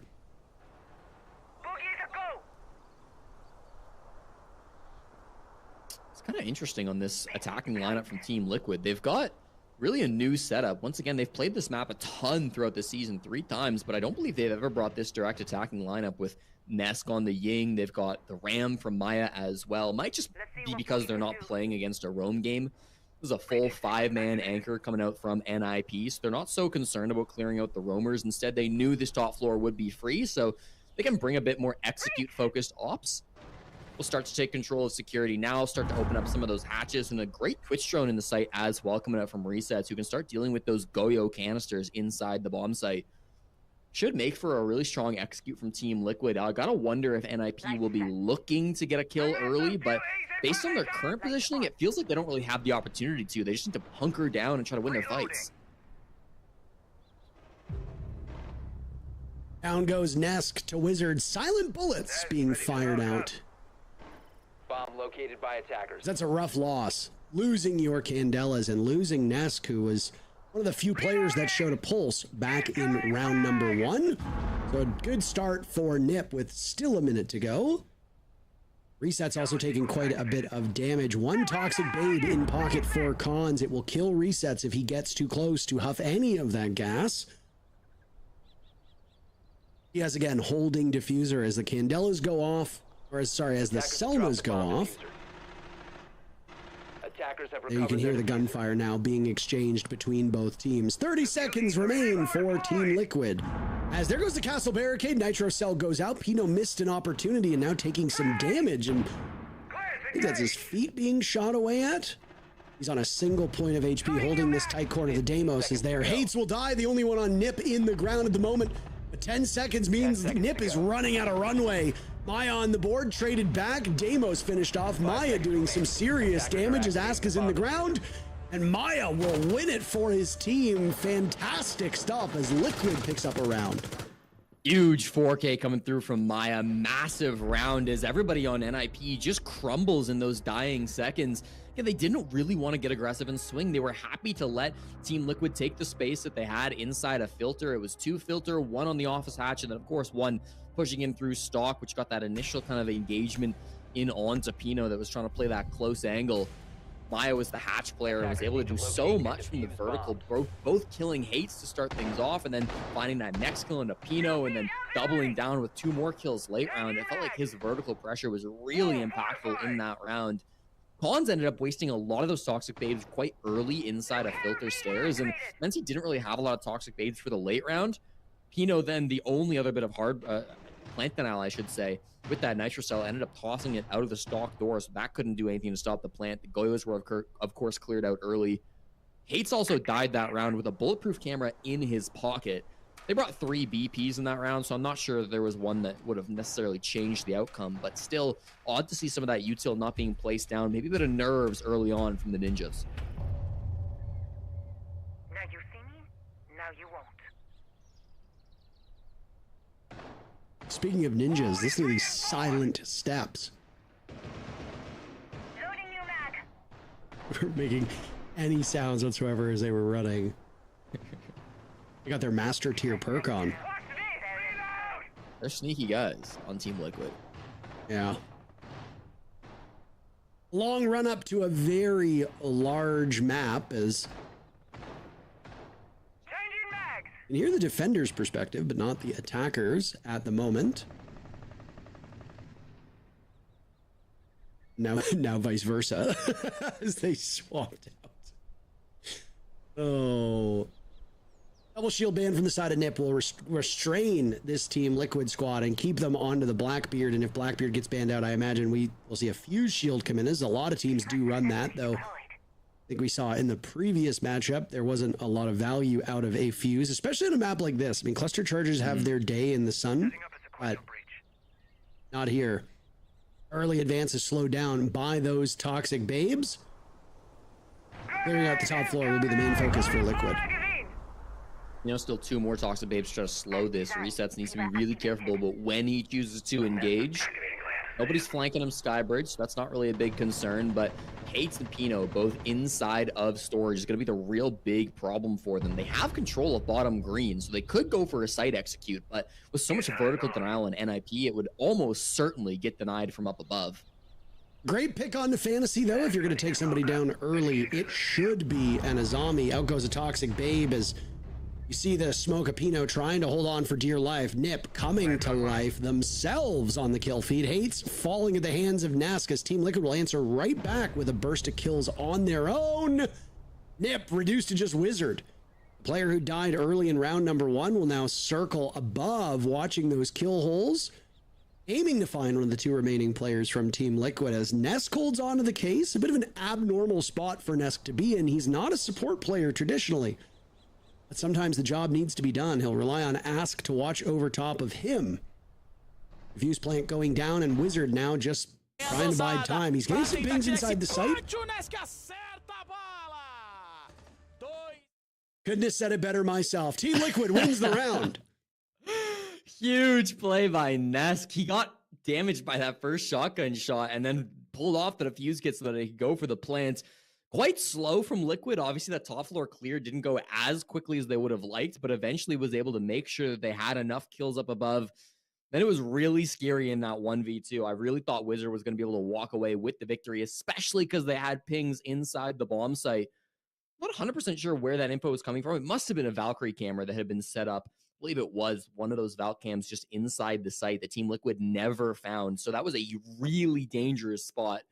Ultimately, though, they didn't manage to find that frag, and so it was going to be Team Liquid that got that final pick up above to take down Wizard and come away with the win. I think you really did see the patience shining through with how much respect they gave to those players inside of storage, with how careful they were in around the green hall. They knew that that was a very powerful position, and it wasn't clean. They had to lose a couple of bodies, right? Resets did die on the Blackbeard. Maya went down quite early from outside the building, but in the end, they got the job done. They didn't panic even when they were in a 4v3 disadvantage, and they still came out on top.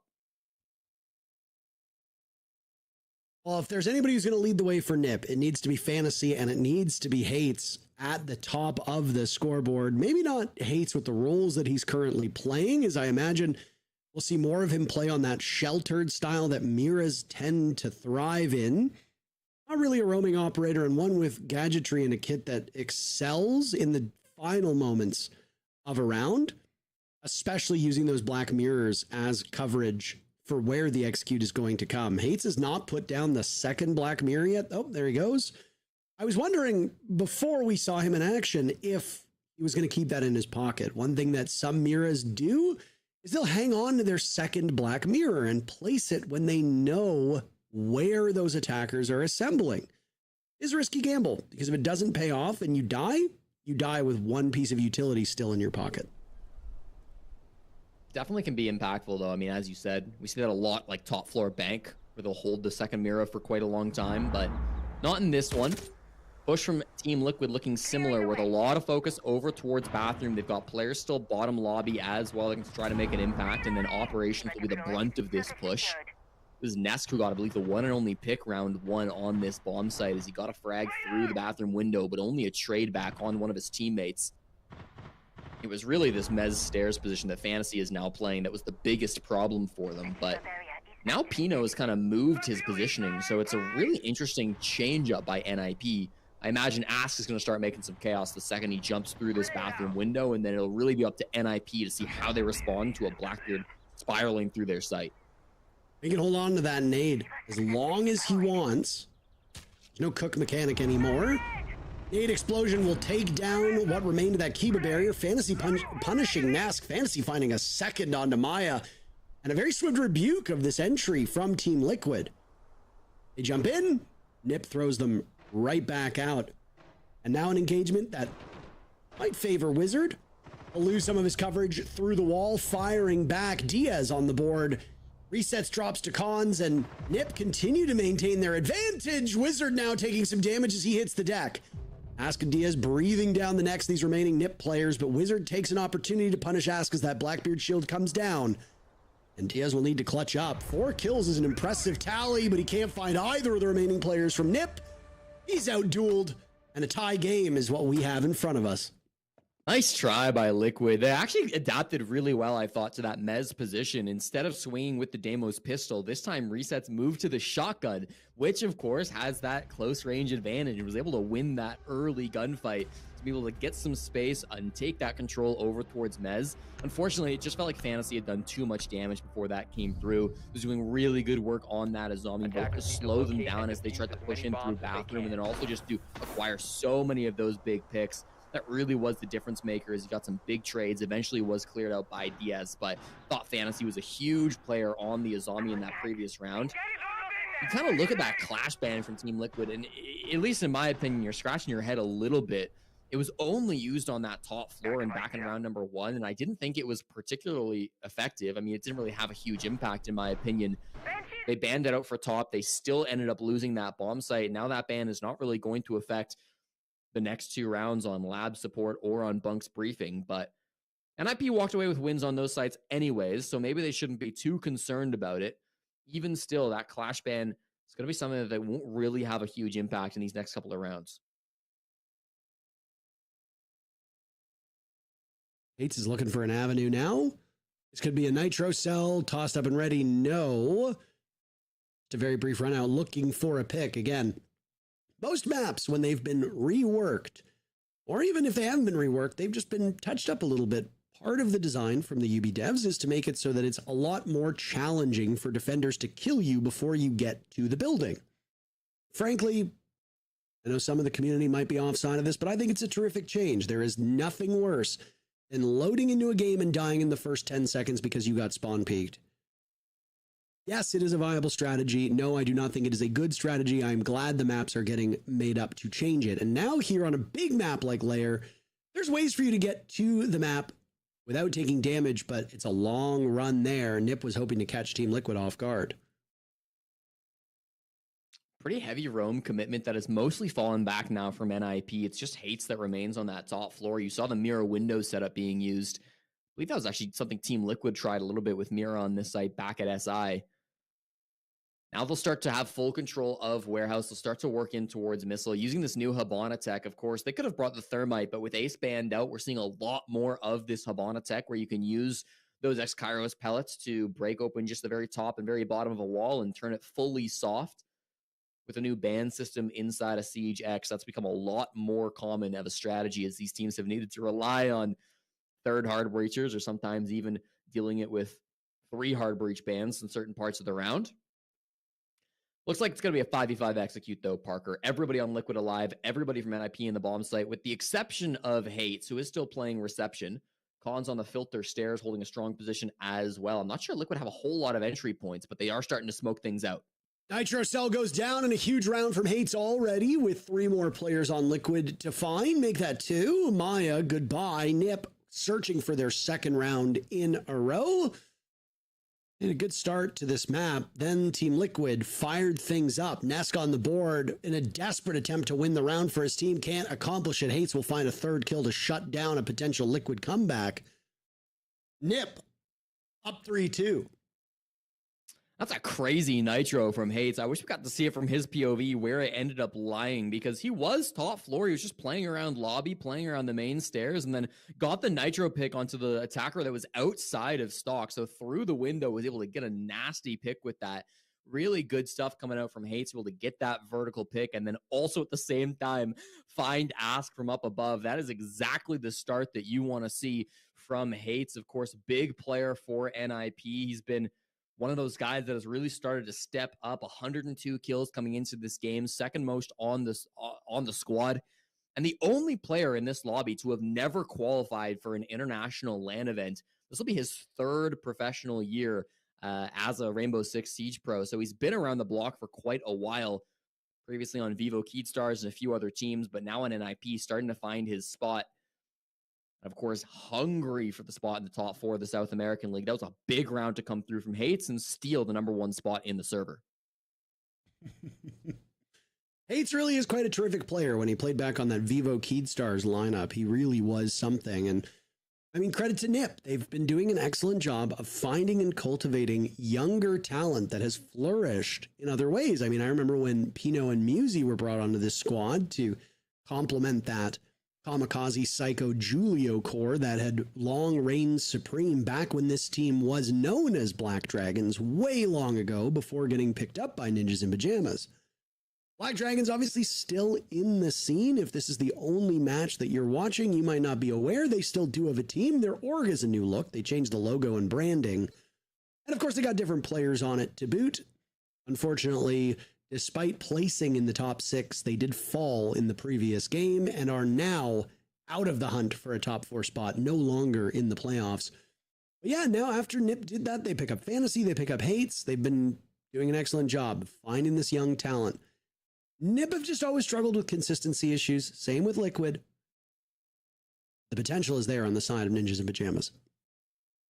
A lot of utils still to clear out if you're Team Liquid. Fantasy, a really powerful position. He's got a Kiba barrier to protect him from the bottom. He's got a shield as well to protect him from up above, and ADSs that he's playing on too, but leaves that power position as the Dokkaebi call rains out to try to take some gunfights, but still being protected now by the Kiba, finally cleaned up by Ask. That's good util play by Liquid to force him out of that spot. Get the opening pick. Now hunting for more as they're circling around the bomb site from the main floor. Haven't cleared out up top, though. If they try to plant, that Burt angle will still exist. Looks like a logic bomb is ready to go at the hands of Ask, as Fantasy, the only one in the ground, will give Liquid a much-needed reprieve. A terrific player no more, but Nip has other tools at their disposal.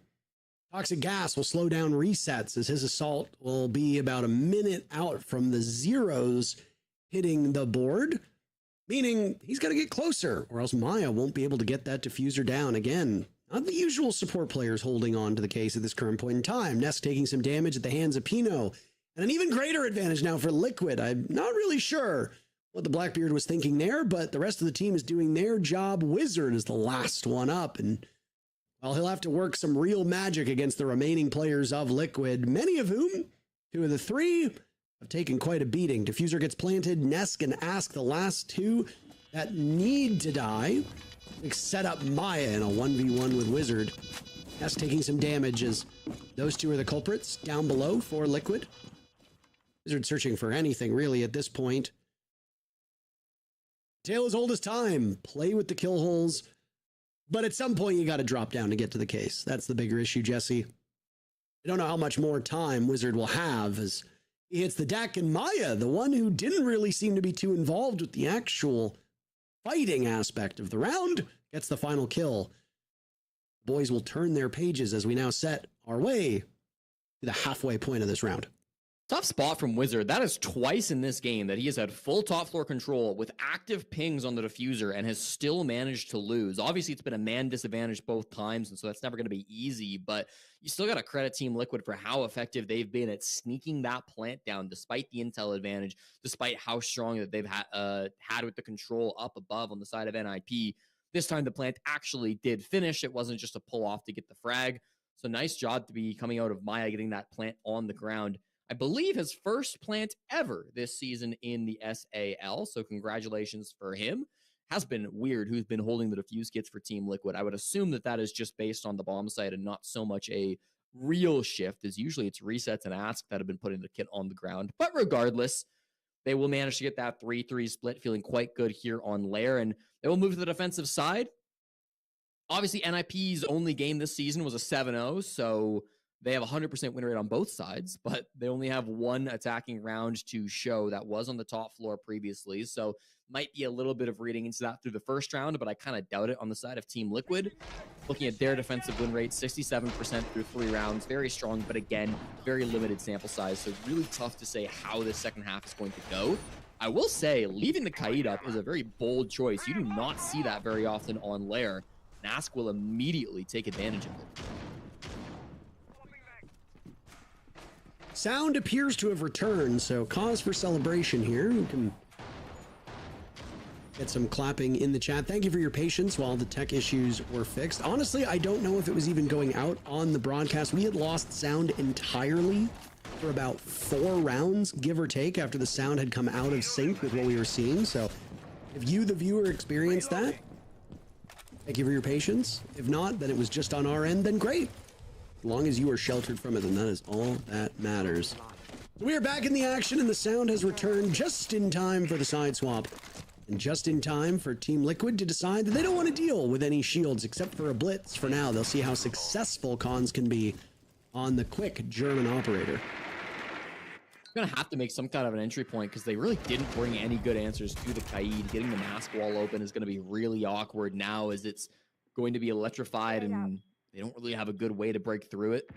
I guess at the same time, they don't really have much hard breach. In fact, they have nothing. So maybe it's not really going to be part of the game plan anyways. They're going to flood in, likely with a Finka stim, likely with some of those flashes from the Blitz shield. This is likely to be a very fast and chaotic execute. So get ready for that when it comes through. Fantasy hoping to find one early with the glass, maybe through those smokes. But as the stim comes in, this will be the push. Two mines being hit as they march on in. Nip's advance being slowed for the time being, but Fantasy has found the board.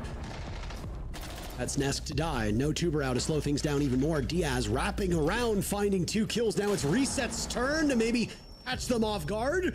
A Nitro Cell went out, Ask and Diaz in the ground, and suddenly Nip have the upper hand in terms of players. Adrenal Surge will give Nip a bit more HP just to top them back up as they'd been damaged by some goo mines. 8's in a rough spot. Went to pull out the secondary gadget, but Fantasy saves the day. Glass putting away the sniper, pulling out the bearing 9 and tearing through Liquid to give Nip the lead and a successful first round on attack. Massive 4K from Fantasy. You don't see that too often from him. Fantasy is very often the first one in and the first one dead for Ninjas in Pajamas. But this round, he was able to survive into the late round. He did find the opening pick, taking out Nesk with that sniper rifle to start off that push to get them a bit of an entry point. Fantasy was the guy who kind of made his way in through Mez. I think a lot of the attention was really focused on Cons. He was the blitz that had jumped in through the display window. He had players backing him up through that window and through the bathroom windows as well. Nobody was really thinking about Fantasy on the glass, playing through smoke over towards Mezzanine, and I think that was really the downfall of Team Liquid. They never expected that the young gunner on the other side of the map was going to be their biggest threat. He just found pick after pick. Nobody seemed to look his way. Eventually was able to group up with the team inside a server, and then you know, you don't often think about Fantasy as a sniper player, but when he pulls out the SMG, I mean, he could do just as much damage. Goes through flying in the late round, finding kill after kill. Exceptionally well done. 9 and 5 now. The 6-time LAN attender. Fantasy has had a big season so far. Often the player to talk about on NIP. Continuing to back that up here in this all-important game versus Liquid. I'm sure you didn't mean it that way, but the way that you said 6-time LAN attender really comes across as an insult, not more than that. No. Because usually you'd say, yeah, you know, a 2-time winner, oh, a season champion. And so you're just like, he was present. Well, I'll tell you, Parker, he's been to a lot of lands, but it's been a while, right? All of those lands came back on the old Furious squad that he used to be a part of. So, you know, I think it has been maybe a disappointing couple of years from Fantasy, but he's shown in the past that he can make it to big events, and obviously wants to do that once again on NIP and maybe change some of that bad luck he's had and turn it around.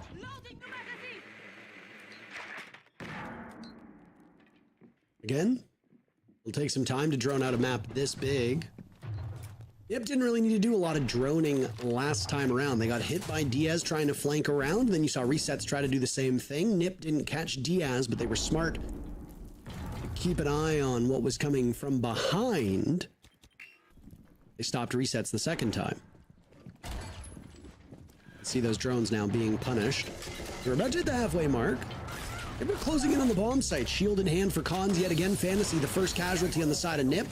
Again, a Ying at the front is not unusual, but a Ying dying early is never a good thing for the attackers, especially with Fantasy having 9 kills to his name. A very impressive tally and one that leads the server at this current point in time.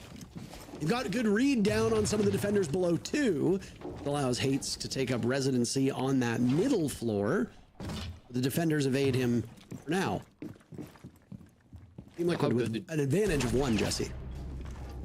Make it 2. Nesk, good pick on the Hates. You saw how strong those drones were, but it doesn't seem to matter. Nesk a second as well, and Maya finds Wizard. Everything falls to pieces. The top floor clear has completely fumbled Parker, and it leaves Pino in a 1v5. No hope of winning this round. Aware of an aggressive player bottom lobby, will take this gunfight and lose it. Great from Maya. Nice little shot to end out the round. A flawless response from Team Liquid, and I think that round just showcases how strong an opening pick can be when it spirals into one more, and eventually the whole thing. Yeah, and this matchup has really not been that close. Despite it being a 4-4 scoreline, these rounds have been so decisively won by the teams that there's very few times where you turn around and go, oh, okay, well, it could have gone either way. No, these teams are winning these rounds, and they're winning them often quite dominantly. So you get that first pick. If you can make that not just 1 pick, but 2 picks, you're in excellent shape. When Team Liquid loses, usually they'll surrender the first pick or the second. They'll get 2 picks very quickly thereafter and then completely fall apart. The same thing with Nip. Nip will get maybe the first pick, maybe Liquid gets it. The next team will transfer that into a quick 2 pick, and then they fall apart. And then it ends up being 3 players on the side of Liquid who survives, or 3 players on the side of Nip who survive. All told, the rounds have not been close, though the scoreline has been. And that kind of excites me, frankly, because it just adds even more unpredictability to this series. We're about halfway done, maybe a little bit over halfway done this Lair map. Bank is up next, so no matter what, the 4 maps that were played today, if a 5th is required, then that'll be Clubhouse. No matter what, the 4 maps that we see will not be repeat maps at all. The same can be said for Clubhouse if a 5th is needed. And out of the 2 matchups, I gotta say, I don't know if you agree with me, but this is the matchup that I suspect would need a 3rd map of the 2, and I felt that before we got in. Yeah, I think that's what most people were thinking, Parker. The Maverick struggling to get any work done on this wall. He's hoping to make it soft by reaching the very top and very bottom, but it hasn't really happened so far. There was a Nitro tossed out by Ask. I think it got zapped by the electricity. I'm not 100% confident on that, but regardless, didn't find any bits of damage, and now this wall is still struggling to be opened up. It's a very deliberate choice by NIP to ban out the Azami instead of the Kaid. That means that they knew that they would be playing against this operator. They should have had answers coming through, and that is, of course, going to be Hates on the Maverick, which is part of that answer. But if you can't get the wall open, this bomb site becomes really awkward to take, forces you to go over towards green side, and then you really need a strong top floor clear if you're going to make that happen. So kind of where the attention shifts for NIP now. They need a lot of these bodies up above to disappear if they want a good chance of trying to push in through bottom green. Pino and Fantasy look like they've found goo mines from the position of their HP bars. So goo mines don't just do damage, they're excellent for information. Team Liquid benefit from that. I don't know if it's Maya or one of the other defenders that will be within earshot of the goo mine being stepped on, but every time that happens, you get a little bit more info about where your opponents are coming from. Talked about the importance of the first pick. It will come very late in this round. A minute left on the clock. Everybody's still alive. Logic bombs going off to enable Nip to find these defenders, but so far coming up empty-handed. Not happy if you're NIP. You've worked nothing so far. You can't get to the main breach. The top floor still remains closed. There's really important walls that you haven't been able to open, even up above. And off this logic bomb, what are you getting? It's a lot of sound, but I mean, are you going to swing this warden on the other side of the wall? Fantasy hoping to find an opening here. He does find somebody. It's Nesk, who he does serious damage to. The two Moroccan operators from Wind Bastion, if you will recall, doing battle. Nesk walks away wounded. Still very much alive. 40 seconds have flown by. Fantasy on the board, not for one, but two. 11 kills as a third is there as well. Maya shut down, and Fantasy is an absolute monster. Got one more lined up. Down goes Cons to Ask. Pino on the board, denying an ace. Diaz, though, swiftly stopping him. Pino will need to find time to get Diffuser down. Diaz can stop him, but he doesn't have a good idea as to where this kit is getting placed. Might be able to get one of these players as now they escape the vicinity. This was very close for Liquid. Diaz doing his damnedest to keep his team in this round. Back and forth, these teams have gone since the very start. No more than 2 consecutive rounds won by either side. Diaz has his work cut out for him. This will be the Devil's Split. The 2 remaining players on Nip, both on the other side of walls. A 180 would need to be had to perfectly win that for Diaz. He's not going to get the job done. A great post plant for Nip, albeit short-lived. They take the lead.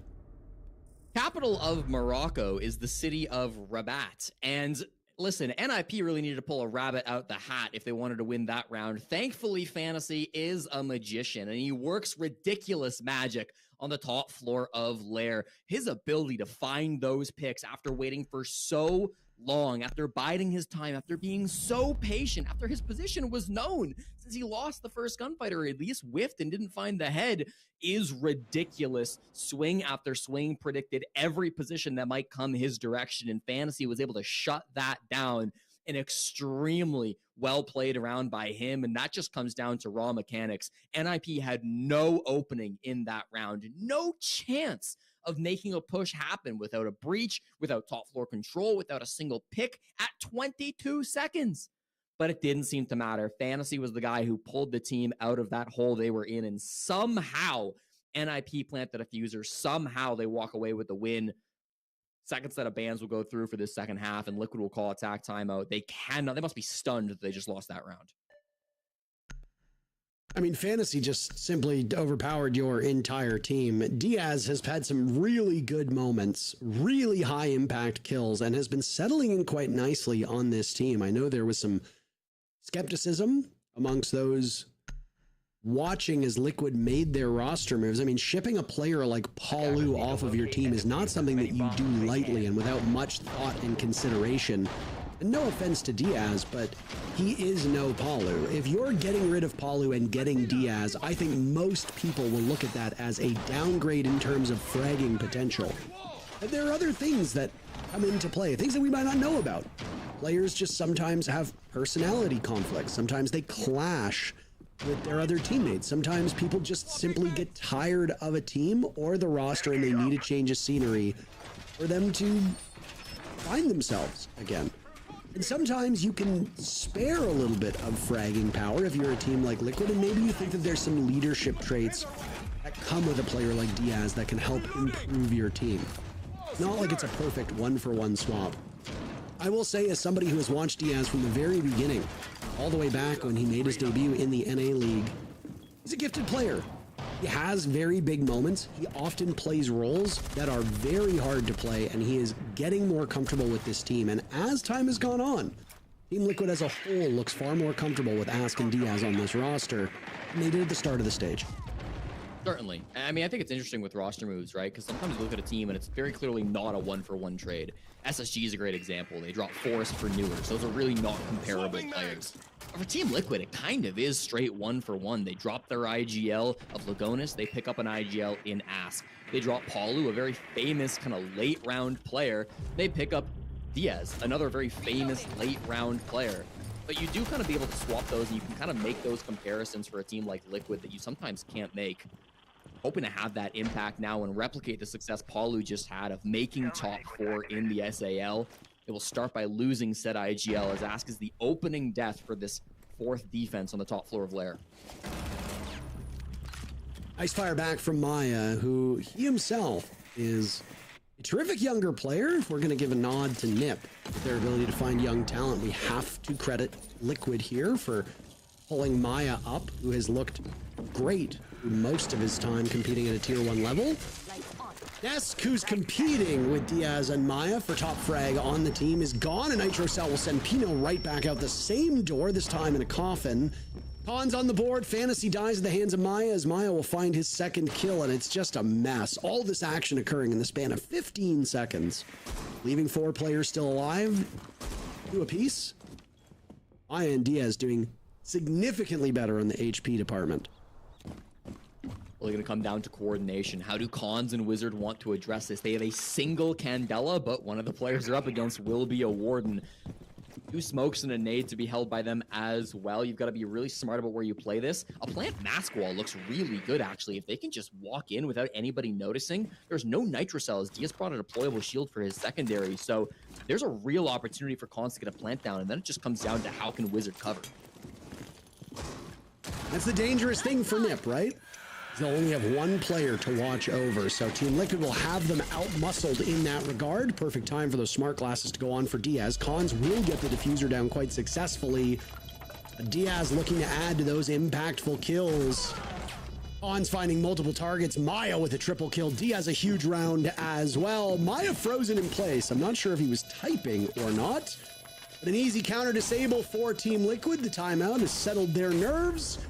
And these 2 teams just cannot shake one another. Destined to dance 1 round at a time. 5-5, the scoreline. Tough game for Khans so far. You can see he's currently at the bottom of the scoreboard for NIP, and he consistently is for this team. Of course, is the hard breach and IGL for this player or for this team, so you don't expect Khans to be the guy fragging, but he's in the 1v2 post plant. That is where you need your support player to be able to step up and get those critical kills. It's not often that you need your support player to be fragging, but in the 1v2 post plant, that's where it has to happen. Khans couldn't quite find anything on the gridlock, wasn't able to secure those kills, and so ends up losing the post plant 1v2. Really good moves from Diaz, the guy we were just talking about, to step up. He had big shoes to fill as he replaced Palu on this roster, but has been filling them, I would say, quite nicely, and now will keep Team Liquid alive in this game, off of series, a match point for their opponents. This is just map 1, of course. There are still more maps to play after this no matter what, but it's Liquid's map pick. If they lose this, then you're forced to go play Bank, which is NIP's choice. It's not been a great map for Liquid historically. This does feel like it's a critical map for Liquid to be able to walk away with a win. If they go down 6-4, they are really starting to stumble, but thankfully that is not going to be the case. Have at least 2 more rounds in this game.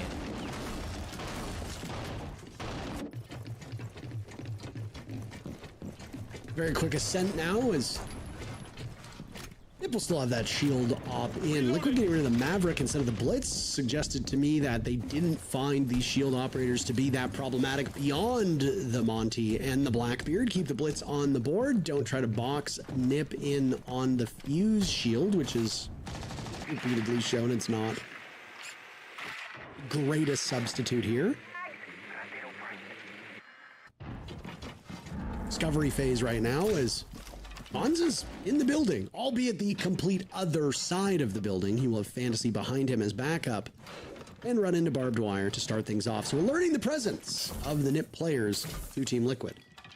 Nobody holding these green stairs other than a zombie. It can be a really tough spot to hold, so that ban really is shining through now from NIP. The Maverick was previously used on this bomb set to try to open the main wall, but it wasn't very successful. Resets, hoping to find a pick. There's a Nitro Cell pre-placed by Ask. I'm not 100% sure where it is, but that'll be heard certainly by both teams.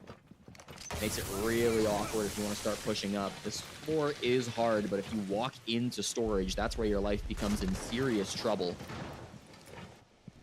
Still a lot of pressure towards green side. They have yet to clear out anybody up above. Last time it was Fantasy, Parker, that opened things and really started to turn this round into a victory. They might need another big round coming out from him because, again, they are stalling out top floor, and their site pressure looks even worse than last time. 3 kills for Fantasy in that round, if you recall, which is en route to him currently sitting at 13 kills, leading the lobby. Maya is not that far behind, and both of these players can dominate a game if given the opportunity. High impact kills have been plentiful for both teams. Even some of the players whose overall kill total doesn't look that impressive at first glance. Aids was checking the ceiling, but had a wrong idea of where Nesk was playing. He's punished immediately. Liquid with the leadoff pick with 45 seconds remaining. Ass pulling a nitro cell, well coordinated as Cons is the target for that. Goodbye to the shield. Now Pino's gone and all he can do is scratch his head. Nip have suffered almost nothing at this point in time. They'll win another flawless round as Resets gets back-to-back kills and Liquid sit on match point. Frankly, if we didn't see that ridiculous performance coming out from Fantasy, this could be over 7-5 with Team Liquid walking away with it. That Bunks briefing defense honestly looks so strong. They do not give up an inch on the top floor. The Nitro Cell that had been pre-placed for almost 2 minutes at that point finally gets the kill on the Blitz. The Smoke did a really good job sawing things out. Top green. Didn't feel like there was a whole lot of pressure from Nip on that top floor, but I mean, that just comes down to how difficult it is to pressure those players up inside of our 6 room, right? If you're not able to walk through the green hallway, you can't really jump in the display window. Coming in from the ops side in through mask is also really awkward, in through office. So there's no good way to really push that part of the map. So instead, NIP were like, well, maybe we can kind of sneak a plant in through the bottom floor and immediately get domed from the vertical angles. So trying to find some cheesy way to win that round, NIP never found a solution. They will call their TAC timeout as their opponents hit match point. And we'll have one last chance to discuss what they're going to do on the final round to try to force this overtime with their coach. It is likely to be basements. They could go for armory, to be honest. They could throw a curveball on the side of Liquid, but no, basement will be the call. So this should have been predicted by NIP. Bombs from being defused by attackers. Liquid have spent this entire stage being the masters of we're losing, we win! And it seems to be happening yet again, where Nip has honestly looked like the more comfortable team through and through on this map. Because you look comfortable doesn't mean you're the better team, and it certainly doesn't mean that's going to translate to a victory.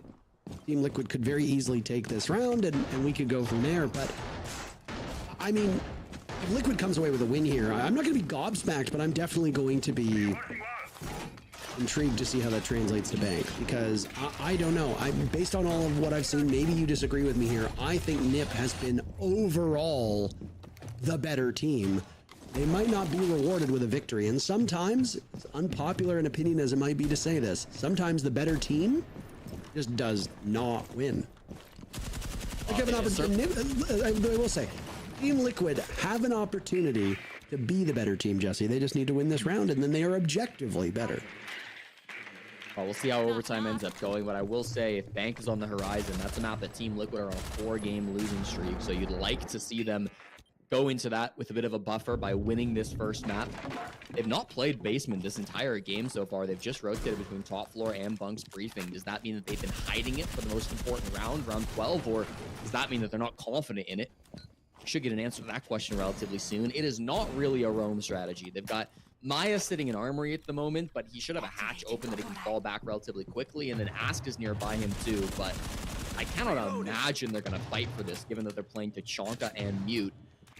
Stranger things have happened, but it just doesn't seem like a very common strategy to want to be playing so aggressive with them, and we hit the 2-minute mark left in the round. Both will fall back. So, relatively passive setup. NIP have brought loads of soft breach with, of course, Pino on the Ram and Hates on the Buck and stuff to work open these floorboards.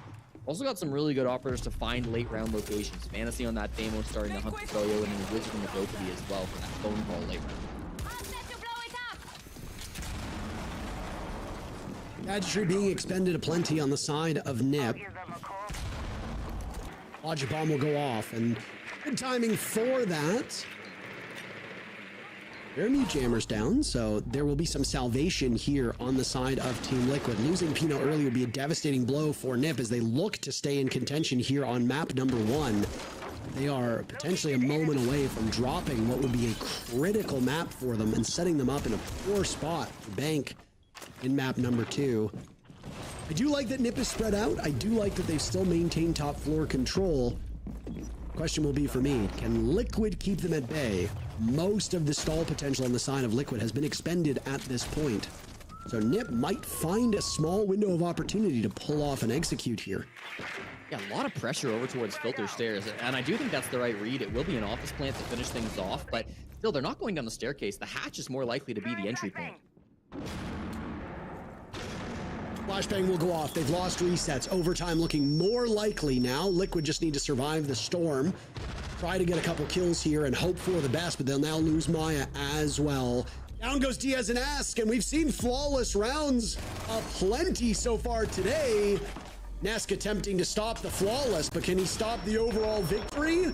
Guns down Pino, Cons as diffuser. No way to stop him. Wizard propels us to OT, and at minimum, 2 more rounds remain between these teams.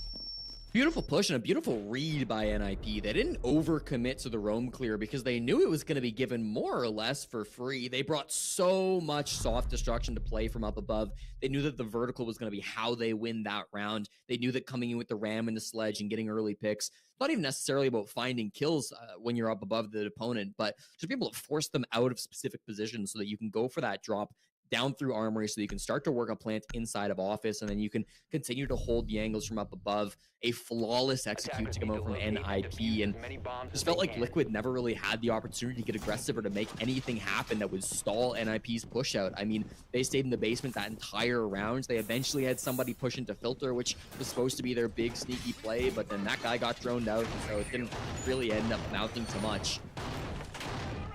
6-6, we will face overtime. Both these teams, I mean, they've been dominantly winning Lair every time they've played it. Liquid got crushing victories over Cloud9 and Loud this season. NIP, the only time they played this map was a 7-0. I think it's only fitting this goes the distance all the way to overtime. Goes back to the point I made. No team has won more than 2 rounds in a row. For the most part, it's just been trading individual rounds back and forth. So yeah, I mean, at some point we have to come to a conclusion here. The people who've been following the round score lines, you know that once we hit that 15th and final round, that's it. It's over. There is no more to it. You cannot play longer. There's no unlimited OT, so there is a dedicated stop. If there wasn't, I think this matchup would go on and on and on with the way that these two teams have done battle. I'll ask your expertise here, though. With how close Lair has been, which team do you think is set up better in the series, NiP or Liquid? I mean, I think it's nice for Liquid they start defense. They don't have to play the basement again. That was kind of a disaster for them. They can just straight go for bunks briefing, and then they can play top floor in round 15 if they do need it. It's been a 50-50 map so far, but you always imagine that the defense, once they can choose their sides, they're a little bit more free. They should have a slight advantage at that point. I do expect map 2 to go the way of NiP, so as long as Liquid close this out, I kind of like their chances for the series, but it really does hinge on this overtime. If NIP do steal away Lair, you start to get really worried as a Team Liquid fan because Bank has not been your map this season.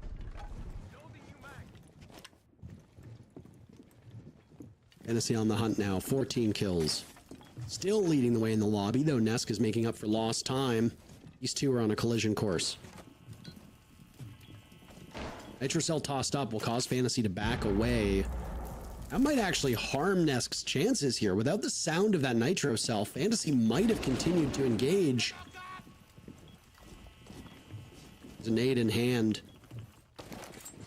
He's decided to pull out the sidearm instead. Look at this duel between two Titans. One young, one old. An old man can still shoot. Nesk good enough for one.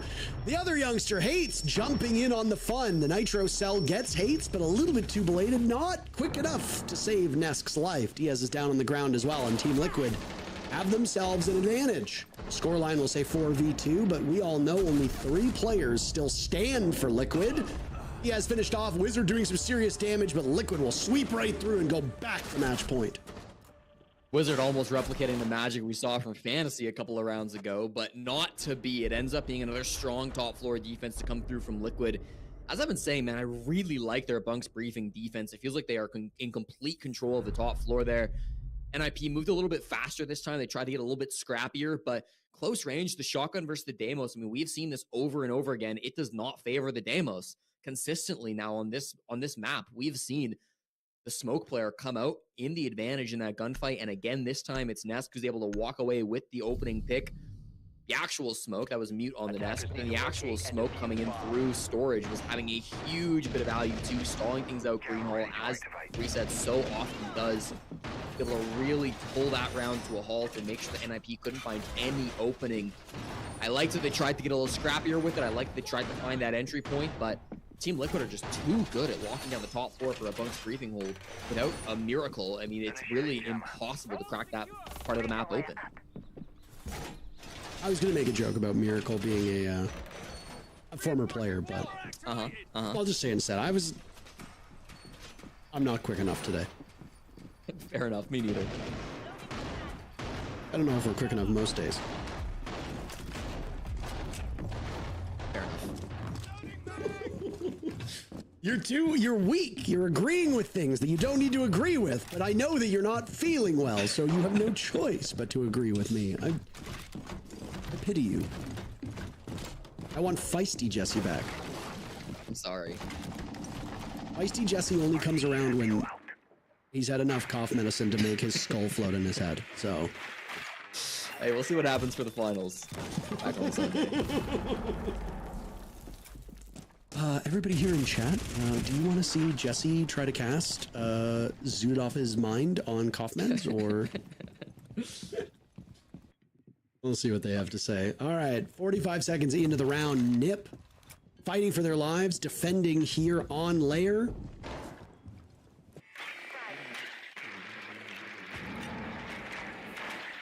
I think my eyes are going to be on Ask on this round. He's playing down below. He's on the Deimos. We've seen some real failures of Deimos plays today, but if he can get a vert angle onto an important player, maybe clear off Pino, maybe clear off Fantasy, somebody who's playing on a soft floorboards, and that could be all the difference. See him trying to work these vert angles. He knows how critical his position is. All of the actual off-site play has been fun to watch here on Lair. You see those shotguns making lines of sight still. Nade goes up and Cons has no choice but to back away. Back to the Black Mirror he goes. Pino dropped. The first kill is going to come out on the side of Hates, and Pino might actually be retrievable. I'd love to see what happened there. Hates team killing Pino by mistake, and Nitroso goes out. Huge round from Hates at the moment. Some missteps, but ultimately some triumphs. He's on the ground, waiting for the next player from Team Liquid to emerge. Final minute to go, and Liquid are so close to being able to pull off and execute, but they are wounded, Jesse. Flashes from Nesk have to be huge. If he can't make something happen with these, where do they find their opening from? Up against Cons on the board and two, gonna be tough. Hates is still in such a strong spot, now called into action, and he'll finish the deal with Fantasy side by side. And we go all 15 rounds. I'm sorry, Jesse, what did you say about this particular series and how many rounds we'd need? Barker asked that we might need to go all the way to overtime, and here we are at 15. And what? And we're going all the way. You were right. Oh, sorry. Again, the cough medicine. It's okay. You need a Michael Jordan flu game is what you need, but for casting. So. Listen, the plays today have been quite sick from both these teams, just like me, and we will get this all the way down to 15. Team Liquid cannot defend the middle floor as they've been oh so successful on, but instead they're going to go up above to the top. This was 1-1 last time. Team Liquid won it back in round 10 for a successful defense. They lost it the first time. That was back in round 7, their first attempt at any defensive round here on Lair. So we get to try it one more time to try to hold things down. It'll be no surprise to NIP, who could have seen this bomb site choice from a mile away. Fantasy at 16 frags at the moment, outscoring everybody else in the lobby. He has been instrumental in NIP's success, as he so often is. Not a player who is afraid to take risks. Not a player who necessarily even knows what fear is. He's going to have to be that big player once again. Round 15 to get the job done. Bomb site will favor Team Liquid, but this is going to be close. As close as we're going to get. in the final round here is, again, these teams just one round back and forth and back and forth. Very balanced matchup, and again, most of these rounds quite decisive. One team will absolutely blow the other out of the water, and that is it. The scoreline will not really help people understand just how, oh my, just how close that was. A terrible start for Nip as they lose Hates on a spray through the door frame. Should be able to crawl to safety in there. He's done just that, Jesse.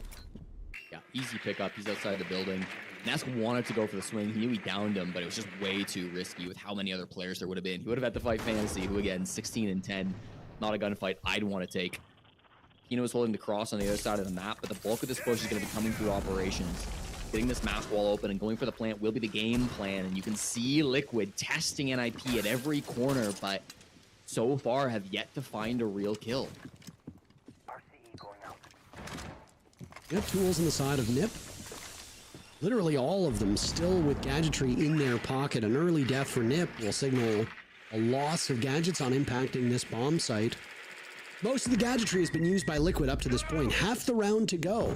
2 mines still being generated by Maya, but none in pocket. No gas canisters for Ask either. All mute jammers set down, 1 Zoto canister for Nesk. Not all of these gadgets are passive gadgets, so the fact that you're not going to have them for the actual execute is quite devastating. They still have a Nitro Cell, though. It somehow manages to do damage to Pino, but not all the way. Nesk now dead, Reset's dead as well. Ask the only one on the board. Liquid down by 1. They've softened up these Nip players, but as long as you've got 1 HP to your name and a gun in your hand, you can still easily win the round. But these teams still coming to blows now, Jesse.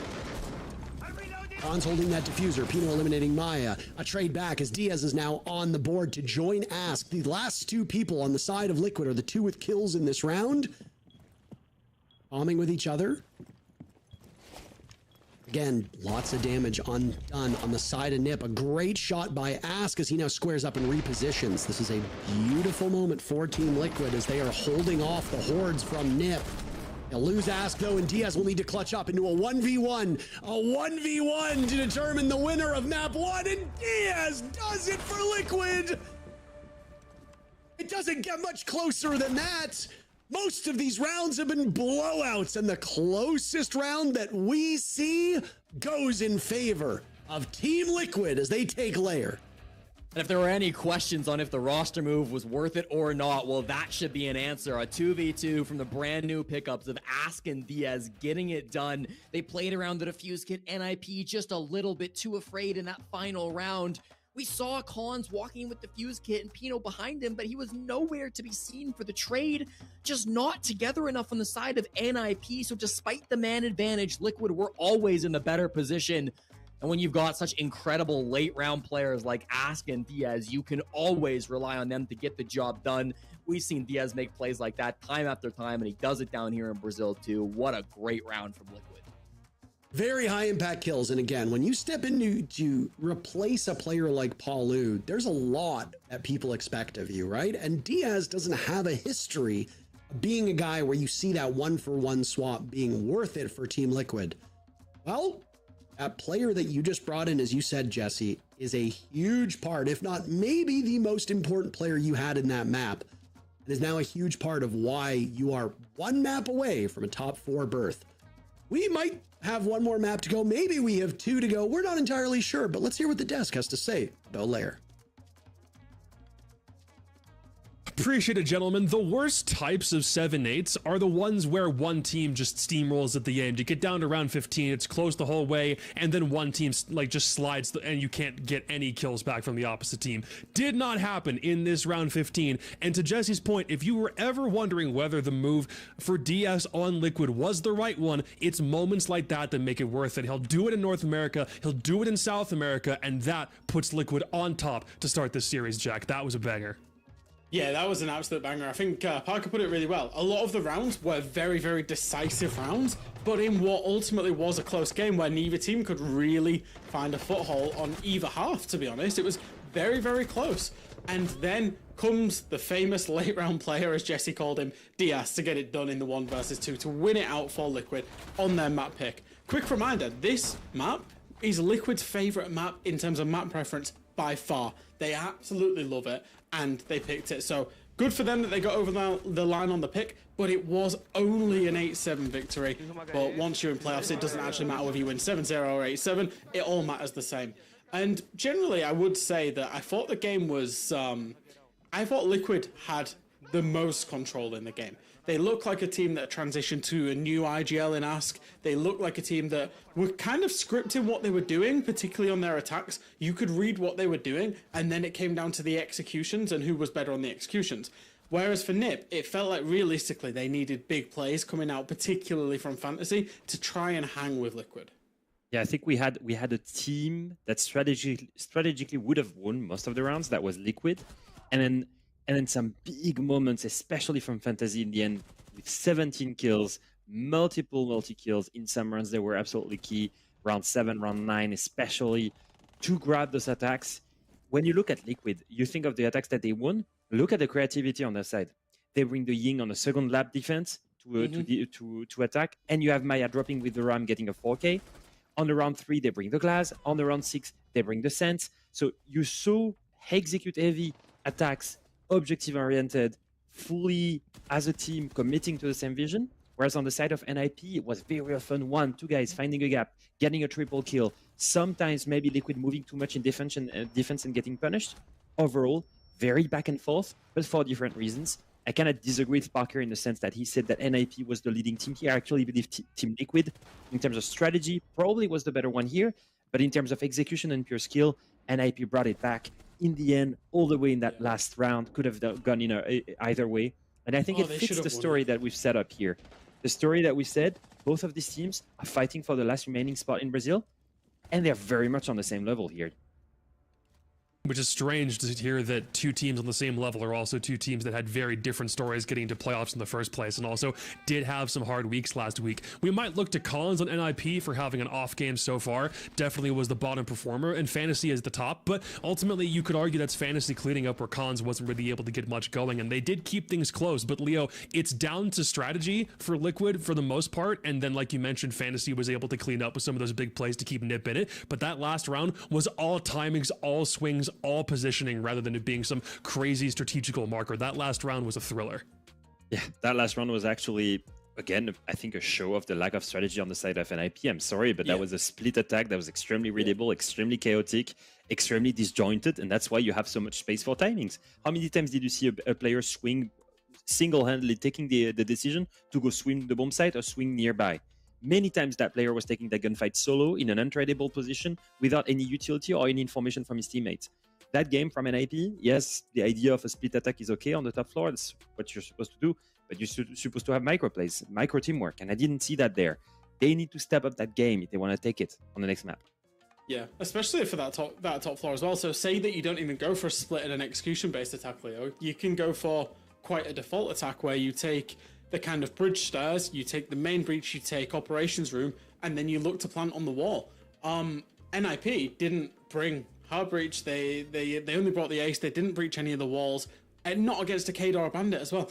So it's like they were leaving it down to a 50-50 of just timings, and they came on the bad side of it. And that's ultimately what we're saying about they'd have won this map ultimately had Fantasy or Wizard or somebody like that had a big pop-off moment in that final round, because their strategy was leaving it down to chance a little bit. Whereas for Liquid, they were leaving it being strategically secure, but then allowing these big plays to happen. And in the end, generally, you'd favour the team that have the better strategy and the most control in the game to get the job done. And that was Liquid just about. Big play ultimately ended up going to Diaz at the very end. Did he get MVP? To a production get? Yup. Nah. If it was going to be anybody, it would have been him, or Maya wasn't too far behind him. Maya also did have one more kill than Diaz, but ultimately he is more impactful. He closes things out. He ensures that Liquid win their own map pick, and that's after NIP had played it last week against BD and won it 7-0. They still won the same amount of rounds from that game. Liquid just won 8 on top of it to make sure that they took it. Well. Yeah. So now that they've got their own map pick under wraps, before we head to break, gentlemen, how confident are you that Liquid would be able to 2-0 this thing? Leo, what do you think? I think it's gonna be rough. I think that NIP did that 7 rounds in a row, by the way, on their map pick. And I think that the real MVP of that game is not DS, although he was really good. It is Fantasy. Fantasy with 17 kills, plus 6 in KD, and he was involved in 8 opening engagements. He was involved in more than half of the rounds in the entries. It was very 50-50, 4 opening kills, 4 opening death, but still, he's fueled on confidence. He's shooting back. He's fueled up on their map pick. I think it could go to a 3-mapper now. 3-mapper, I'll take it. I think mostly because seeing how we've had all these maps be this close thus far, it'd be cool to figure out whether these two teams, for being as close as they are in playoffs, despite their paths here being very, very divergent from one another, it would be interesting to see a map 3, but ultimately that's in NIP's hands to see if they're able to force it. But we got to get Bank on deck after a break, so don't go anywhere. We'll reset and come back with map 2.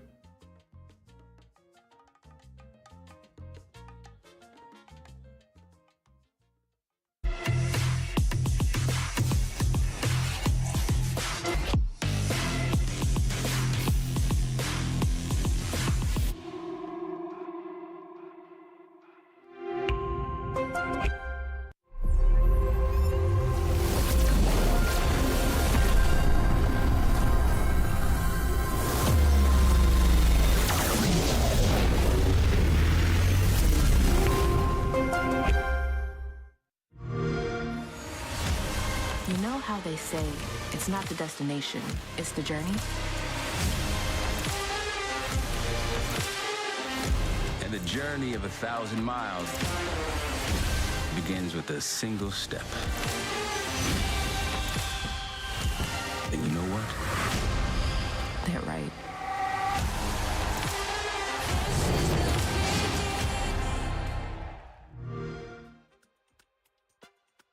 Bank is very decidedly one of NIP's more preferred maps so far at this stage, at least the one that they've played more often than not. They've played it 3 times, they beat 9Z and Furia on it, but then just recently played it against FaZe, and that was one of the maps where they got met by the FaZe buzzsaw. But we're not seeing FaZe today. We're seeing whether Liquid are able to bring this into a 2-0 series, and they don't have to concern themselves with the third map. But the one time that Liquid so far have played Bank, they've lost it. So I think, Jack, tell me, how much do you think that NIP getting Bank from this ban phase was the expected move? Did Liquid have an idea in your head that this was about to be what they were going to play for map 2?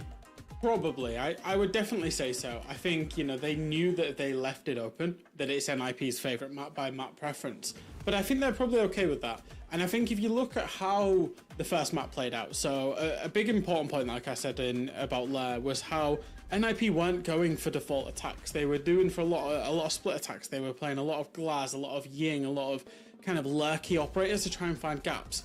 That doesn't necessarily suit how Bank plays out, because if you think about how Bank plays out, it plays out in the basement, where it's a roam / a fall off, and breaching and timing and utility is important, or the top floor, breaching of the Kanto walls or CEO walls is really important, and the defenders are quite compact. Even on an open area, it's very similar, where the defenders often compact into open area and into kitchen.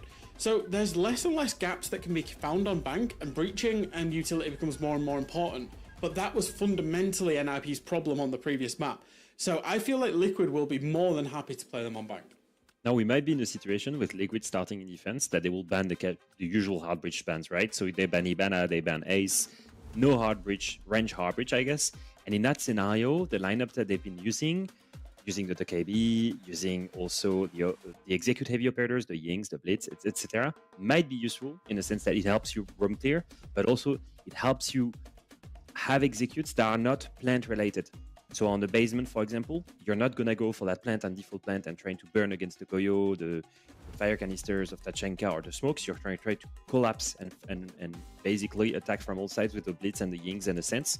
Could be the same thing, and that's playable on every single bomb site on that map. And that kind of fits the NIP playstyle there.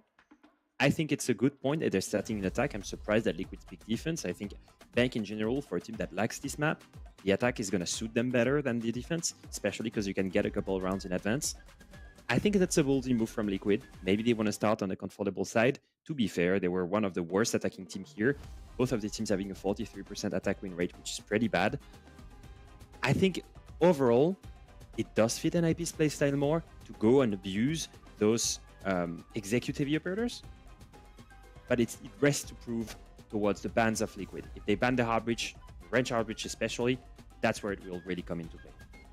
NIP has not had phenomenal strength on attack so far this stage, so it made me wonder whether Liquid going defense first would then mean you'd force NIP to play a side that so far they haven't done too well on. And last time they played it against FaZe, they didn't win a single defense overall. They only had 3 attacks won themselves. It was the sort of map that was strange to see Liquid play, or to see NIP play, solely because they'd had success on it against Furia of all teams in the best of ones, and then weren't really able to close things out from that point. But still, overall, Leo, do you think the fact that they've played this map 3 times, does Liquid have enough footage to work there, or are NIP just not concerned about that and they're just going to play their own style?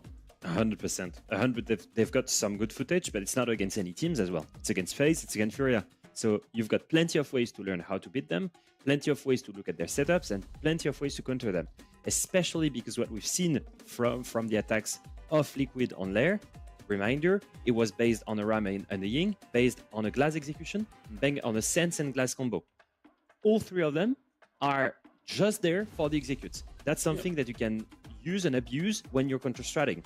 Most of the steps taken to reach that execute on Bank are known by anyone. They're very predictable. You know how to do them. But what matters is really what is the setup like. And I think with 3 different VODs against some of the biggest teams in Brazil, you've got plenty of footage to abuse there. Fair play. Let's talk to... If we had the Canucks ready... sorry, Parker didn't like it when I used Canucks before. If we had the Canadians ready, we can lump them in here for a second. What's a Talking Canuck? about map 2. That's the team from Montreal. What is a Canuck? You know what? Yeah, Parker, what is a Canuck? Yeah, what is a Canuck? It's just a term that we use to describe Canadians, just like how you say Yanks for Americans. Yep. And I'm sure you guys have that over there in France and the UK. In France. We have that in France. I think can't name a single the one. equivalent over here probably just would have been Frenchy, I think, for me. But that's the closest analog I have. I'm not sure. Okay, that makes more British sense to joke me. then, Leo. Production's telling me game's ready. Let's do this thing. Map 2, NIP are on their last life. Nothing after this one. Liquid trying to see if they can't force a date with W7M for tomorrow. We'll let Jesse and Parker take this one away. Thank you very, very much, Jacob. Greatly appreciated. We're going to fire things up with Bank on the board. Jesse, what's your prediction here, Bank? Listen, I do think NIP are going to be the advantage team coming in against Team Liquid.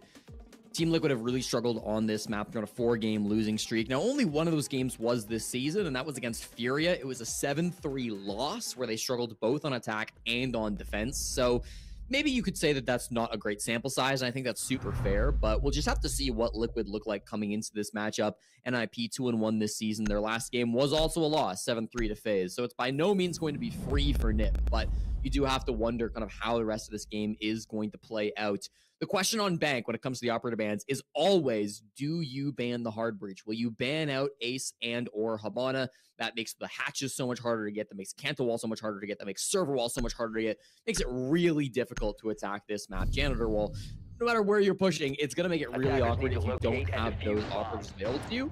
Instead, they go for the Ying and the Monty. Now, I kind of thought that Liquid wouldn't ban out both hard breachers. I thought just because NIP love playing shields on this map, because Cons will run all the shields that he possibly can on Bank, I thought they would go double shield. The Ying is a bit of an interesting answer too. It's an operator that Wizard loves to play, so there is logic behind it. Certainly makes sense, but it's going to mean that Team Liquid aren't so afraid of that range hard breach coming out from NIP. They're also not so afraid of the faster, less protective shields. If a Blackbeard comes for them, if a Blitz comes for them, and they're going to be ready for that. They're going to be expecting it. Seems like for this operator lineup, Cons isn't going to change. It'll be the Osa, which has had it struggle down on server, but Cons is a great shield player. We'll have to see what he can do with it. Another big map on the board. Lair, obviously the biggest in the map pool, but Bank is pretty large. Clubhouse as well, if it's needed as our third map. I'm gonna put these maps on a diet, the size that they are. They've got all the big ones in front of us today. Very similar to the way that Lair plays out, is that Bank will need to be droned quite meticulously. First drone portion is going to be over here inside of Garage. One defender from Team Liquid playing quite safely. Resets has been spotted as there goes the drone. Now it's Fantasy following up, looking for a read on Resets, who on Echo really cannot afford to die so early. Hunting for that yokai cam, but won't be able to find it as it is way back up in the corner and does hit them with a stun. Opportunity now, though, is Resets is facing 2 players walking in, including the Osa. Down goes Maya, and the Osa is going to draw so much attention now as Resets will get shoved off this position. Nade goes out, Logic Bombs will, or rather the EE1Ds will go out rather, and down goes Resets, the hands of Cons. Good entry point from Nip that will continue to get better as they punish those defenders. He has his last man standing, trying to chew through what remains now of Wizard. His bullets bouncing off of the shield, put in front by Osa, and a flawless start to bank by Nip.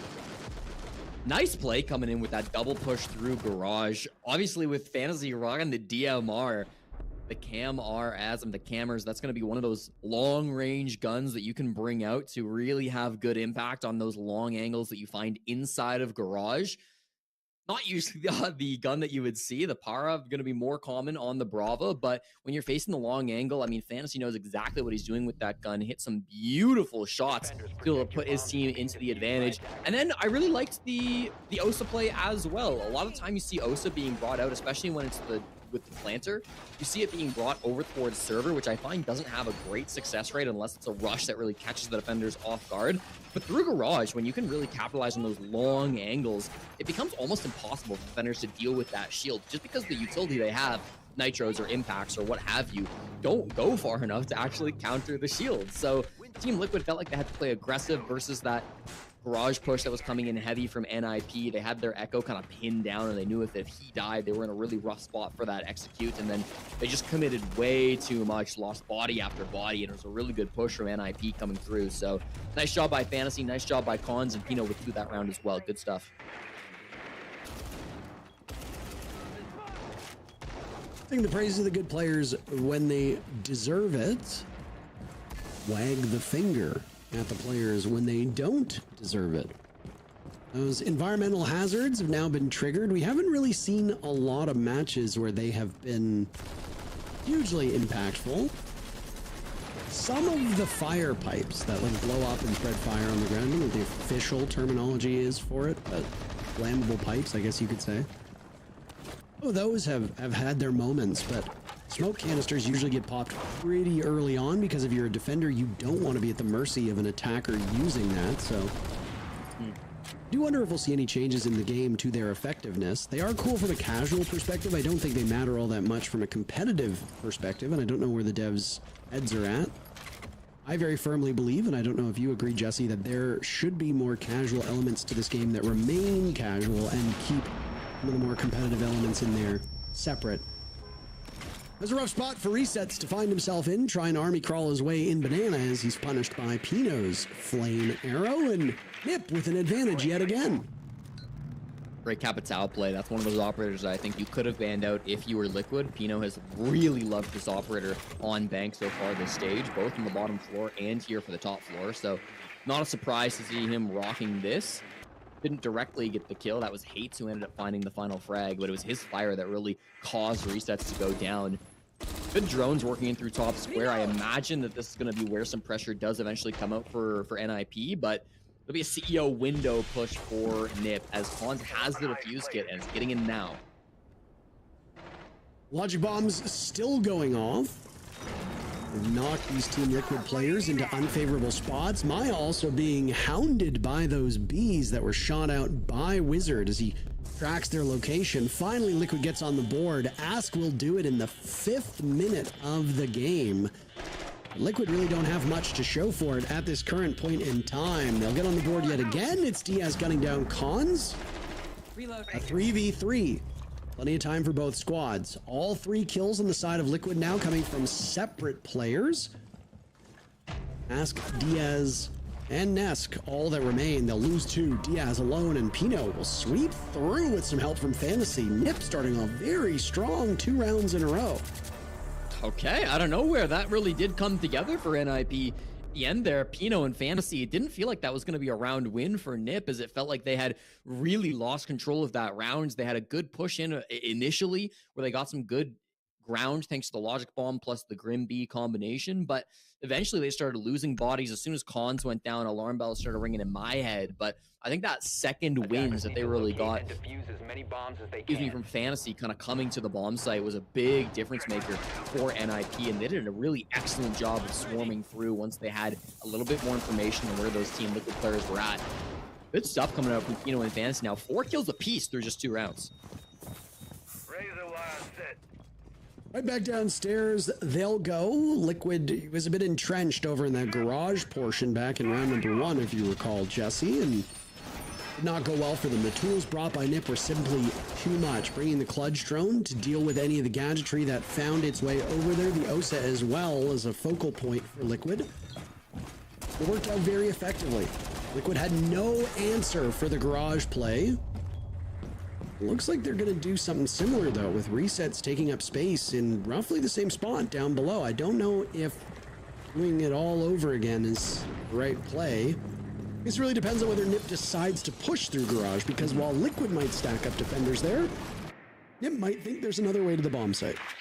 Yeah, I think that's exactly the read, right? Team Liquid are running much the same defensive setup than they had in round 1, but NIP, they don't seem interested in pushing garage once again. They've got a much different set of operators. They've got the Sens being played by Wizard, which has been incredibly popular on this bomb site when you're going for the server hatch drop, when you're pushing in through server itself. Also got the Aurora from Pino, which I'm interested to see how that gets used. I feel like we have not seen very much Aurora on this bomb site, so I'm really looking forward to seeing what NIP can bring out with this operator. It's typically one that you don't see super commonly. Probably going to be used maybe through the hatches for that late round execute. Nobody really roaming that they have to worry about, so they can take their time. And as they get to these server stairs, Ask will be the first point of contest. They will need to clean up the smoke flying on these server stairs, and it is not an easy position to clear out, even when you have lots of utility cover. Absolutely. A shotgun on blue stairs that will now move back into the bomb site. Nip has Team Liquid running scared at this current point in time. Only 3 kills through those first 2 rounds. Hard to have more than that when the first round is lost. Or rather, I guess in this case, won by Nip flawlessly. Maya's got quite the angle, and we've seen this before. If he doesn't get droned out, this could be a brutal surprise for Nip.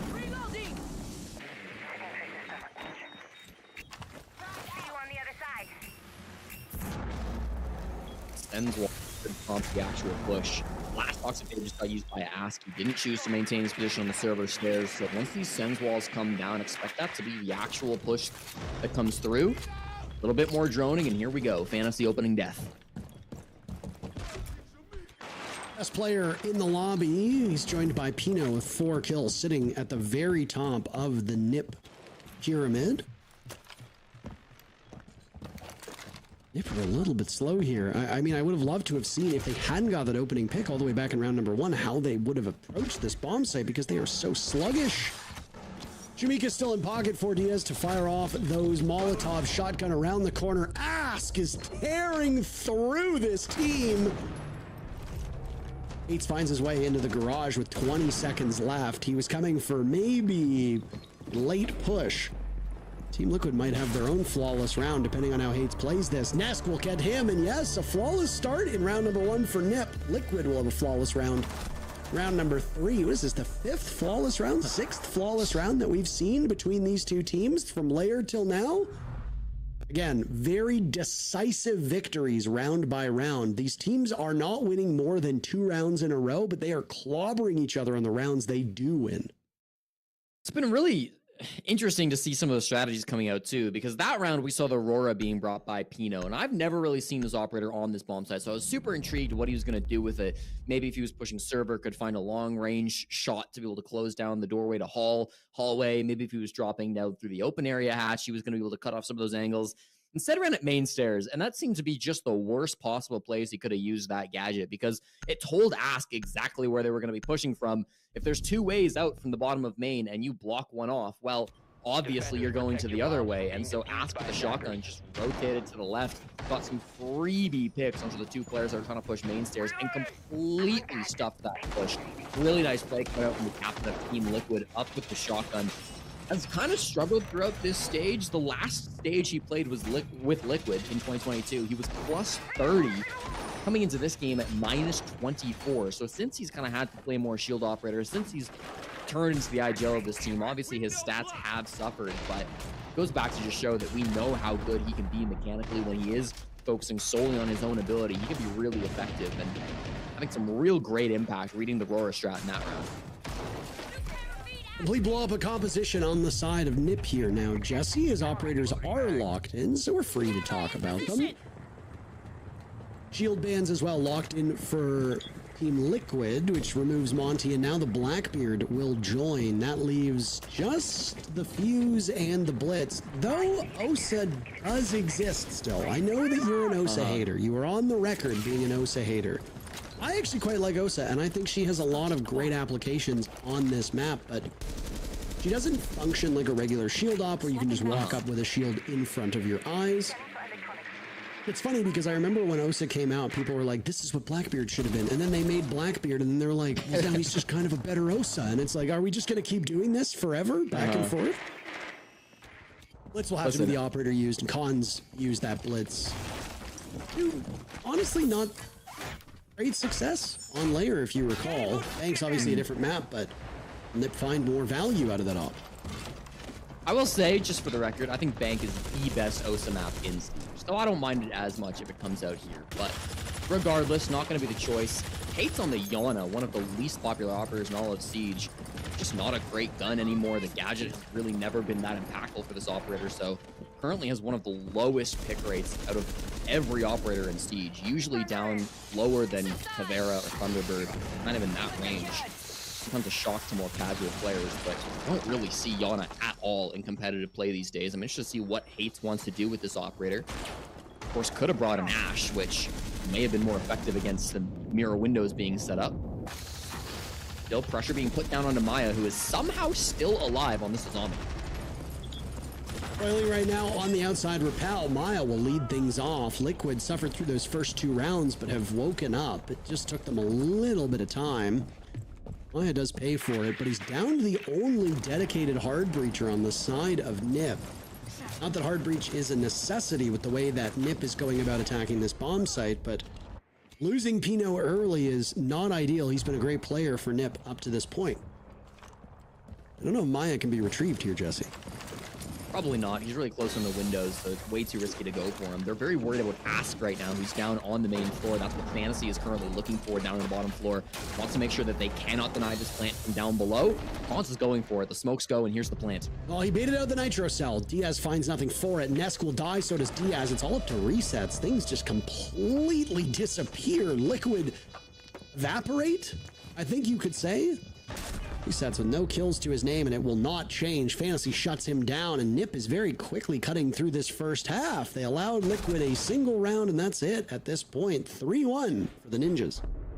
Just a beautiful push. It felt like everything was accounted for in the side of NIP. The one big threat was going to be Diaz on the Mira, nitroing that plant spot from Janitor, but Cons wasted his time really well. As soon as he threw those smoke grenades out, he didn't rush in for a plant. He waited for that nitro to come through. Diaz got baited. That was really the critical error on the side of Team Liquid.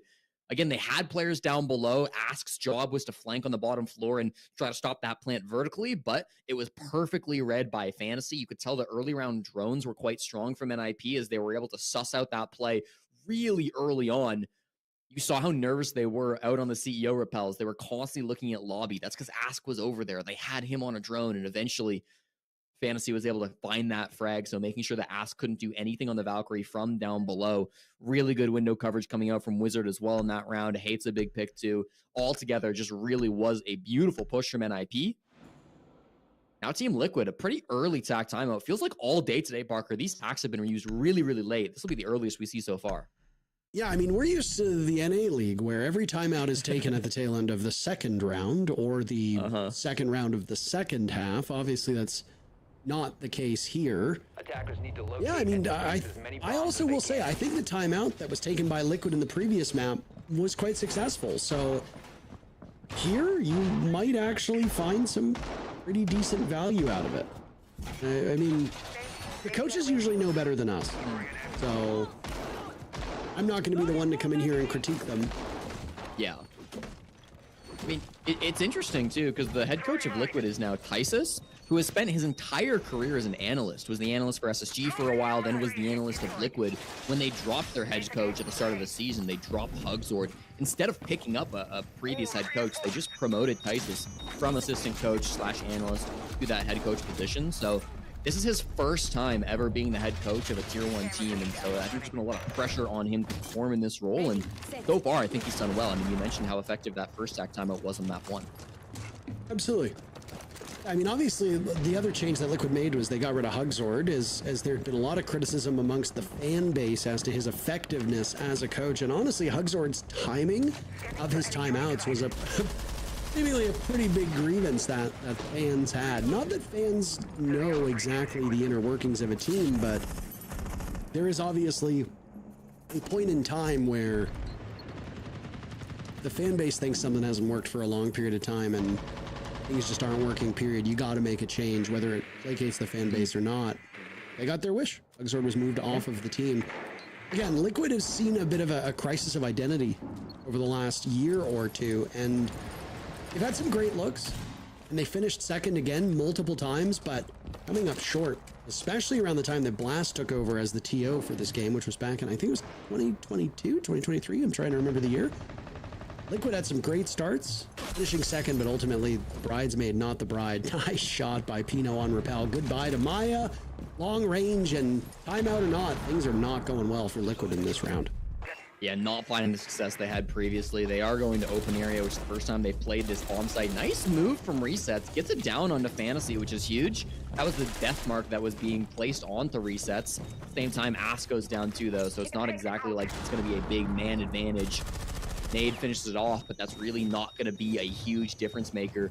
Resets and Diaz will need to lock things down on the bottom floor, but they've got 80 seconds to try to hold on for this 2v4. NIP have the defuse kit in their hands. They've still got loads of drones available to them. They've got soft breach charges in the hands of Pino to try to work some of that vertical pressure onto these open area positions. I mean, this is about as good as a push would get for NIP. They've got plenty of time, plenty of information, and plenty of resources to try to work some picks and then eventually go for this execute. Probably going to be an open area stock drop push, but they could also go towards front desk, and that does seem to be where Cons is at the moment. So actually could end up being a push in through square. Really just does depend where they want to go with it.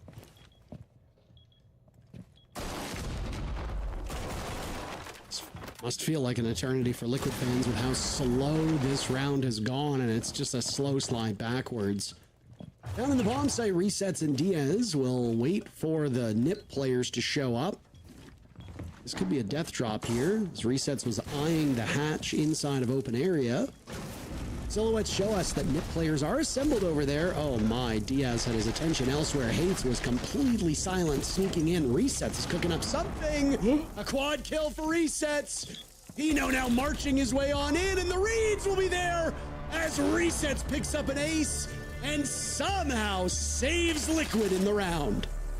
Classic round coming out from Resets. He has long been the most clutch player on Team Liquid. 24% success rate in the clutch heading into this game, and now showing up big in the most important round for Liquid to be able to keep things close with NIP.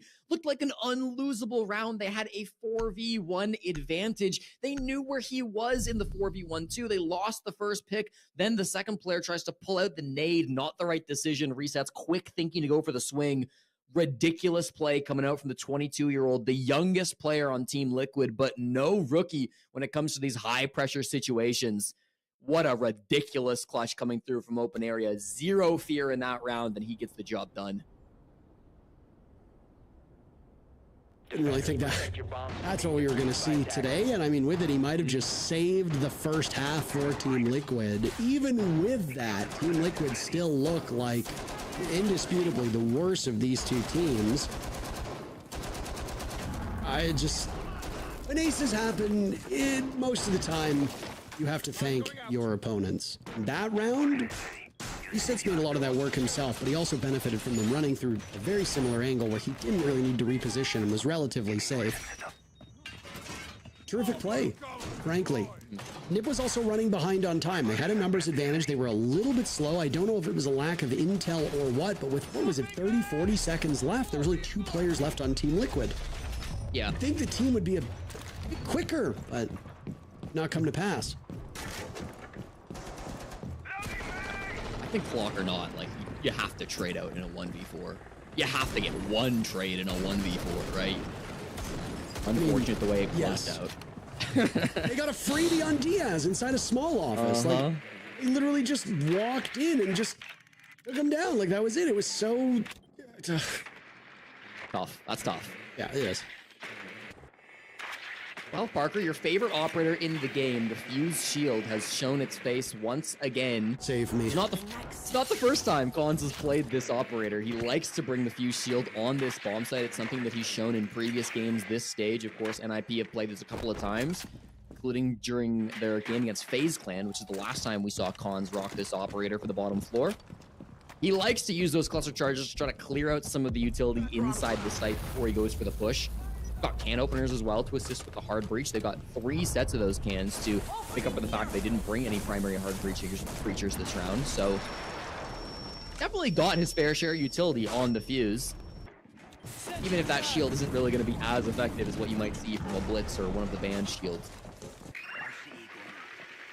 They managed to work their way into the building quite quickly, and would have changed things up with all of their approaches to this bottom floor bomb site. I like that they're taking a new approach every single time. I don't love the Fuse Shield. I'm trying to stay away from negativity. It's not good for my health. It's not good for my blood pressure.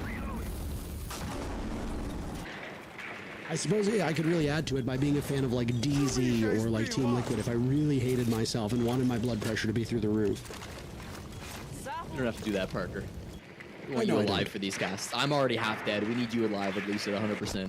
Ah, but the cough syrup is keeping you in check, so that's all that matters. I mean, I had my own cough syrup casting a couple weeks ago when I was like deathly ill with what I assume was COVID, but I tested negative multiple times, but it was a real doozy.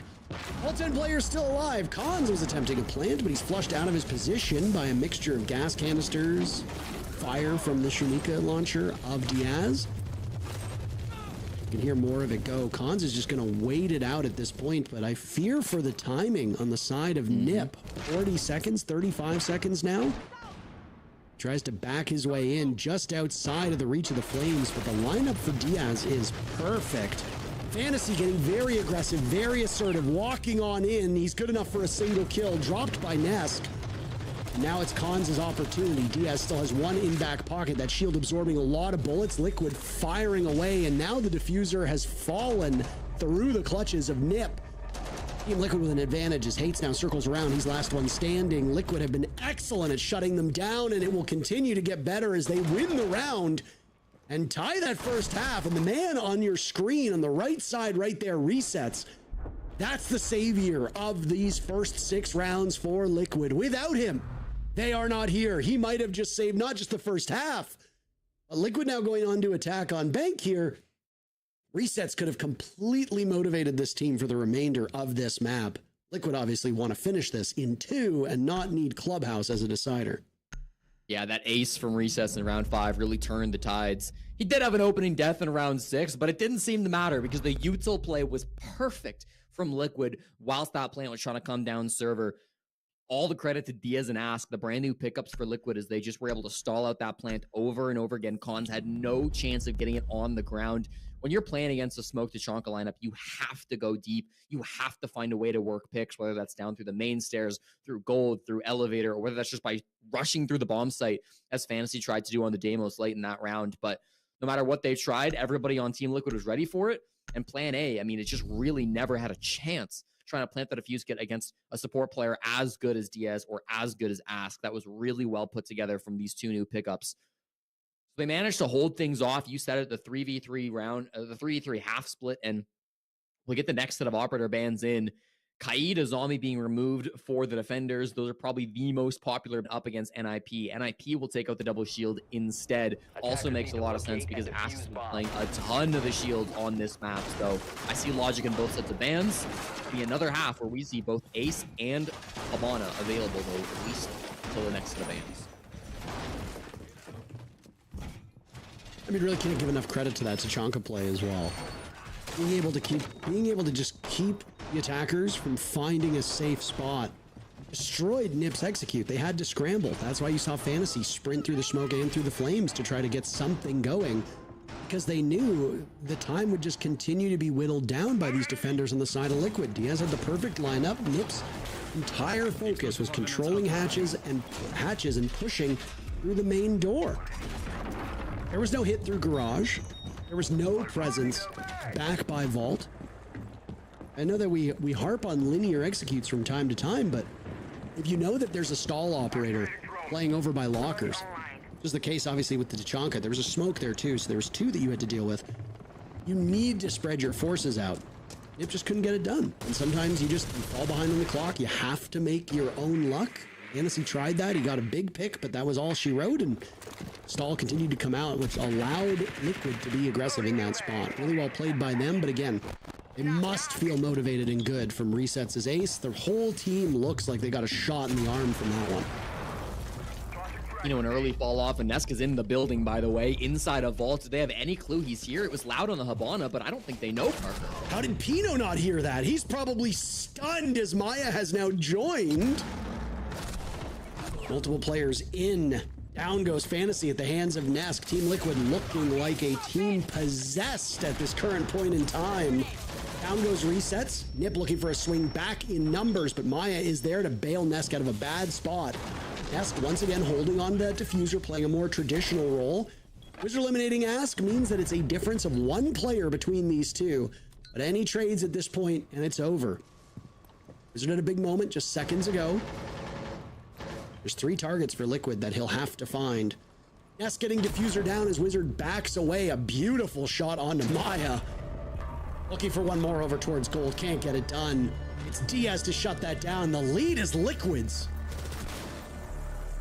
We started the day by asking maybe a controversial question if Nesk was getting a little too old for this thing, and certainly so far up until this game it has been the worst domestic stage of his career. But if there's one thing that all those years of playing professional Siege will do to you, it is give you the ability to read a defense, to give you that information, to be able to make those plays, see those gaps, and that's exactly what Nesk was able to do.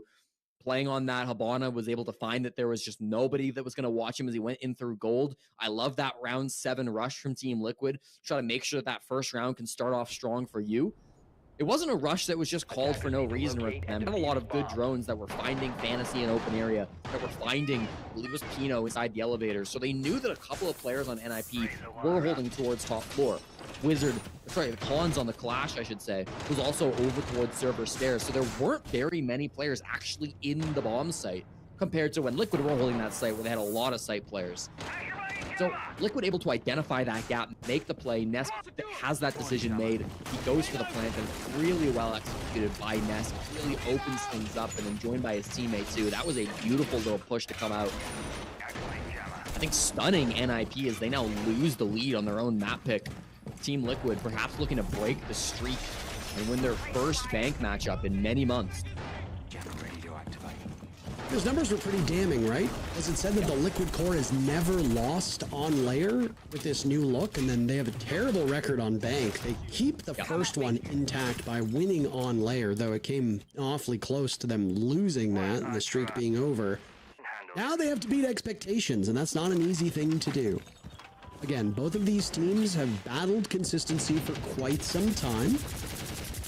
The roster changes that they've made suit both teams' play styles quite well. I like what Team Liquid has with Ask and Diaz on this roster, but it's always so hard to tell how much of this is teams not gelling well versus Brazil just being the most competitive region in Siege. It is the most dominant region in our esport, and it's also the most dominant region amongst each other. A team that finishes in, say, 4th in Brazil could very easily win a major, and nobody would be surprised in the slightest. So, all the 6 teams that made the playoffs and easily beat European teams, North American teams, APAC teams, and so on. Liquid could emerge here as the 4th team, as we saw W7M claim that 3rd spot earlier today, but Liquid's got a couple more rounds to win before they can confidently say they're top 4. Ask wants to really get a death mark track onto Cons, but he's standing on a mute jammer, so he can't quite get it. Got really good information as to what's going on Janitor thanks to a drone, but they haven't been able to work a pick off of it just yet. Wizard in a strong position with the splash in the hallway. It's going to stall out the push, but yes is in anyways. Smoke going off, Diaz suffering through it. He's not doing so well, but he's managing to live for the time being. Oh my goodness, the last smoke does line up very well. Liquid on a go for broke strat, and guess what? Go broke is exactly what happens. Resets, whose all 5 kills came from that ace, is the last one up there, and look at how little damage has been done to these NIP players. Maybe, Jesse, 40 to 50 damage? That's it across all 5 players.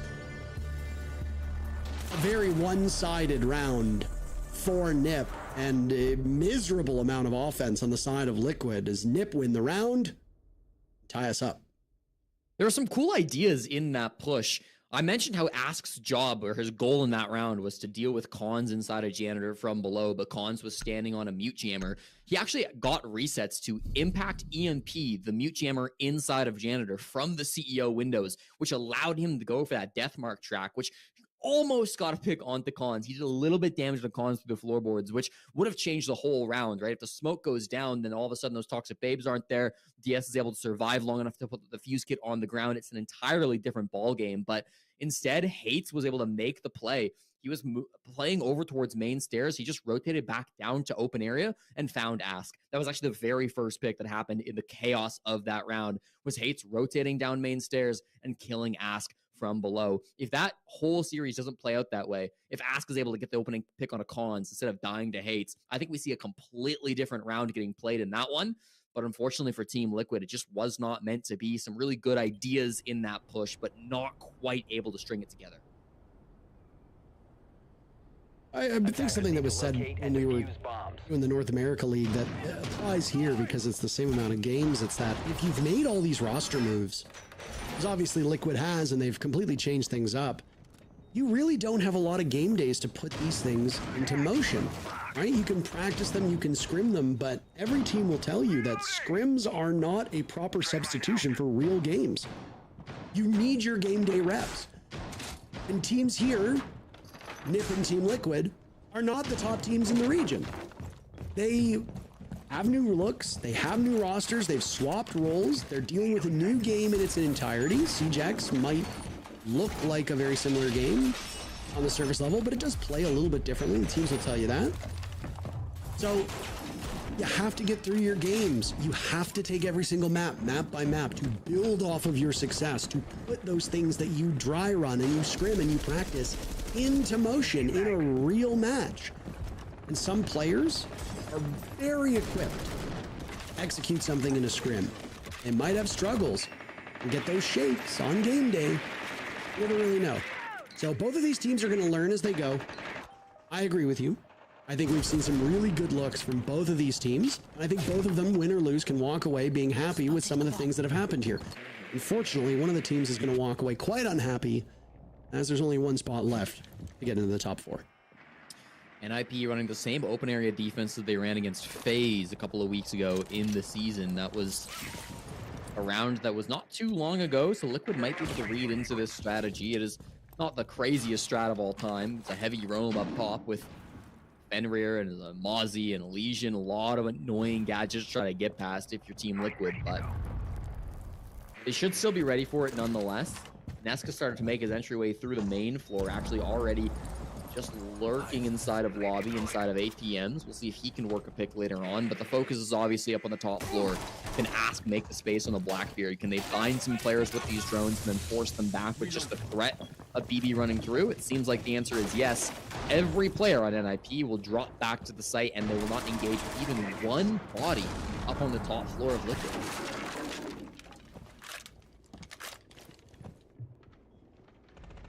I like Cons' position a lot. If he can be supported, he can do some serious damage to Liquid. Cross there, that rotate where Pino is sitting is being watched by Ask at this current point in time. Pino did look like he'd be there to support. No, Cons is not going to live too much longer in this position. He'll drop through the basement and go for a walk back up the staircase into the bomb site. Liquid set out all around the map, and they're not really finding all that much. They've only got 4 drones to their name, and they don't really have a wealth of time to continue droning, so everybody right now is still upright. I said I liked Cons' position before. I still like it, Jesse, as he's sitting on those stairs, but he'll be flushed out by resets as bees. Gonna be chaos, Parker. Absolutely, and Fantasy will shut down Ask. One of these teams will take the lead. Which one will it be? In keeping with the previous rounds, no team seems to dominate except for Nip, who crushes the advances of Team Liquid and almost gets a flawless round. It would have been another flawless that we've seen, as now Nip has the lead here. Team Liquid have already used their timeout. They had to use it maybe a bit too early. It worked when they did it. Motivated then by Reset's play, you saw Liquid on a tear, but Nip has been in the driver's seat over the last couple rounds. And what I said about teams winning consecutive rounds might seem foolish depending on what happens here. Last wave of operator bans come in and Ying is taken out along with Clash. I like that last round. It was just good anchor play coming out from NIP. I mean, Pino and Wizard getting 2 unanswered kills sitting inside the bomb site. Time was very low for Liquid. They had no early advantage. They did have a lot of utility that didn't really get used in that push. We saw a couple smoke grenades on Nesk not getting used, a couple of frag grenades on Maya that didn't really get used, some hard breach on DS that maybe could have gotten some value over towards Square Wall. Didn't really see much impact there, but Square was never really a position that was safe for Team Liquid. So felt like they spent a lot of time not to really get a whole lot of ground, never controlling the basement, never controlling Square, never controlling Tellers, really. So a little bit awkward of a push coming out from Liquid. They respond by banning out the Clash, as you mentioned, Parker. That was brought both on rounds 7 and 8. For basement, it was played by Cons to rock that server stairs position. And then for top floor, it was played by Wizard inside of the hallway, just between Stock and Janitor. So I like that ban from Liquid. I do think Clash is extremely strong here on Bank. NIP, of course, Ying ban. That was only brought for the top floor execute. That was not successful, but I think still with how good Ying can be in general on this map, I think it's a strong ban. I mean, Ying makes attacking open area and that top floor bomb site a real defending the open area and the bottom of the top floor bomb site a really miserable experience. I know teams have said before that they don't like getting trapped into bringing a Warden. They don't want to get painted into the corner. I mean, Warden is a terrific operator, but he's an answer to a problem. He's not an operator you bring unless you think that the attackers are going to bring smokes, flashes, etc. that necessitate those smart glasses. He's a reaction. Whereas you've got other operators that are good in a more universal sense. Warden is a fine operator with an okay gun, but there's a lot more optimal picks you could bring. So if you ban out the Ying, you know they're not going to bring some of those smoker flash ops that come alongside a Ying. You don't need to bring a Warden as much. You can be flexible. You can have room to bring like a Tachanka or a Goyo or a Tubrao. Speaking of, this is a downstairs defense, and look at this like murderer's row of lineup that we see on the side of Nip. They've got the Goyo for the canisters, they've got the smoke to send out the gas, and then they've got the Tachanka as well as Evil Eyes from the Maestro. What is going on here? Nip have layer of redundancy after layer of redundancy, and it is going to be so annoying for Liquid to deal with.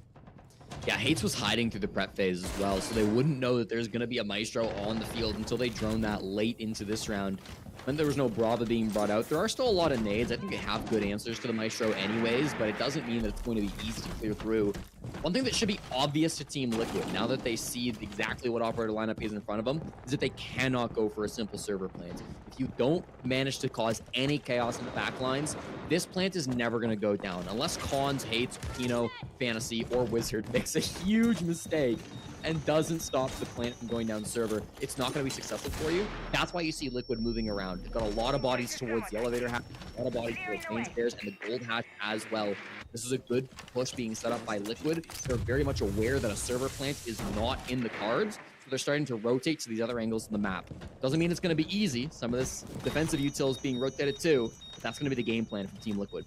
Yeah, I think your read is absolutely spot on here. If you just go for a direct attack through servers, you're going to get smoked for it. You're not going to have enough time. You've got that whole juggle where even with 3 gas canisters, you're looking at about 30 seconds.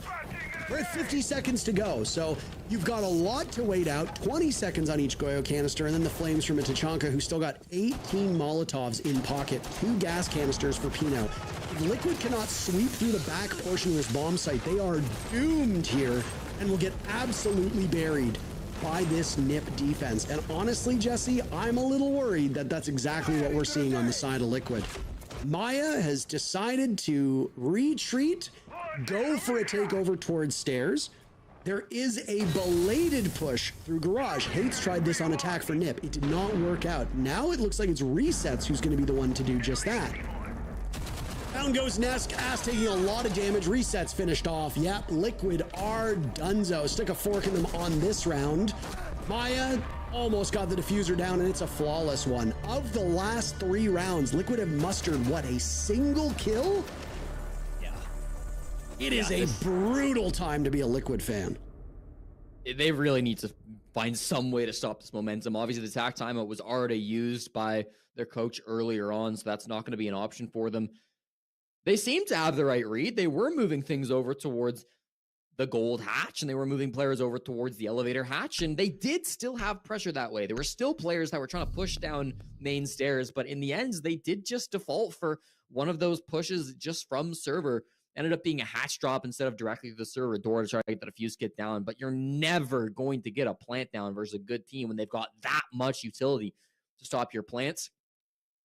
Still could have worked out if their other players were able to win their duels, but in the end, I mean, the players that did go garage, the players that did go main stairs, all got clobbered on their gunfights. And I mean, that's a tough bomb site to crack.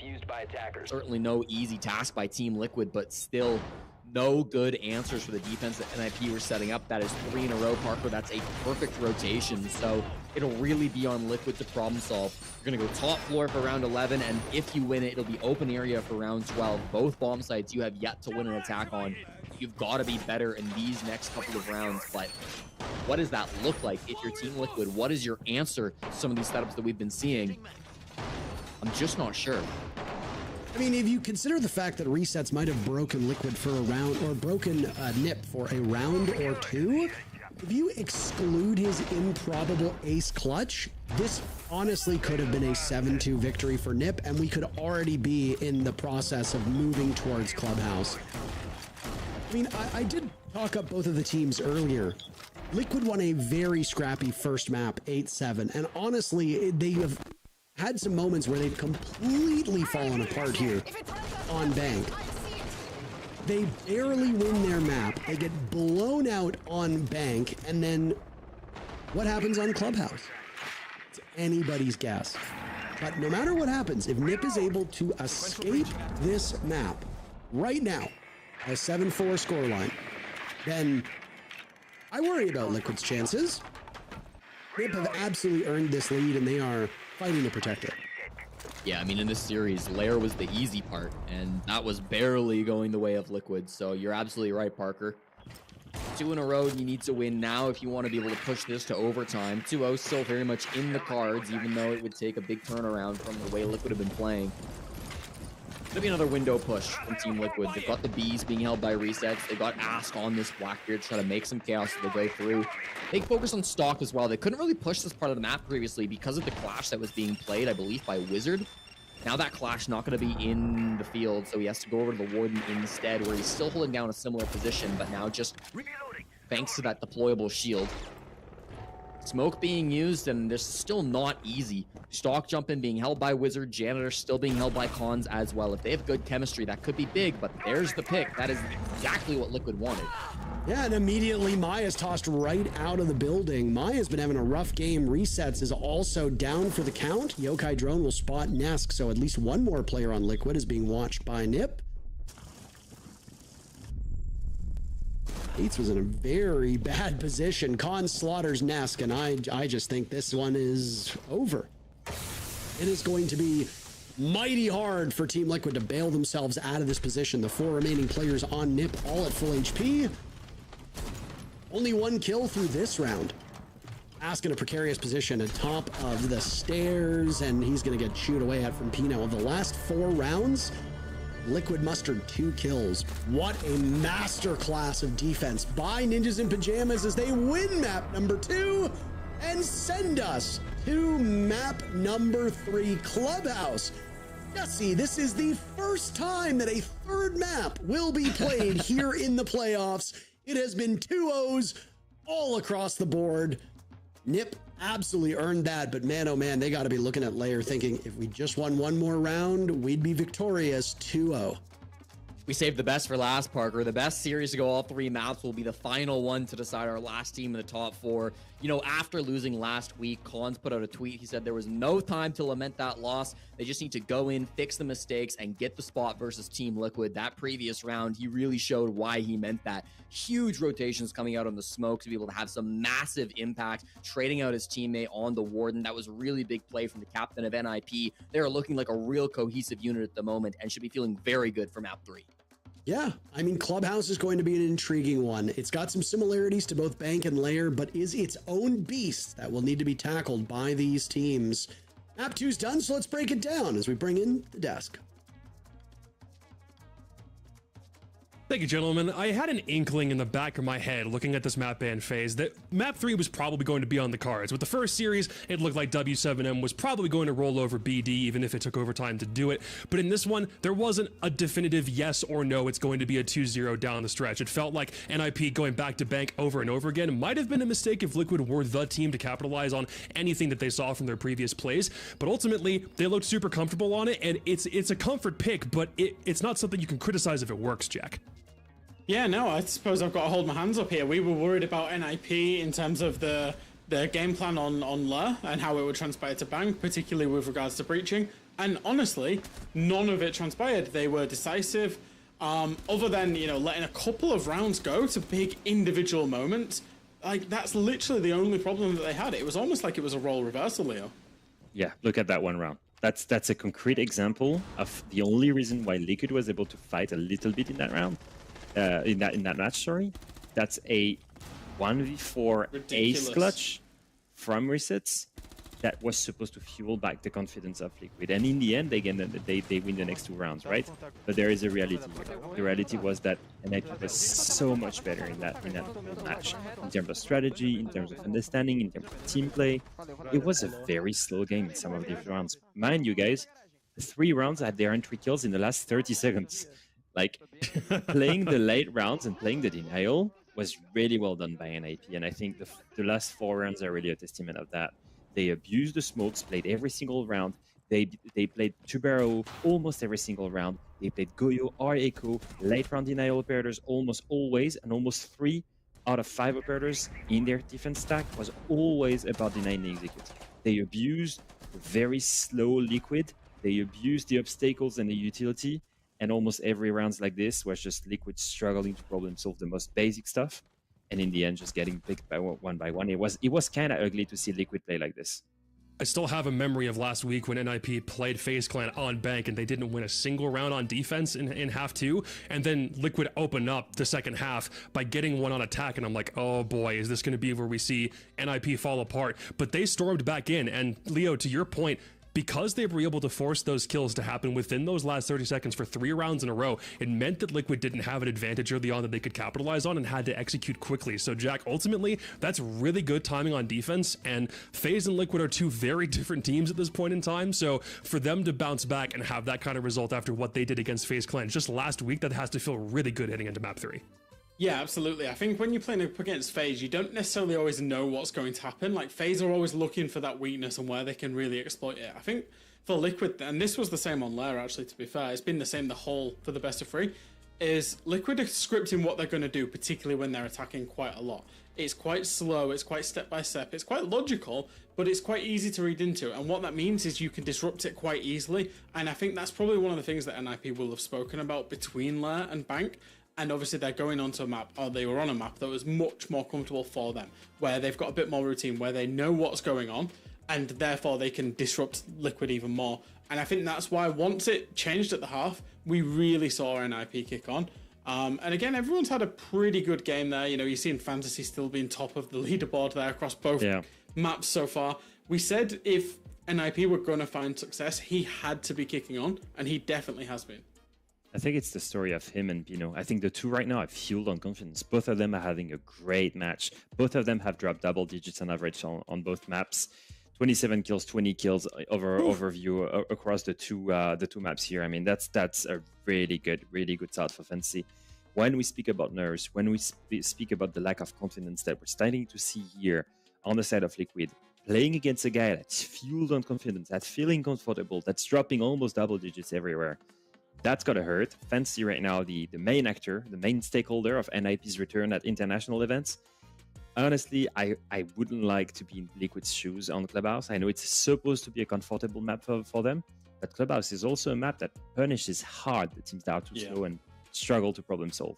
It also does a pretty good job of squashing the narrative for map 1. It looked like Fantasy was getting a lot of kills where Cons wasn't able to pick up the slack, so the two of them evened out in that overtime appearance. But then this time, everybody on NIP finishes with a positive KD. Cons is third rated on his team, and Pino and Fantasy are the top 2 with double-digit frags to make sure that NIP can get this one over the line and force us to Clubhouse, which means, to the caster's point, this is now the only series of the playoffs thus far that a map 3 has been forced to begin with, which means it all comes down to this last one. It's practically, it's basically a game 7 in the majority of sports series in North America. That is what this comes down to. Someone's got a land appearance on the line, and somebody is getting kicked right down the ladder, and it's Clubhouse to decide it. We'll set all of those details after the break when we come back.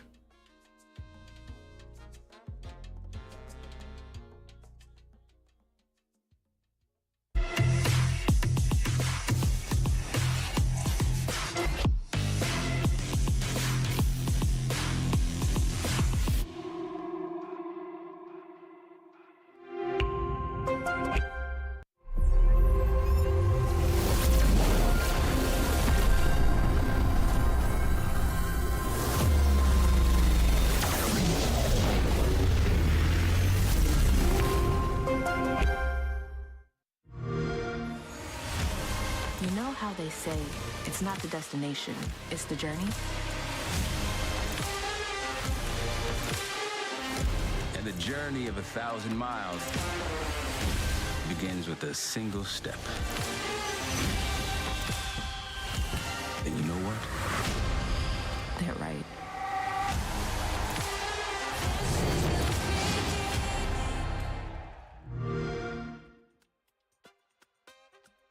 Clubhouse is a decider, as it's been a decider in oh so many years throughout Siege's existence, but both teams thus far in the best of ones have played it. It's not made a playoff appearance thus far, but one team's won it. That's NIP. That was an overtime appearance against Black Dragons. That was 8-6. Liquid have lost it. It was also an overtime game, but that was 8-7 to Furia. So both quality of opponents for both teams was a bit different. Liquid came close. That was also the game that was at the back end of their 5-game skid from earlier in the round robin. So it's been a bit since both teams have played it, because NIP have not touched this since the very first game of the round robin. But now this is what we need to settle the score between Liquid and NIP to figure out who claims that last spot in the top 4. And honestly, Fresh, if you have to go to any map for a decider, let it be Old Reliable.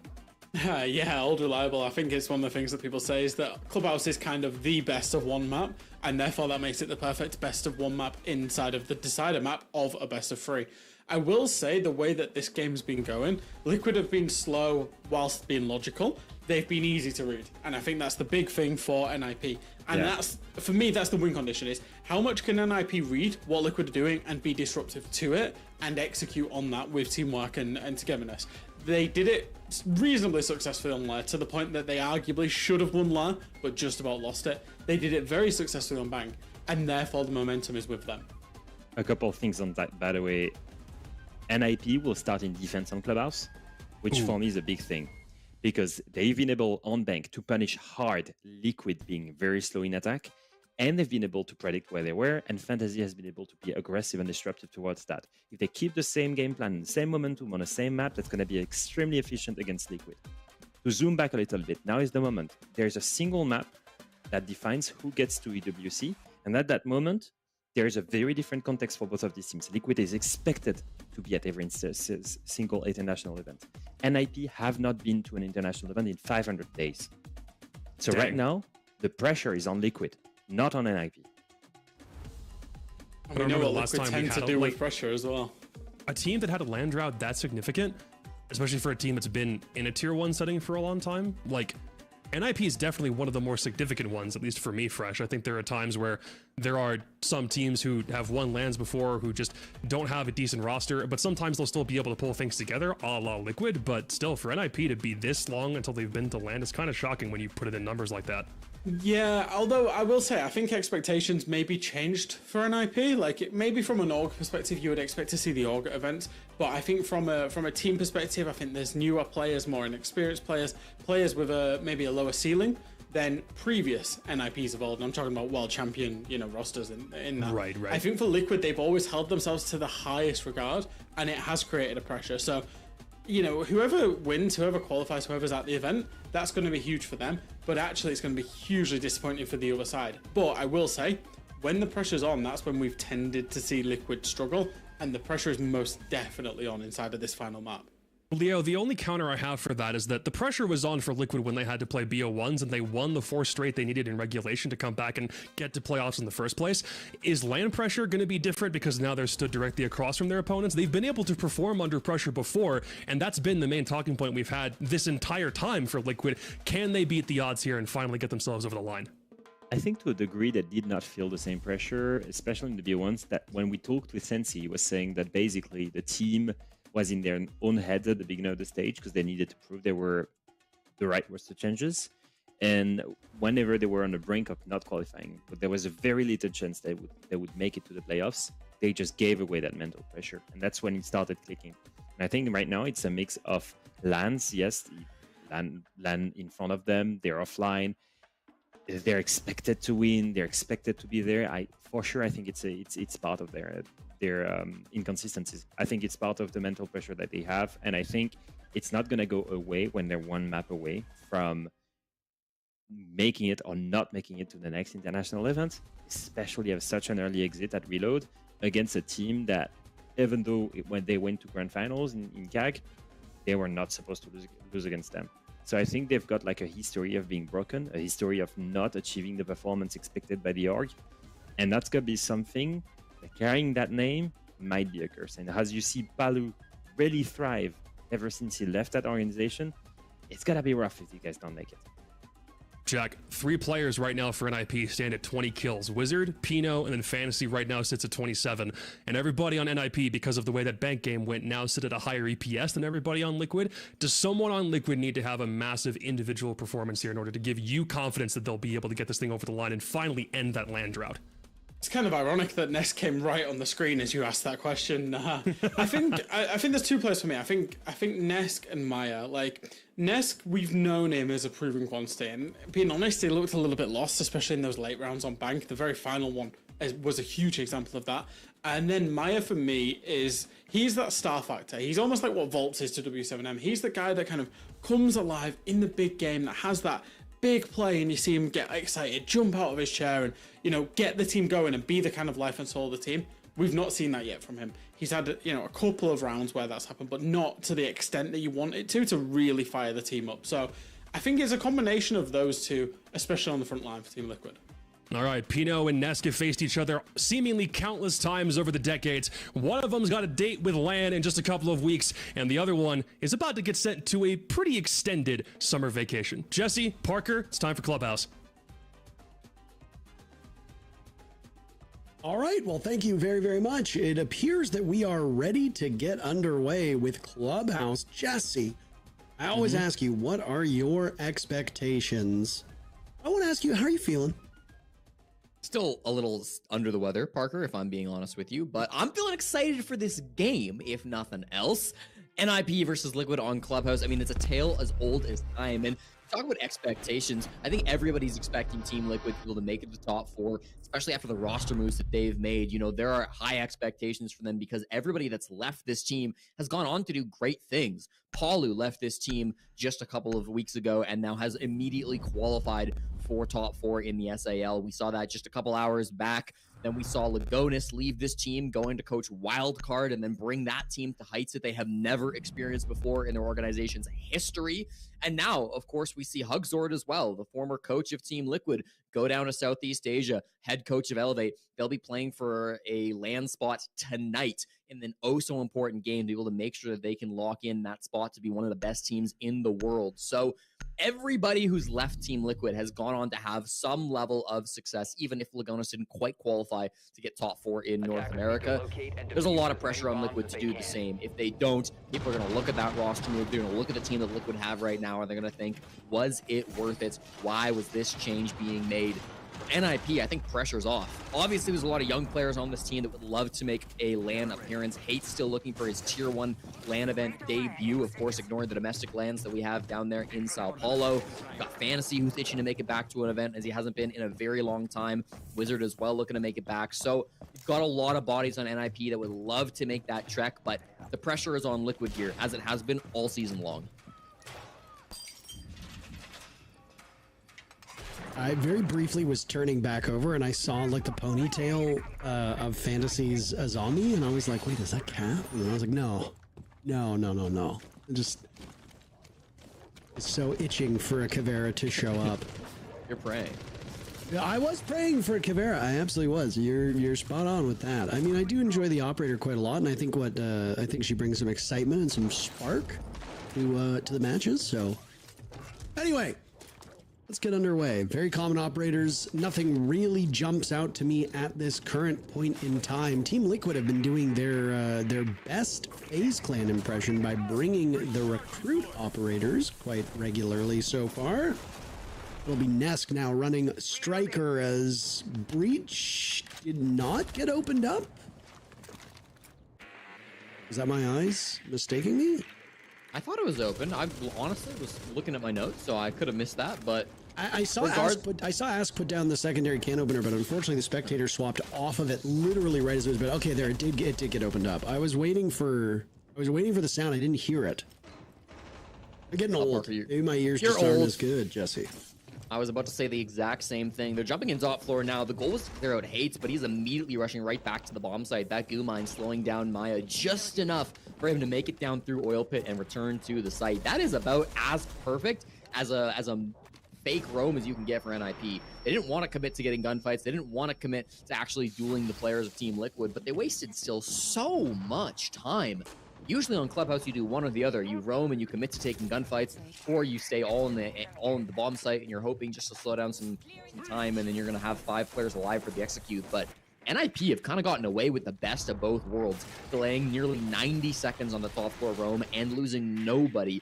Tickle of damage on a Fantasy will be the only thing that is removed from them, but Liquid a lot of work to do now. They've got not a whole lot of time to start opening these hatches, start opening the floorboards with the Ram. I like their pacing so far with this. They have managed to do a good job of opening things up, but finding these last couple kills is going to be really awkward, especially with Wizards still playing here on the Clash. Wizards been isolated by that flame arrow, that firebolt getting fired on down in. Nesk is waiting for somebody to make a misstep over by Blue so that he can punish them. I think Fantasy's the one who's staring in that direction. Still one fire arrow remaining for Ask as they attempt to once again dislodge this Clash, who's now been moved out of a bad situation. Fantasy's been pinched. Very well done by Liquid to get that kill, but it's Nip who actually gets on the board first. Ask dies as well, and suddenly Nip have got themselves in a great spot. It looked like Liquid would be able to get some control here over on Blue, but it is not working out effectively. While Nesk has Wizard's attention, that leaves Cons as last man standing. Liquid needs to get that diffuser down. Maya will attempt that. Where is Cons to shut this one down? Nesk finally dies. Maya, the only one keeping this round alive. He will successfully get the diffuser down. Time for Cons to get Fantasy back from the dead, and what a perplexing round we are witnessing. Diaz will now need to watch over this entire bomb site. He's all on his own. Diffuser will not help him in the slightest. The Clash of Wizard, who was unable to be dealt with by Nesk, gets it on the action. Fantasy has no problem with it, and an absolutely baffling 3.5 minutes comes to an end with Nip victorious. You know, Parker, it wasn't a clean round. It wasn't necessarily pretty, but I thought that Wizard played some fantastic Clash in that previous round. All too often, even at a pro level, we'll see Clash players put down the shield way too early, commit to making swings by themselves way too early through the whole round, Wizard was playing Clash as a team-focused operator. I feel not enough pro teams are running the operator in this way. I think South American teams do it the best, where Wizard is relying on his teammates to make those swings instead of bringing out the gun himself. You saw that initially when he was playing down below, being a big distraction, and Fantasy went for a swing. Now Fantasy got taken out and downed in the process, so it wasn't a huge kill for him there. But then playing around Hates, allowing Hates to make that swing out from behind the Clash on the Legion, so that the Clash doesn't have to put her shield down and make herself vulnerable. Then, when does the gun actually come out? Well, it only happens once the last player on Team Liquid is no longer paying attention. Wizard doesn't swap to the gun until Nesk is decided it's not worth his time, and then he just shoots Nesk in the back of the head. I thought that was really well played by Wizard on the Clash. Sometimes you do see this operator struggle. I know Pengu has talked a lot about this on Twitter and in private group chats, where sometimes it feels like the Clash is not having a big impact because she's putting on the shield in bad spots, frankly. But I thought Wizard played that really perfectly and got the most out of Siege's most recently reworked operator.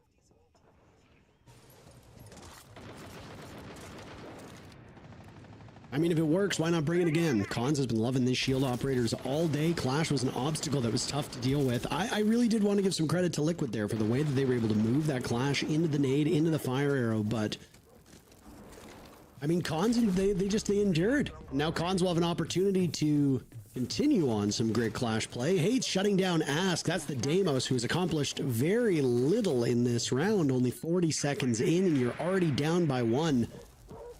I mean, if you're Nip and you start to run away with Clubhouse, then you just look back on map number 1 and go, we were a round away. We could have easily done this before we got to Clubhouse. We were objectively the better team. Boy, what a disappointing stage it would be for Liquid. They had such a rough start. They were in dead last. They looked like they just wouldn't be able to recover. They found it. They got into the top 6. To potentially fall short in a clutch third map would be devastating for them and their fans. Oh, Wizard almost dies there, Jesse. What? That is a tight spot to be in. Resets is looking for more. Still playing it really well, though, and as the barbed wire gives away Reset's position, Wizard will get 2 big kills. They line up as he finds Nesk right after Resets goes down. Now it's a 4v2 advantage for NIP. Just kind of hopeless here. Once again, the Clash proving to be too difficult. Nesk was the player that Des talked about would need a big game from. He struggled in that previous round.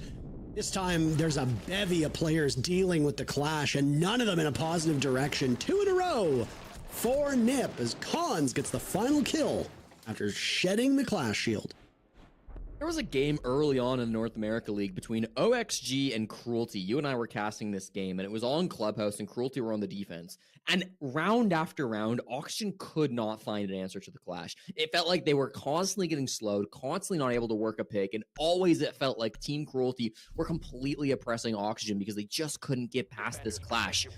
After I believe that was the second half, so after round 9, OXG were able to ban the Clash. Then they went on to win every single attacking round on Clubhouse and win that game.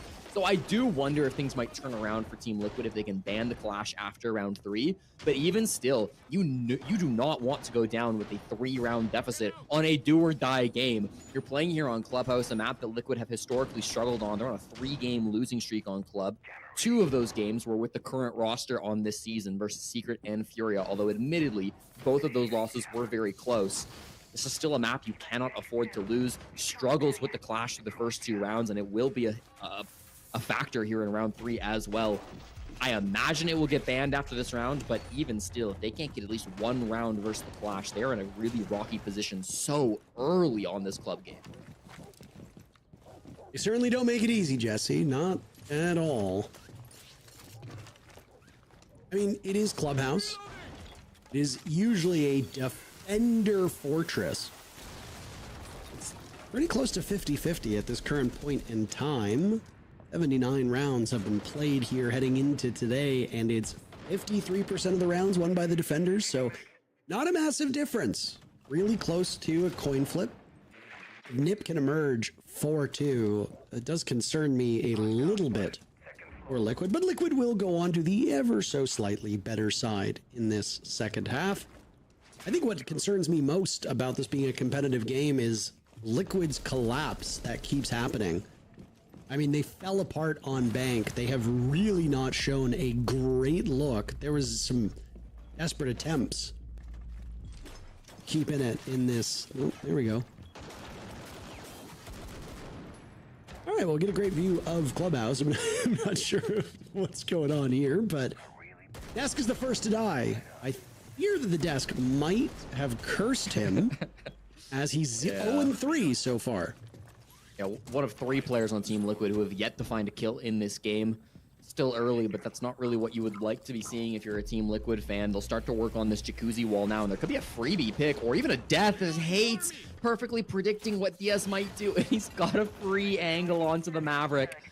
That's devastating. They have no more exothermic charges on Ask either, so that wall will stay closed for the entire rest of the round. Massive positional advantage for NIP, massive man advantage for NIP as well. They find one back on a Pino, but what's it really going to be worth?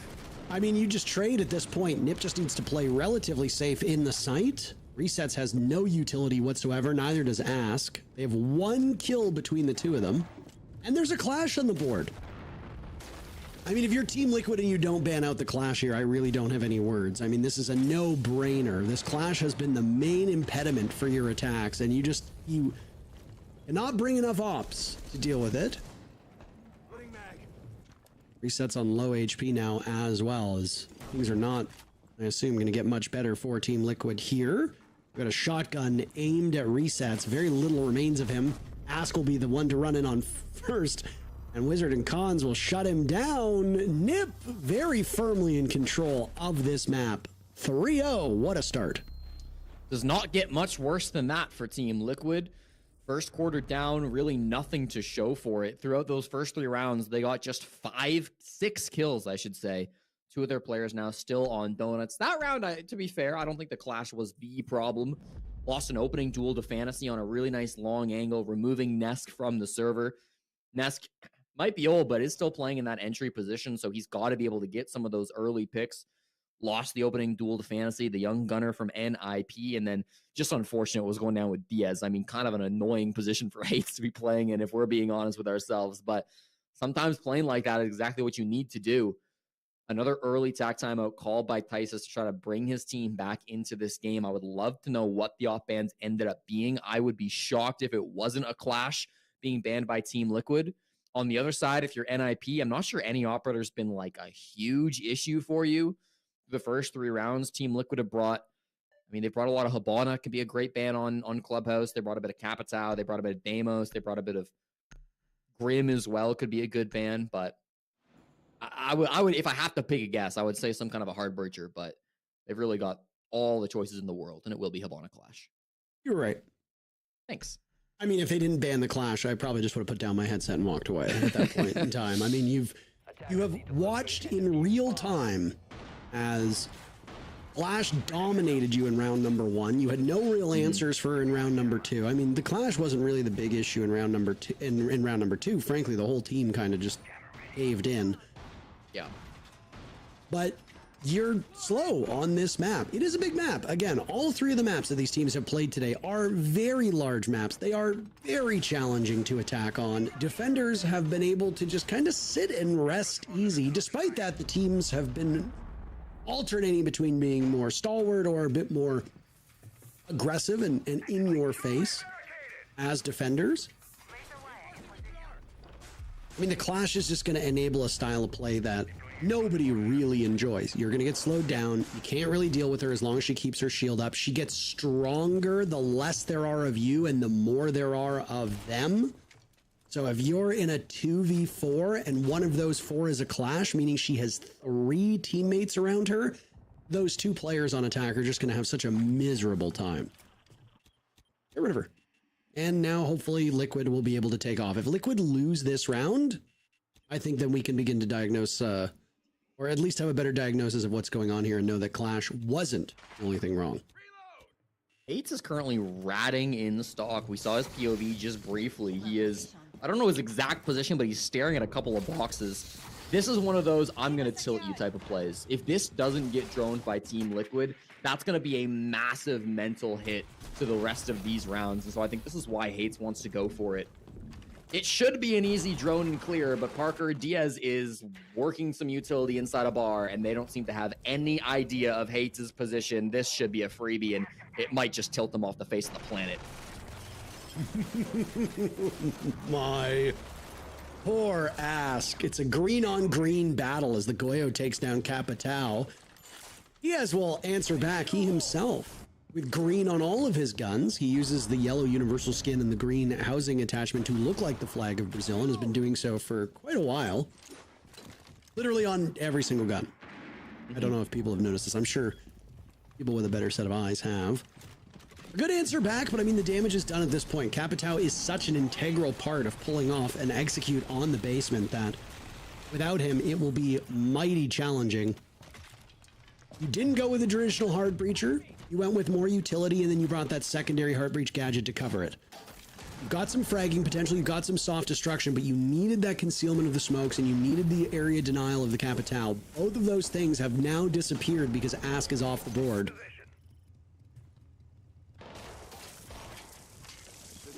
Push could come early, Parker. Cons needs to be really careful with these toxic babes because they might get all used up early, and then he might just be a sitting duck as they push in through church.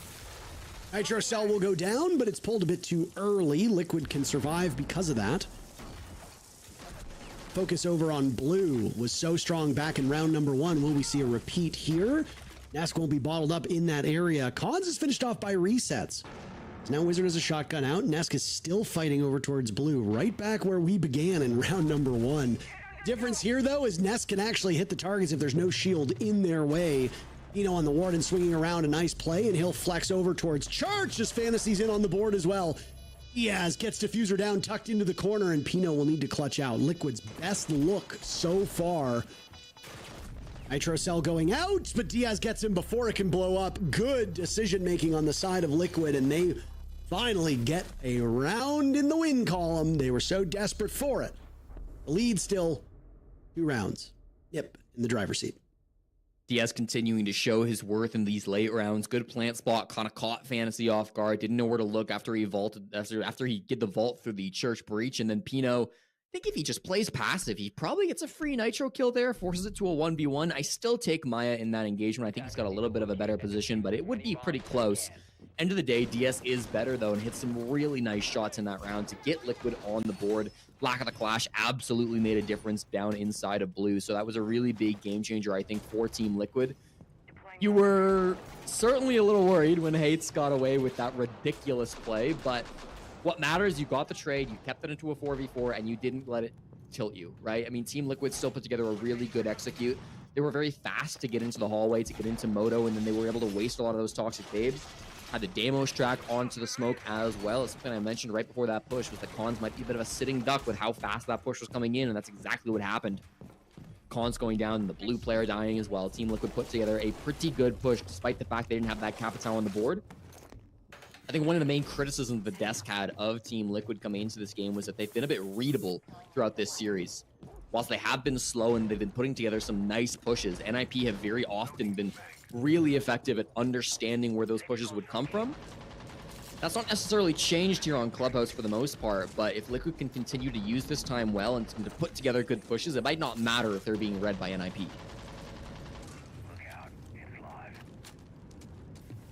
Haven't really seen much out of Ying in terms of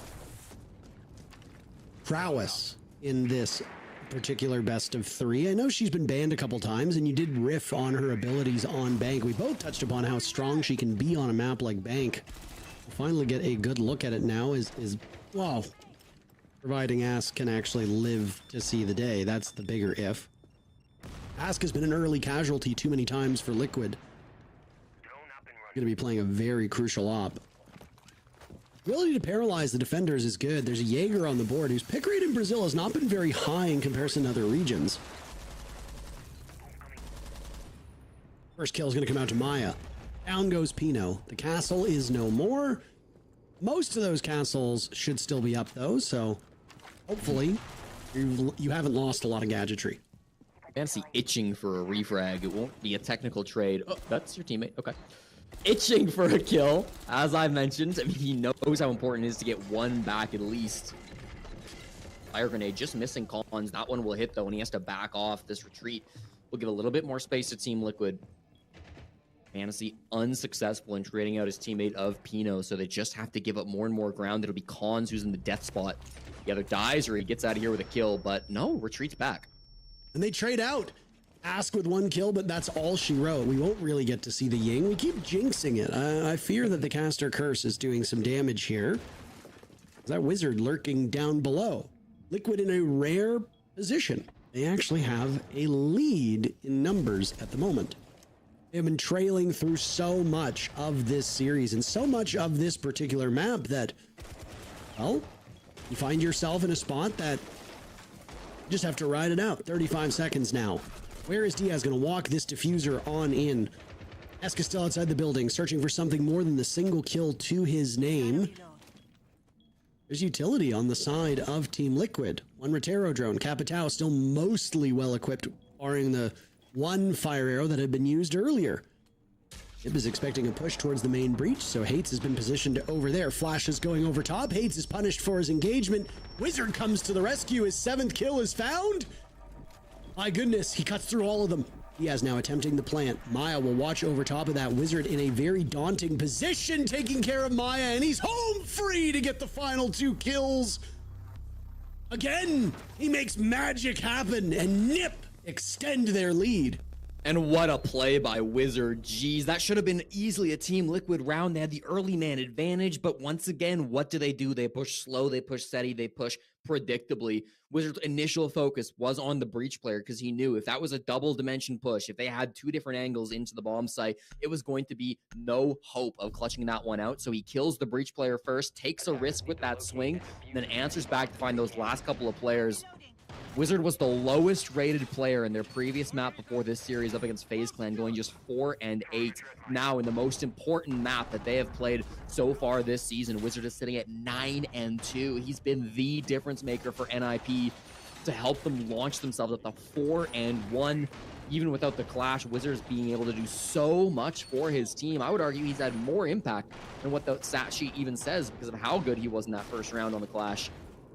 He's just been absolutely phenomenal. He's turning on when it matters the most. He wants to make it back to a LAN event, and now they are over halfway there. Just 3 more rounds needed on Clubhouse.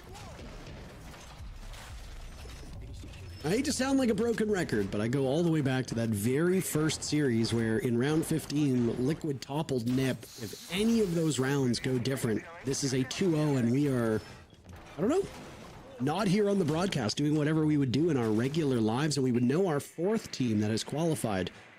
Again, for those that might just be tuning into the broadcast, this is for the very final spot in the top 4 of the South America League. We are down in the lower bracket quarterfinals. Earlier today, W7M, the #1 rated team in the region through group stages, toppled Black Dragons 2-0.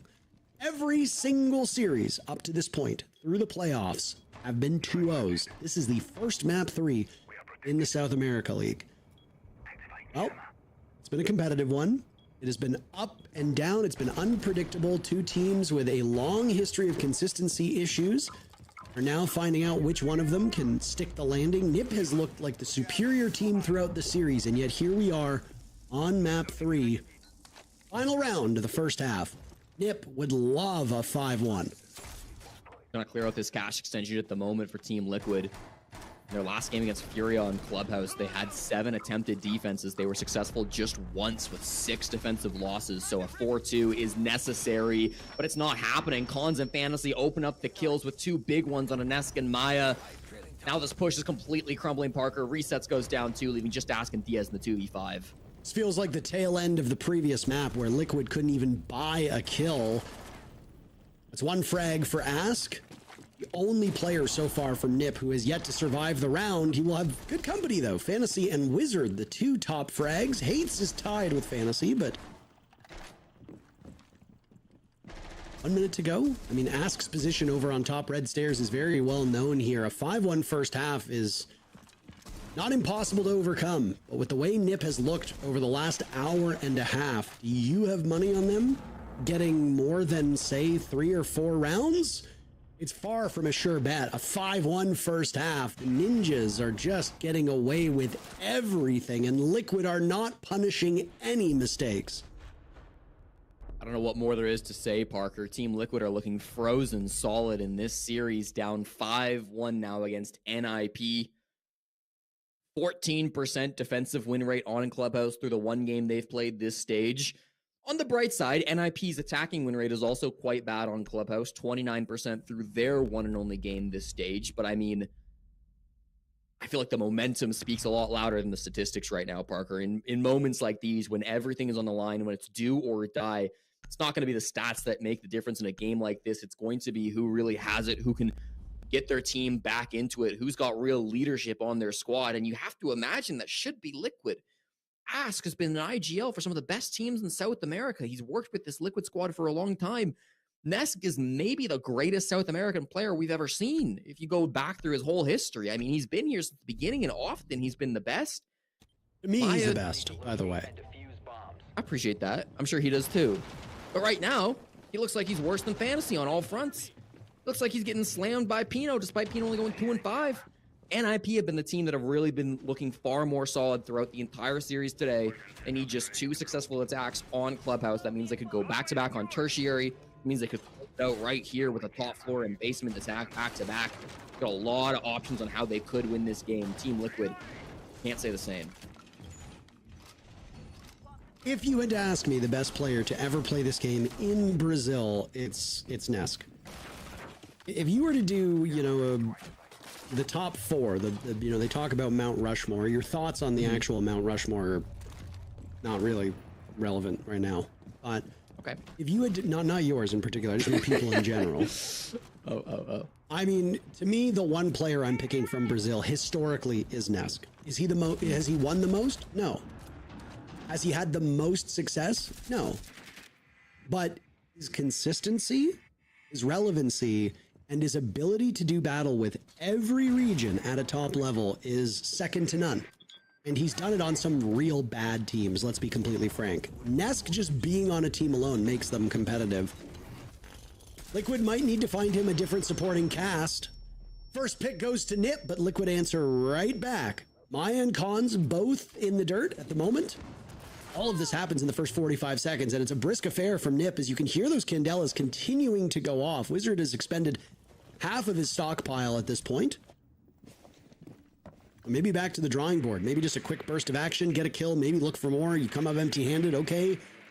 Realize that you've got a bit more work to be done to get to this bottom floor bomb site. You speak of the devil. Nesk has the biggest decision to make of all. Does he rotate back to site, or is he going to make a play?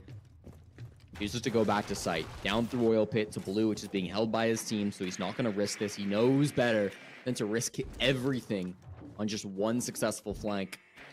NIP didn't drone him out, but they also knew that they didn't fully drone the top floor, so NIP would have been aware that there could have been a roamer on that top floor. They will now, late in the round, go for a clear and a fast push on the main stairs from Fantasy is hoping to take down Ask, but Ask retreats with good pace. Nitro doesn't claim much. A minute 20 on the clock, and Fantasy. How is that a headshot? Through the smoke as well. Ask hit the fadeaway with that Nitro cell popping the smoke at the bottom of the stairs as well, and Fantasy gets a fantastic or lucky read through it. Liquid now will suffer down a man because of that. A frustrating situation assuredly for Liquid. And Nipper just a few players away from a 6-1 scoreline, something that seemed unheard of when we were in map number 1, with how bitterly fought these two maps have been. You have to expect Liquid were expecting more out of themselves, but they are coming up short at the most important part of this best of 3. Fantasy will get buried on the stairs, and suddenly we are back to a 3v3.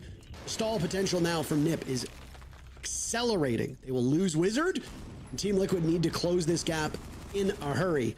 Nesk trying to crawl away, maybe giving information. He will be shut down. Diaz and Resets are the last two standing for Liquid up against Pino and Hates. Diffuser in the hands of Hates. Should he try to get the plan down in the next 10 seconds, it'll be all up to Pino to cover, who does just that. Hates doesn't like his read on the situation. You have an idea of where one of these players are, but what about the other? Pino dusted off by Resets. Hates firing away. He gets downed, but the time will ultimately give the round to Team Liquid as they pick up their second, and the gap does start to close, but still quite a nice lead that Nip has. For as beautiful as a shot as it was from Fantasy, he was the primary hard breach in that round. And I gotta say, Parker, the breach on Church Wall just was not good enough. They had a couple of angles in, but those angles were quickly patched up by Nesk on the Azami. From that point on, they didn't really have a good way. As soon as Wizard died with that last can opener, they didn't have a good way to breach the Church Walls. So when they had the defuse kit inside of Moto, where were they supposed to go? The Moto door was super exposed to Kiba angles from Nesk, and at the same time, very predictable. So they try to go through the Ash Wall to try to make a plant happen Armory. I think that was the right decision at the end of the day from NIP, but still not an easy plant to pull off. Credit to Team Liquid. That was a really nice job of stalling things out, not panicking once that initial push came in, forcing NIP to fall to a backup plan. I think you go back to Nesk and think, you know, if he goes for that flank, down through rafters, in through lobby, and through lounge, if he gets cleared out, then he goes down. It's a man advantage for NIP. It could be a completely different round, but it's that patience, it's that veterancy that allows him to rotate back to the bomb site, have huge impacts late round to get a couple of kills. Really do make the difference in that. Still not a close game, but I mean, it starts with one. Every comeback starts with a single round, and I know that's cliche, and I know some people might roll their eyes when we say stuff like that, but it is very true. If Team Liquid wants to be able to pull off one of the more improbable comebacks that we have seen in any regional league so far this stage, they have to start somewhere. That previous round was kind of messy and doesn't inspire as much confidence as I'm sure Liquid would like, but it's still a round, and you're going to win some ugly, scrappy rounds on the way to tying things up. Entry player, Nesk in a very aggressive position, as you expect to see him. Playing relatively solo. Maya's inside of Cash as well, so that's kind of the duo to try to hold down this extension in towards Cash. Construction holds resets and Ask, but still an awkward fight to take. Fantasy loses the vert angle. Nesk gets one and backs right out. Good reinforcement to close off the red stairs, and now they can continue to play inside of Cash. Especially with Maya being on the two-brow, they can waste so much time after getting that opening pick. They should feel really happy about where they're at. They will fall back, and that's caught on a drone from Hate, so good information gathering being done by NIP. But even still, that's a massive pick on the main fragger of NIP. He wastes really good time. Hate's picking off Nesk through the hatch as Nesk had decided to do battle with the attackers.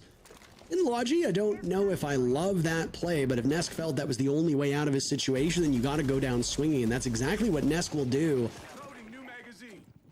Kind of unjustly compared him to Pino, which I thought was a bit rude with the way that they play their roles. I mean, Nesk should certainly be doing better. I know what you were trying to do, but Nesk's 4-8 is quite dreadful, and in fact is actually the worst in the entire lobby at the moment. Nesk being the lowest rated player on your team and in the game, that is unideal for Team Liquid. Though we do stand at a 4v4, easily winnable for both teams. NIP have 45 seconds to try to work something. They've got some still utility to be used. Cons is going to be the main focus with one fire arrow going out to move the clash and then the smokes to enable the plants. There, the flashes will go off, completely blinding these defenders. Cons will now die as the guns from Team Liquid are finding their marks. Hates will answer back. A second for Hates now. He's the offense at this current point in time for Nip. Wizard holds on to that diffuser. Another for Hates. A third. Could a fourth be found? No, he's put in the ground. Wizard with one, and now Pino and Resets will find themselves in a 1v1. Resets needs to play the clock, but Pino walks up and finishes the round for Nip. Playoff point for Ninjas in Pajamas. You might not like the comparison to Nesk, but Pino certainly can show up when he's needed. This guy's been on NIP for nearly 7 years. This qualified to over 12 S-tier events, an SI champion. It's made almost $500,000 in estimated solo prize money. This guy has been around the block. He knows how to play in those tense situations, and he gets the job done in the 1v1, catching down that final Azami, not hesitating even for a moment. Big round from Hates, obviously, catching Nesk on the Logi hatch. He did question that gunfight. I would echo that question, whereas Nesk probably didn't need to take that fight. Then he goes to construction, finds some really big picks. His position is just not being watched by Team Liquid. Things start to get a little bit messy at the end, but it doesn't seem to matter as NIP are able to hold out with Pino winning the 1v1, 6-2 now. They just need to win one round in the next 4. They will lock down a spot, top 4 in the SAL. all of these orgs, legends of the scene, Furia, FaZe Clan, and W7M, all in the top 4 at the current moment. And there's no rest for the weary here. We'll be back in action tomorrow. For those that are curious, starting at 11 a.m. Eastern, so whatever that time is for you locally, Furia and FaZe Clan will be in action, and then we will conclude the day tomorrow with that lower bracket semifinal and then the lower bracket final. 3 games tomorrow. Jesse and I will not be voicing any of the action. We have the day off, but we'll be back on Sunday to go through the grand final to see which team sits atop the region. If I'm alive. Well, we hope you are. I hope you are. Thank you. So it might be the nicest thing I've ever said to you. Yeah, I would say that's probably right. You would hope that I'm alive in 2 days. I think so. Team Liquid trying to stay alive. Diaz is going to be roaming on this bottom floor. You saw that red ping. He's over here on the red stairs. Hasn't really moved. Now moving up the staircase. So he's got Maya with him. If Maya can do some distracting on that clash, it could definitely open up Diaz for a pick. But with his position being known, they should be ready for that play. Fantasy on the other shield. Shield B shield on the red stairs. Well, meanwhile, there's still a lot of action happening on the main breach. Looks like Maya's going to decide to leave that position and ask with a rotate. Could be going for a bit of a peek from this gym bedroom window.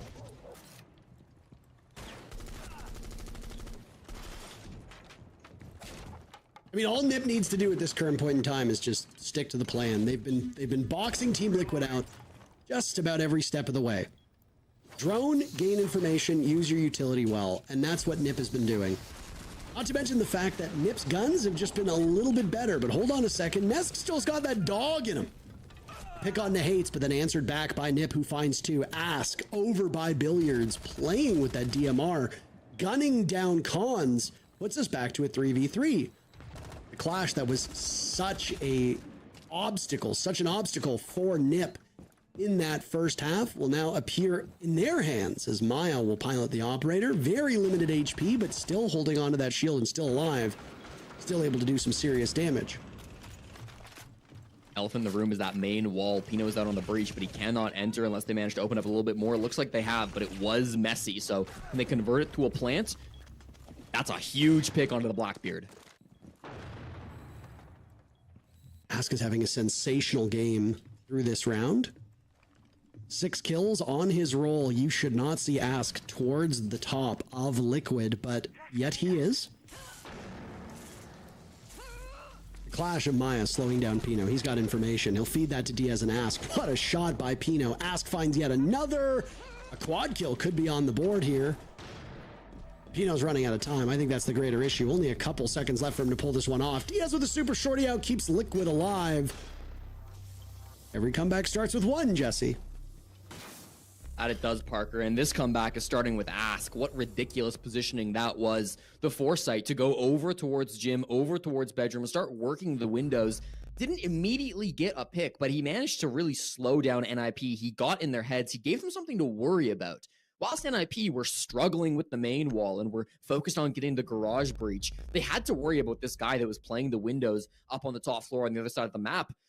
And he did cause a bit of pause from NIP. He slowed them down for a little bit, and eventually he went back down to the billiards window and got that massive pick off, which really did start to turn things around for Team Liquid. Had the late round pick on the Blackbeard as well, which was absolutely critical.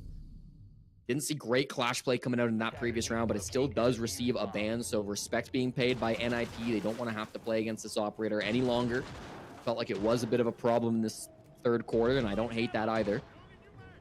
Team Liquid answer with a 3rd shield ban, so Fuse is itching to join the fray. No, please no.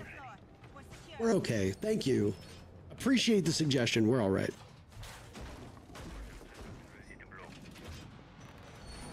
I don't know about you, but are your eyes staring down at the lineup for Nip to see if the Fuse will emerge? I'm looking at Cons. If anybody's going to play it, it's going to be Cons. He had an interview a couple of weeks ago where he basically said, I hate playing shields. I find them really boring and slow, but they're the meta, so I play them. And he's got like a 60% shield pick rate or something this season. So he might not necessarily enjoy the role, but he's damn good at those operators and can play them when he needs to. You see that respect ban being shown by Liquid.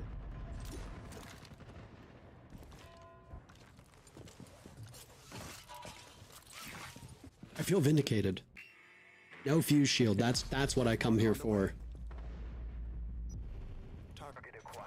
Another roam being held too by Team Liquid. There's a lot of bodies up on these top couple of floors. Resets has been tracked, but Maya and Nesk might be the bigger threats up on the top floor.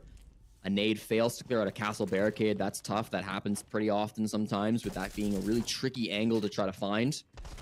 Resets in no need to leave. I mean, the stock angle's a little bit annoying, but broadly, as long as these castle barricades are up, he's feeling quite comfortable. He knows he's got players above him too to try to hold things down, but that said, as we hit the 2-minute mark, everybody on Team Liquid will hit the site. They'll retreat right back down, happy with the 60 seconds that they've wasted. And the time waste isn't done, as NIP still need to clear this out and make sure there's no lingering roamers hiding in a corner. Walk in, check if garage is clear, get information, immediately walk out. 500 days since NIP competed on LAN. That's what's on the line for this team by finishing in the top 4. A lot of pressure, sky-high expectations that you might have set for yourself. Maybe your org has set for you. One big team and one big org will go home today. Right now, money should be on Liquid going home if you're somebody who likes to use your money that way. Not me. Liquid will ride this out. Setup work being done on the main floor by NIP now as we reach the last minute of a round where yet again NIP will sit on match point. It's going to be chaos when this execute comes through. There's still Goyo canisters in the site, goo mines as well, which will cause panic for any planter in the late round. Contest to decide where he wants to plant. He's currently playing top main, which could imply that he wants to go for a plant just through the ash wall back of armory. Could also still, of course, rotate over towards church, but the dirt player won't find any success. Hates does go down, and so it's a man advantage for Team Liquid. Exactly where they want to be, and Hates as well, who's been a stellar player who can rise to the occasion. Now it's Maya gunning down Fantasy. Pino dies as well, and Team Liquid have themselves a comeback brewing.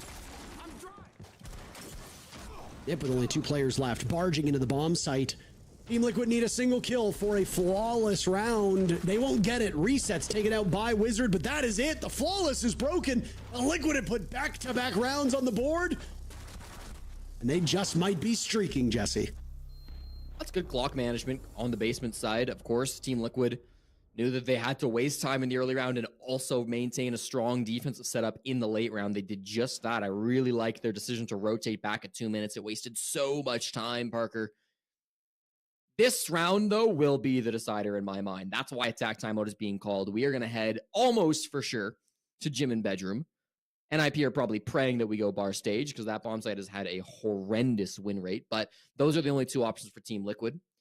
When they went gym bedroom in round 8, it was a very solid win for NIP. They got some early round pressure. Got a little shaky at the end, I'll admit. It did come down to a Pino 1v1, I suppose. But in the end, it did feel like NIP were in control of that round for a good chunk of it.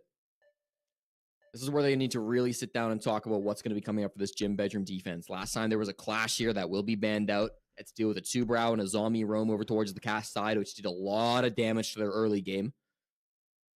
Need to find a way around that. That's what the coach is going to be talking to the boys about, hoping to make sure they can close it out here and now. If we head to overtime, Parker, even if we head to that round 12, that's when things get really scary for NIP. So big hope for NIP fans that the coach, Dan, is be able to inspire this team to close it out here and now, because it's not going to get any easier if you can't win this. No, you're spot on. And again, go back just to reference those numbers. It's so close to a coin flip between these two that it's not like either side has an inherent advantage. Yes, it skews a little bit towards the defenders, which will be a small bit of relief for Team Liquid. But yeah, I mean, beyond that, all you need now at this point of your NIP is a single round. You got 2 more opportunities to do it. If not, we will go to OT yet again. We went there, as you can see in the top right portion of your screen. Went there in map number 1. Liquid just narrowly edging out NIP for a victory. I would love to see an OT here, but either way, it doesn't trouble me at all. Unpredictability was the word that we used to talk about these 2 teams before the matchup began, and I think that word has fit this bout quite well. Outer mirror window from resets being placed on the jacuzzi wall. This is something Brazil loves to do. They've run this for quite a long time. We do see it in other regions. It's not like it's rare, but Brazil tends to play this by far the most. With these shields on the outer walls, you'll see it on Clubhouse on the CC wall quite often, and now we see it, of course, on jacuzzi. When you don't have a Kaid or a Bandit to keep walls closed, sometimes putting a mirror window there, popping it, and then just threatening the attackers, saying, hey, come try to breach, see what happens. Could be even more effective, but NIP are dealing with it relatively well. They've got a lot of tools to do the job here, both Thermite and the Ace, so it's not going to be too big of an issue for them. Real question is, how hard are they going to commit to clearing the cache extension, right? That's really what went wrong for NIP last time they were here. It does seem like they're going to commit quite heavily, though. Wizard already inside of Rafters. The main breach opened up. The Ace starting to open the wall, but Mute Jammers will stall that, at least for the moment. A lot of pressure on both Maya and Nest to get a kill from this position. If they go down for nothing, then this round will be tough to salvage. It's Fantasy looking for something over by Red Stairs. F-Mark's all done, so whatever information was gained for both of these players is now gone. And Fantasy's repositioned towards a different set of stairs now, the main stairs. Let's asks Azami playing over there. Did he just miss the cross? Did he get siege timing? Does Azami's now found shelter in the bathroom, Jesse? You know, it's good trigger discipline by Fantasy. He saw him cross, but he didn't have the shot, so he's going to waste his time. I don't think Ask knows the Fantasy is holding him here, so Fantasy will give himself another opportunity. There's the first pick. Traded back immediately. Hates only gets a single one. You cannot trade at this point. You need to go for broke if you're Team Liquid. Sit and wait, get that next pick, and push NIP into a position where they can make some mistakes. We've seen NIP make mistakes throughout this best of three, so it's definitely doable. Still playing down below, and another missed opportunity from Fantasy. Out on the window now, 30 seconds remain, and Resets is looking for one over towards construction, but he has to pick his poison. No, he narrowly misses an opportunity, and he's almost out of bullets, chased away, seeking some salvation farther back, dusted off by Wizard. NIP with the advantage, with only 15 seconds to go. A perfect opportunity for Cons to plant the diffuser. The last three players from Team Liquid moving in towards the bomb site, closing in on the objective. They trade, with the advantage still favoring NIP, and now the timer will favor them too. Cons shutting out Ask, and to keep Liquid alive, it's the newest member, imported from North America, Diaz, looking for something, finding nothing. Liquid are done. NIP into the top four.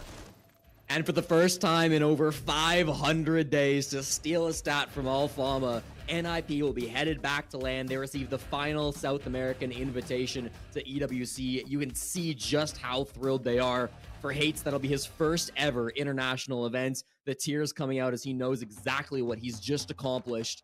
They've got to feel so good after a game like that. It did not come easy. Liquid were not a simple opponent, but NIP, through all three maps, got the job done and looked so good.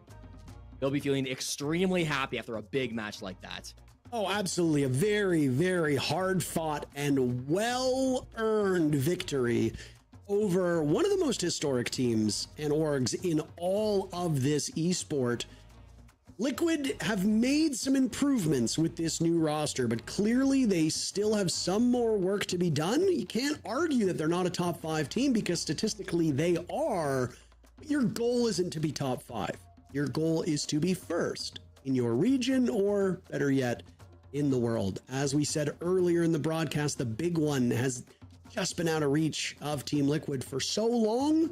Well, another opportunity to compete on LAN, unfortunately for Liquid and their fans, will have to come a little bit later, maybe sometime in the fall. But congratulations to Ninjas in Pajamas, and frankly, congratulations to W7M, the two teams that qualify today by making that top 4. Jesse, you and I are done, and we got to talk about that match, but not nearly as much as our friends on the desk. They'll take you the rest of the way for today's show. Thank you, gentlemen. Well done today. And well done to both W7M and NIP for pulling off the marathons that they did. Because even if W7M only had to play 2 maps, absolutely still a marathon. And for NIP to do what they did after that comeback from map 1 into map 2, it felt like as soon as we got to that 5-1 half, Jack, teams can get over that mountaintop whenever they're faced with it, but Liquid were simply not the team to come back from a 5-1 deficit today. Yeah, no, they really won. And big props to NIP, actually. I think when it's considered over the course of all 3 maps, I genuinely think NIP really did have the right game plan. They knew Liquid would be slow. They knew Liquid would be predictable. They knew Liquid would want to play a game of quote-unquote default siege. So NIP tried to change that. And maybe I didn't like it so much on Lair, but on Bank and certainly on Clubhouse, it worked out so well. Got to give huge props, especially on NIP's defensive half, to Hate. You know, him running out of Garage Door to get a kill onto a guy on the CC breach. Him ratting inside a stock to get an opening kill. Just basically trying to get the entry kill, trying to really, really disrupt Liquid's plans, force them to think on their feet a little bit, and then when they couldn't, when they were slow at doing it, the rest of the team was just cleaning up. This round here, round 5 that we're going to see in just a second, was a great example of that. You know, look how late it was that Liquid were actually executing into the round, and it ended up being a 2 versus 4. Because they were so late, because the NIP were ready for it, and because they'd been disruptive in the early round. And again, a great play from Wizard here. Like, that 1v2 is perfect. Before that, he got a double kill, playing around the server breach and playing around the server window. And it's just what expected from them. We saw, and we said before that Liquid was predictable, especially in their attack speed. You know where they're going to attack for, you know they're going to be slow to problem solve. And that's why you saw an IP have that extended setup, for example, here on the cash bomb site, and trying to extend all the way into Master, and opposite to here in that round 6, they're extended into cash, and they're trying to have crossfires, trying to force Liquid to problem solve. The round on that gym bomb site ended in cash. They didn't get close to the bomb site. It just tells you how many problems Liquid had in attack here. And it's a good game plan, but it only works if you've got confident players that are there to win their gunfights. Wizard, Fantasy, Pino, everyone on the side of NIP stepped up to be there to start winning those gunfights. And honestly, it's great to see them back. They waited for a very long time to qualify again. I'm actually really happy to see Bob there. I don't know if you guys saw him. Yeah. I'm trying to figure out if that was him. Like, I think he totally shaved down, so I didn't recognize him. 100% that's Bob. Let me tell you, I've met him in so many events when back then when I was playing, especially on the Stream Giants, and NIP was always in my group. I knew Bob around. It's great to see this team back again at an international event. They've deserved it. They've played better than Liquid overall. I agree with Jack. And theoretically, this could have been a 2-0. Even on Lair, if they had beaten Liquid on Lair, it could have been an easy 2-0. Honestly, the options for Liquid in the map ban phase were plentiful, given the fact that both NIP and Liquid had shown weakness at some points over the course of this stage. But it probably didn't matter what map they went to for map 3, just the fact that NIP on Clubhouse defense were able to lock in the way that they did, and the only time that Liquid were able to get anything in that first half was one Church Arsenal attack in round 4, and then from there, it just progressively slipped. There might have been a point where a comeback was possible, but as soon as NIP forced match point, they were up 6-2. Liquid could only do so much with so few chances left on the board, and ultimately it just comes down to one downstairs peek, making sure Fantasy handles Ask and understands where he is with Deimos, and once those positions were locked in, suddenly NIP has got the upper hand. They could plant in where it's wraps at that point. Like, Jack, there's really nothing that Liquid could have done there because Nip played that pretty perfectly. Yeah, I think Nip came in with a very, very well thought out game plan, and they executed it really, really well. And I think realistically, that was the difference maker. I think especially Liquid on Liquid's attacks. Like, the NIP was so set out on their defenses of how they wanted to defend, how they wanted to be disruptive, and how they wanted to play into that game plan. And Liquid really, when that happens against a good team's able to kind of throw the book out and just go to a different strategy or a different win condition and, you know, play differently and a bit more dynamically. Liquid didn't have that today, and we really saw that on Clubhouse when they're going down 1-5. And, you know, when you start in your second half of the map, you know, from so far behind, it's always going to be the case that it's going to be really, really hard. And especially when that map 3, when that is a decider map effectively for EWC as well, it adds so much more pressure. And obviously Liquid just couldn't quite get there. Honestly, on the back of that, I've said it before, you've said it, Jack. The best way to punish a Liquid that's predictable and that's slow is with aggressive, disruptive plays. Haters was one of the ones on main stakeholders on defense on club. Yeah. But across the whole match, it's got to be Fantasy. Both in attack, both in defense, in the entry department, involved in 14 entry engagements across 3 maps, 34 kills, again, double digits every single game. Fantasy has been amazing, and I actually went ahead and checked. Fantasy will be playing his first international event for the first time in 3 years. He has not played a major since the SI in Berlin. Back then, he was still a rookie that was spotted as one of the best up-and-coming players in Brazil. He had to wait 3 years of maturity to go back to an event. And honestly, after the performance he put in today and across the stage, there's no one that deserves it more. Well, let's put Cons in the interviewer's chair for a second, because this is a team that's been fighting for a long time to get back to LAN, but now they've finally done it. Cons, congratulations, buddy. For the moment, it feels like mission accomplished. What do you think about how this series went overall? The first map was incredibly close, but you could have won it. Frankly, the guys on the desk think that this could have been over in 2. What did you do after map 1 to make sure that you locked in for those last 2? First, hello everyone, and thank you for the words. We started on the best of 3. Liquid pick Lair. It's not a very good map for us, so we start to play know that like probably they were gonna win, but this was a very close. So this gives some confidence to us, because like in their peak there was a 7-8-7, so we showed us that we can win Lair. So on the next 2 maps, Bank, we don't lose to them. They are not a really good team in that map. And Club was like a, how can I say, was tough. Was like 62, but we are keeping very calm. We know that that map is very defense side, you know. So we just stay calm, and that's it. I can't think in English. I'm very tired. It was best of 3. I was screaming a lot to get a good energy for my team. So I think that's it. Sorry.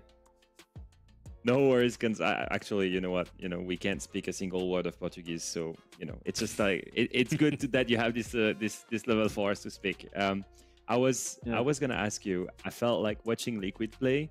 They were extremely slow, and you guys were extremely good at punishing them being too late in the execution. Was that part of the game plan for you guys, to punish them being very slow? Yes, and like playing the game, I feel yesterday we talked about it, that sometimes on attack you don't need to play with fear, you know. Like sometimes you need to get a position and a place fast.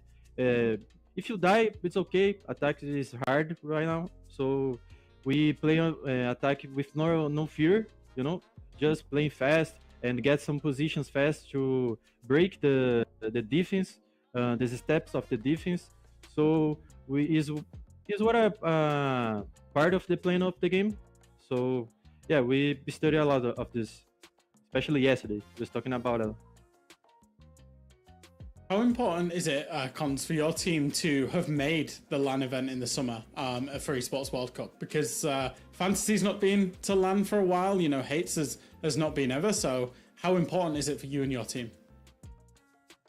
I think this is the most important thing to me, because I grew up playing with Hates and Done, and they never go like a LAN event international. And they deserve a lot. I know that they work so hard so many times, and sometimes more than me, every time more than me. So they deserve a lot. And Fantasy, we know that he is insane and he is crazy sometimes, and they deserve it. This is very special for me. And the payoff was worth it, man, especially for the guys who've been fighting to try to get to LAN for the first time in a hot minute. Again, congratulations. We're not totally done with you. We'll see you tomorrow for more games, but for now, basket, man, you've earned it. Congratulations. Bye. Thank you, everyone.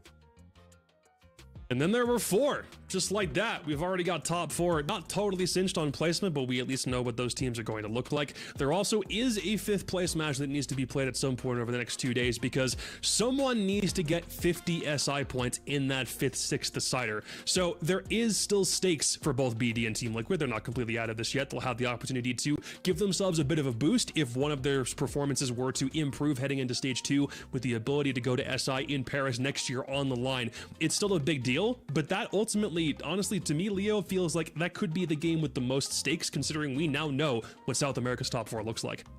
100%. And I think that looking at this, my 2 takeaways are, I'm glad that we get a new top 4, quote unquote, because we've seen the Furious, the FaZe, the WSM, and clearly they're the top 3 in Brazil, and no one is getting close to them. I'm glad that NIP is getting a first international event in so long, in 1 year and a half. And I'm also glad, looking at this, that we see newer teams coming. I think Black Dragons, for example, I know they're failing to make it, and I know they failed to get the invite to a WC, but still, they made it to playoffs, and that for me is a big props to them. At the same time, it closes and it ends a really big streak of Team Liquid qualifying to every single event in 2024. They hadn't missed an event since the Atlanta Major, if I remember well, at the end of 2023. It's been a while. So it's been a while that they've been qualifying to every single event. Missing a WC will be harsh for them. And there will be questions, of course, as there is always with Liquid and all the pressure that they have about the roster changes that they have made. Clearly, some things were missing today, but I still want to praise the team and the work they put in. They still had an amazing comeback. It's just that today NIP clearly was the stronger opponent, and they're punished because the overall level in Brazil and the quality of the teams has risen when they've been a little bit too stable and stale in Liquid. Well, that's the schedule heading up for tomorrow. We still have a couple more games we have to get through. That's FaZe and Furia kicking us off with the first match. The first BO3, then we have to get through our lower bracket, but we're not going to know what our last game is up until those 2 matches finish up because there's 2 lower bracket games tomorrow. And ultimately, when you go through lower bracket, sometimes you just have to stomach playing 2 games on the same day in order to keep your tournament hopes alive. Again, just for seeding because we know what our top 4 already looks like, but everything for us today is all done and dusted. Gentlemen, thank you very much for hopping on with me. We'll still have more of me. You're not totally rid of me so far for this weekend. We'll still see plenty of each other as we work through the rest of South America. But for all of us here, we're all done. We'll see you bright and early tomorrow morning, 11 a.m. Eastern, 8 a.m. Pacific, for even more South American Siege. Until then, have a good one.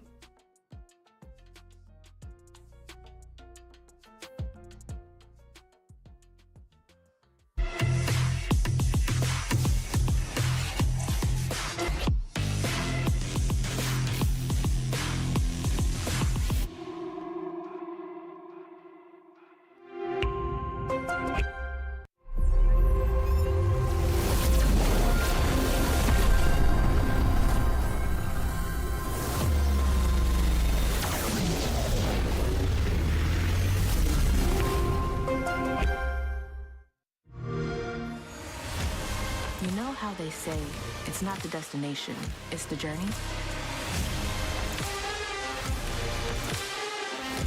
And the journey of 1,000 miles begins with a single step.